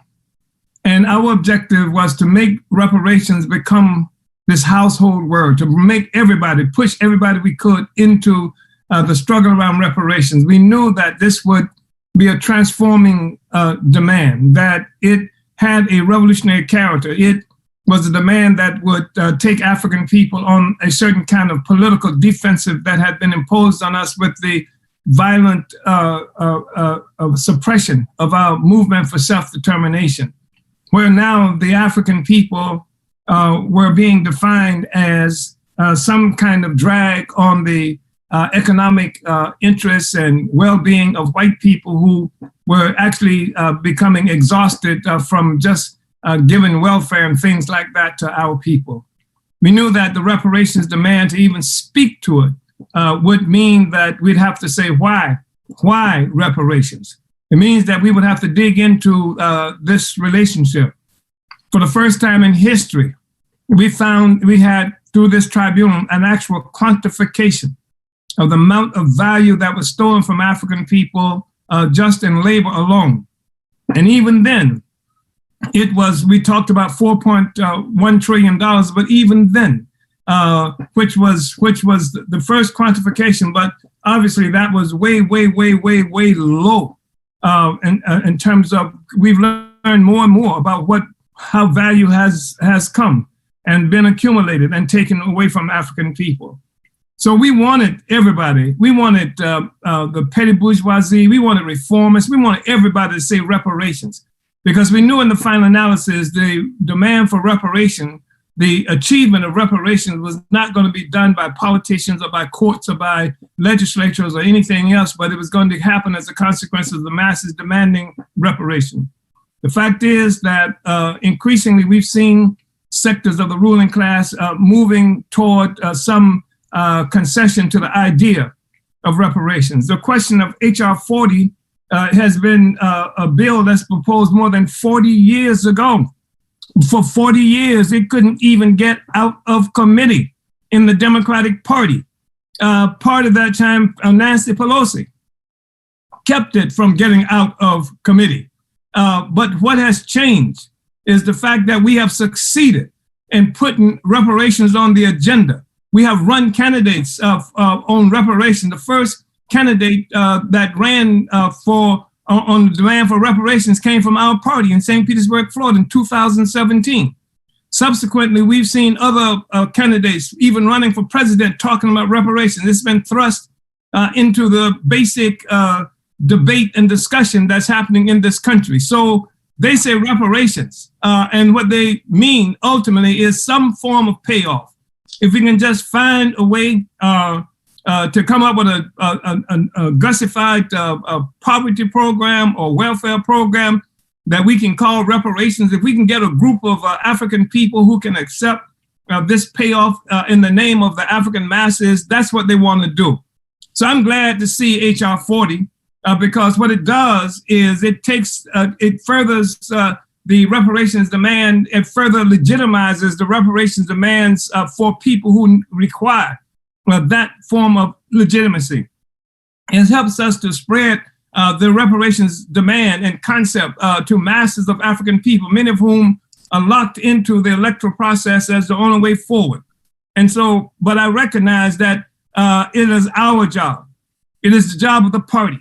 And when I say the party, I mean the party in all fronts of the party's organization, including the Solidarity Movement, APSC, USM, to make the reparations real and to involve masses of people into this question, obviously masses of African people. Now what we have is a Uhuru Solidarity Movement with members in 148 cities in the United States, with participants in various other places in Europe. So the masses are involved in this question, and we don't have to be satisfied with the solution that the rulers are going to come up with. We demand genuine reparations. We put the pressures on Wall Street, pay reparations. We say what it is. We are the ones who made you have to discuss this issue in the first place. We're not going to be satisfied with some thing that you put forward. If people are talking about reparations, it's because there are members of Uhuru Solidarity Movement that's pushing this question in 148 cities, because the African People's Socialist Party throughout this country and through various programs and campaigns have been pushing the reparations issue now at least since 1982. That's why it's on the agenda, and that's why we are going to be the determining factor of what reparations look like, and not the U.S. Congress and not any court that comes here. We have made that demand, and the masses will take the reparations that we are due. In final analysis, reparations is a demand that whose time has come, and it means that it's a demand that we end this whole colonial capitalist setup that oppresses and exploits African people and oppresses peoples all around the world. Uhuru.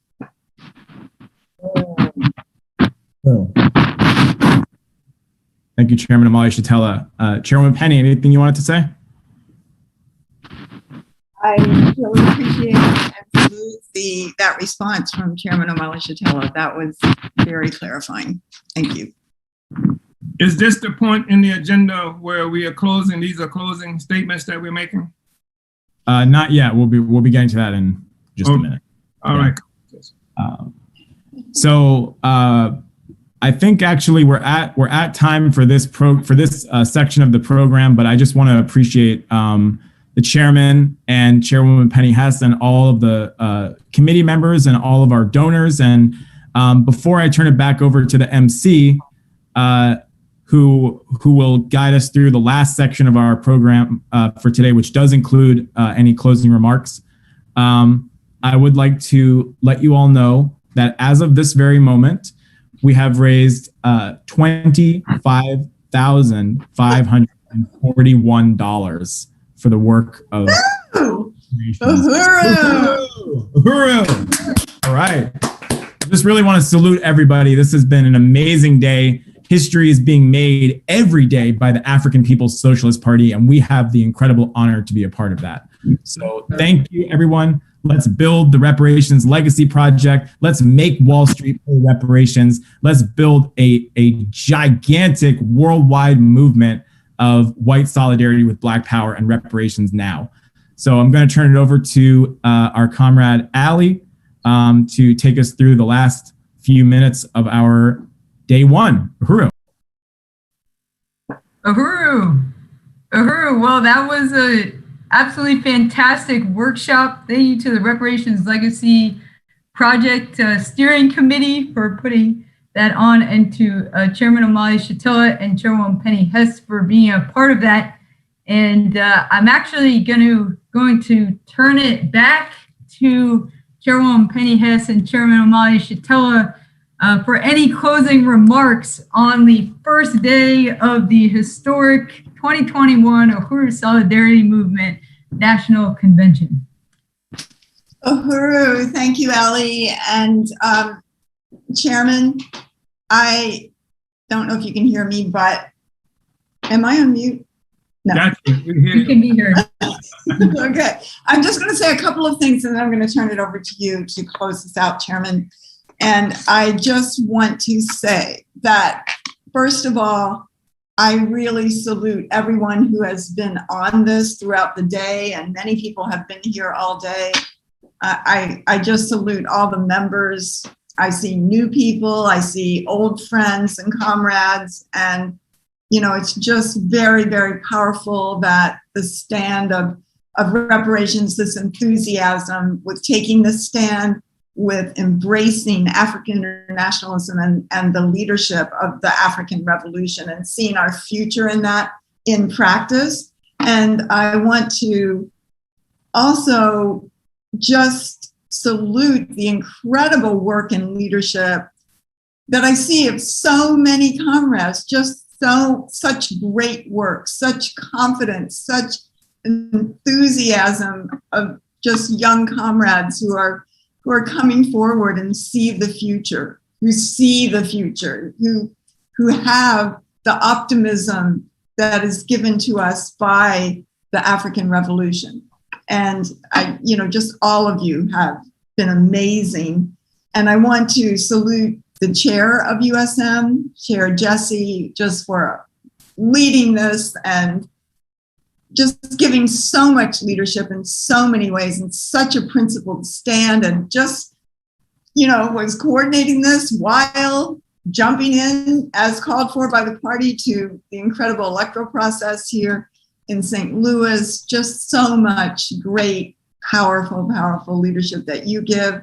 And of course, I want to again salute the presentation and the leadership always of Deputy Chair Onasinee Shatilla, and to say again that the whole actual taking of power is it's a really powerful thing that we have to communicate to the world, because like the chairman said, and I think that, he wasn't saying, I don't think, that we would, that we don't put out the crimes, our colonial crimes. We have to confront that and take that on. But what is winning is when the colonized begin to organize and win against the oppressor, against the colonizer. And that is what we're seeing. This is what the party has been about. And, this is where as one comrade from the Solidarity Movement said in a meeting I was in, just the whole concept of African workers taking power gives her goosebumps, she said, because this is the future. This is turning the world right side up, and where the colonized become the leaders of the new world, become the new ruling class in terms of the African working class. And then finally, I want to salute Chairman Omali Yeshitela, just to say that there's, that revolution is the masses of the people, but it takes one person to take the stand, to give it the leadership that in every way, in solving the problems of the revolution, in forcing the issue, in galvanizing the organization and creating it and fighting for it and relentlessly being out among the people and having, as I have seen in, just in this experience under the leadership of the chairman over so many years, an absolutely unflinching confidence in the leadership of the African working class, and the fact that the world, despite this vicious counterinsurgency that the US government had wreaked upon the African revolution, the Black revolution of the 1960s, that African people are in the process of being victorious, are winning, will win, and that Africa will be free and liberated. And it is in many times in his past, Chairman Omali Yeshitela almost single-handedly fighting for that and winning it. And we see that if we hear the words reparation, if we see HR 40, if we see reparations being debated in the highest echelons of the ruling class of the United States, and we see the masses of the people, as the chairman has said, just coming forward with this anti-colonial demand for reparations, that is in total responsibility of the chairman, of the work that the chairman has done to fight for this, to give this analysis, to put this out. And, just to say that the chairman, there's going to be this HBO series called Exterminate All the Brutes, which is an anti-colonial kind of book that I read years ago. And it was a pretty good book. But the chairman sent out like a summation of that series. That was straight from, sometimes it's kind of disguised when people, are taking the line of African internationalism without acknowledging where it came from. That book, that statement was almost word for word. Like, they have gone through the chairman's writings, the chairman's presentations, all of the different various fronts of the party. That was without, of course, acknowledging Chairman Omali Yeshitela, but the reason that there is the understanding that this country is built on the enslavement of African people, that colonialism is the question, which I've heard people from the highest echelons express the word or use the word colonialism, and that there has to be organization, that the African working class is rising up, and that Africa must be free and liberated. That is because of the work of Chairman Omali Yeshitela going up against the fierce headwinds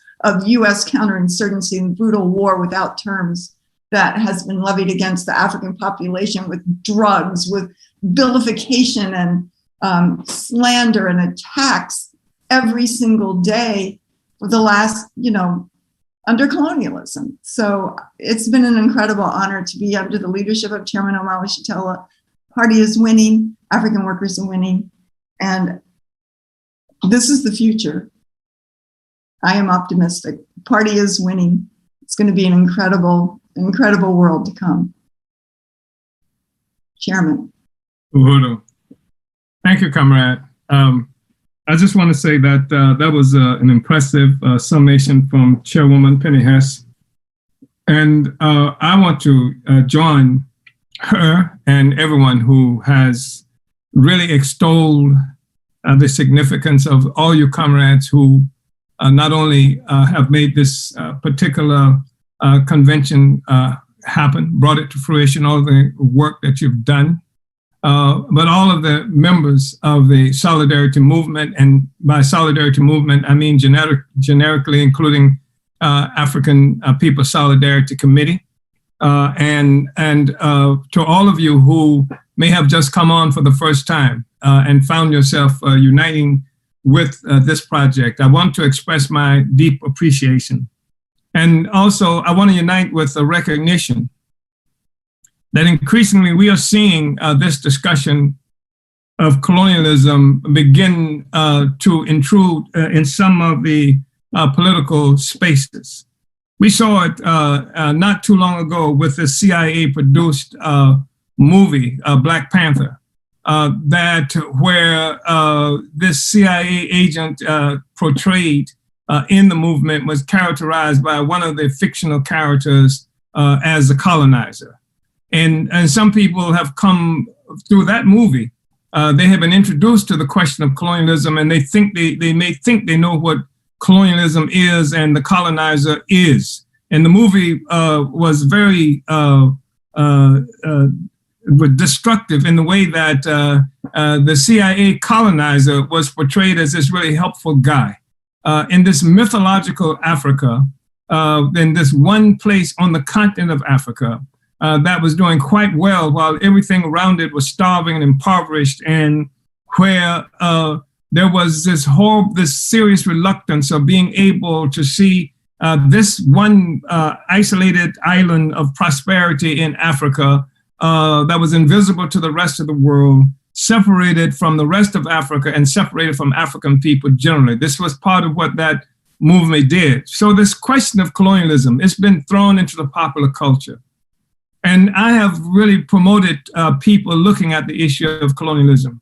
I have recently talked about how people need to read Fanon, and how people need to read Albert Memmi from Tunisia, and how people need to look at Césaire out of Martinique, who was one of the persons who brought Fanon to political consciousness.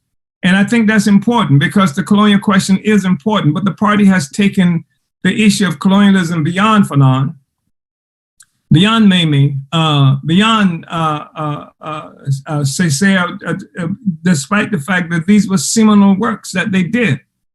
Because the thing that we have done is recognize that among other things, the whole struggle of the 1960s was characterized, all of them, as anti-colonial struggles around the world. And the US and other imperial forces engaged in a bloody assault on that movement, did not allow it to achieve the kind of coherence that it needed to achieve, did not allow it to achieve the kind of global cohesion that it needed to achieve and would have achieved through organization. And it crushed and destroyed it. And this definition of colonialism has been an empty kind of definition. And it did not develop to the point where we've taken it as a party, where we say that colonialism is not just an act of simply an act of a foreign power dominating another people, another country, but it is a mode of production that rescued Europe and changed the whole world, that gave rise to what we now refer to as capitalism. And that the struggle against colonialism ultimately must be a struggle against capitalism and vice versa. I want to express appreciation for all of the work that you've done, and to share with you, or to reiterate one of the slogans of the party is that that politics and economics are one, and that politics is only concentrated economics. And the politics that you're involved in is a politics of anti-colonialism. But this politic of anti-colonialism is based on an economic struggle for the defeat of colonial capitalism itself and the emergence of a whole new kind of social system. And I want to remind you that the struggle that we engaged in, this struggle for self-determination, the struggle against colonialism, is an old struggle. It has years and years of history, and that in the most recent period, I think it's really important for all of us to understand that one of the reasons this discussion is occurring in the fashion that it's occurring now is because our revolutionary movement was defeated. The movement for self-determination, the movement against colonialism. The United States government and other colonial powers actually murdered, slaughtered peoples around the world. They are the ones who, after having wounded and captured Che Guevara, murdered him. They are the ones who killed, butchered Patrice Lumumba in Congo. They are the ones who overthrew Kwame Nkrumah in Ghana, who was fighting for a united Africa. They are the ones who assassinated Malcolm X and Martin Luther King and did all those other things to our struggle. They are the ones who are responsible for Mumia Abu-Jamal being locked up in prison, now facing death, a death sentence, because he dared to struggle in support and solidarity with the MOVE organization, because he was a member of the Black Panther Party during his youth and continued that political work.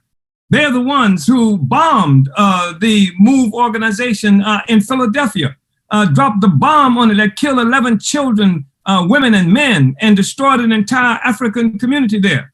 This is the system, and these are the forces that are responsible for prisoners, that people like Sundiata Acoli and others who've been locked up now. Sundiata, 84 years, have been locked up more than 50 years, and there are others just like him in the prison system. They are the ones who chased Assata Shakur out of the country after she was able to break her free from the prison system. And the reason this discussion is happening the way it is happening now is because the struggle that we were engaged in all along for self-determination was crushed.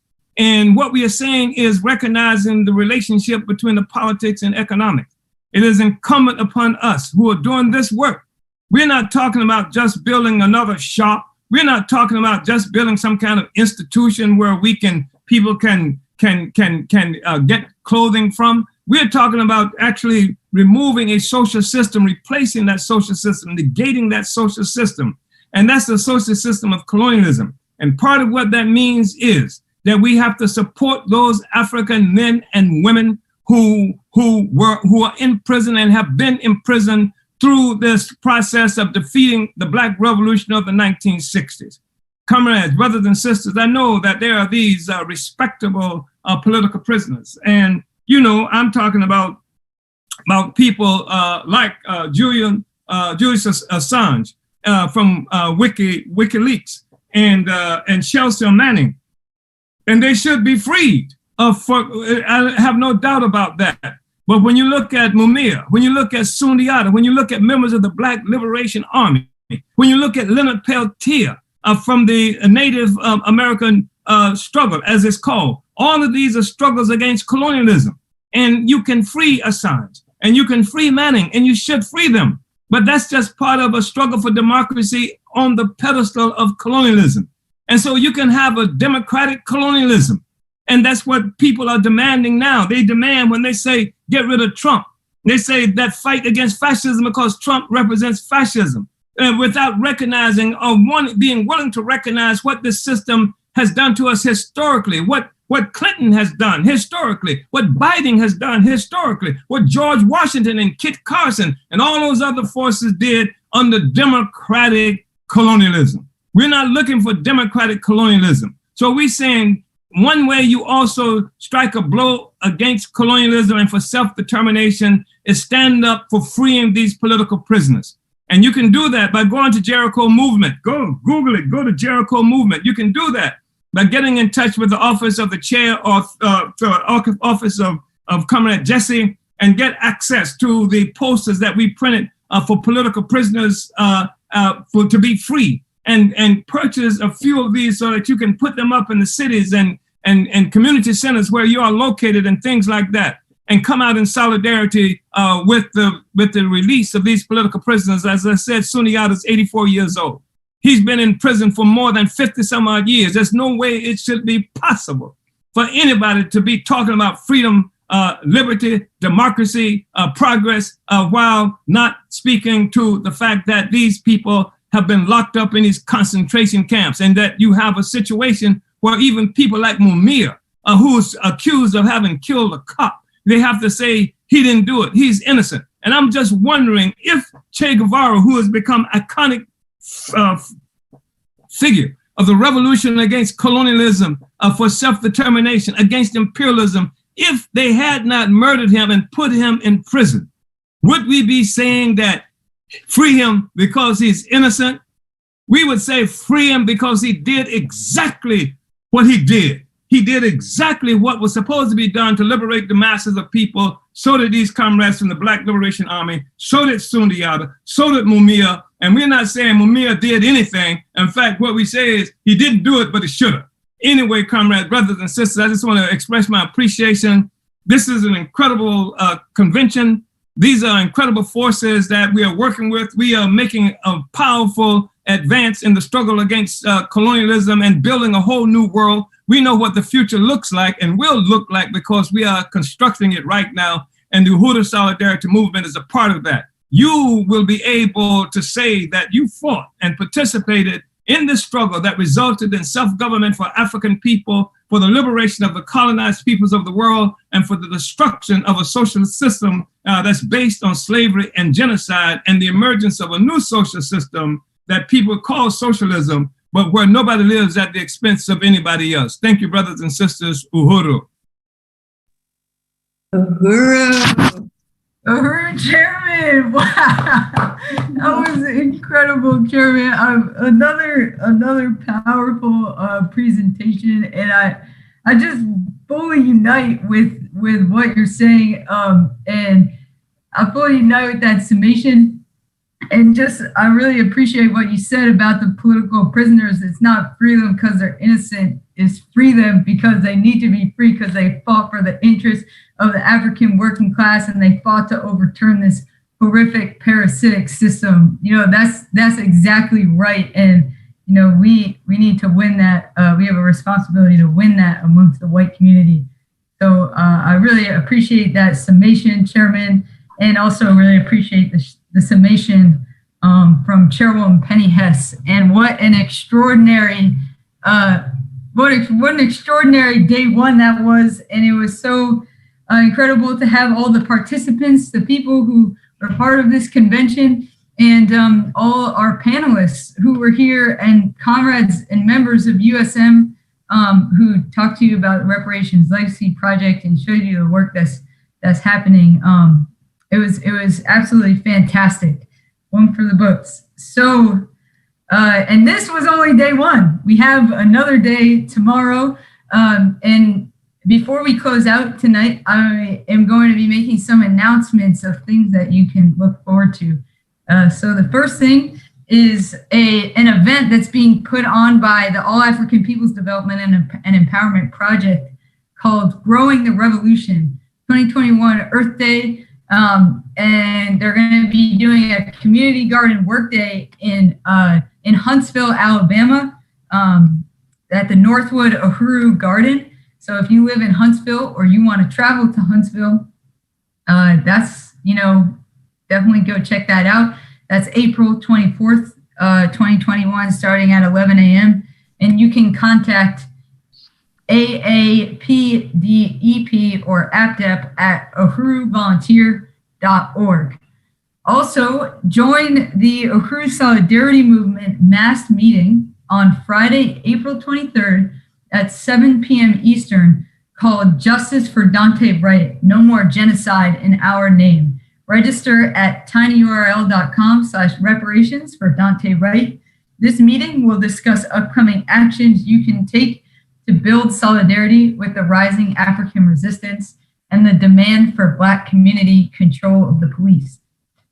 Every Sunday morning, not tomorrow morning, but resuming next Sunday, Chairman Omali Shatella hosts Omali Taught Me Political Education Series on African Internationalism on the Burning Spear YouTube channel and the Chairman Omali Shatella Facebook page at 8 a.m. Eastern.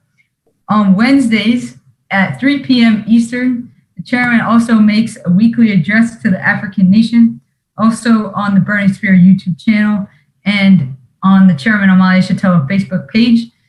And if you're interested in joining the African People's Solidarity Committee and taking your work in reparations to the next level, go to apscuhuru.org and apply to join.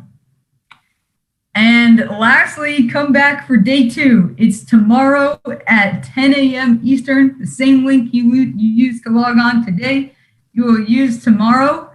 And that is what I have for the announcements. So Uhuru and unity through reparations. Reparations.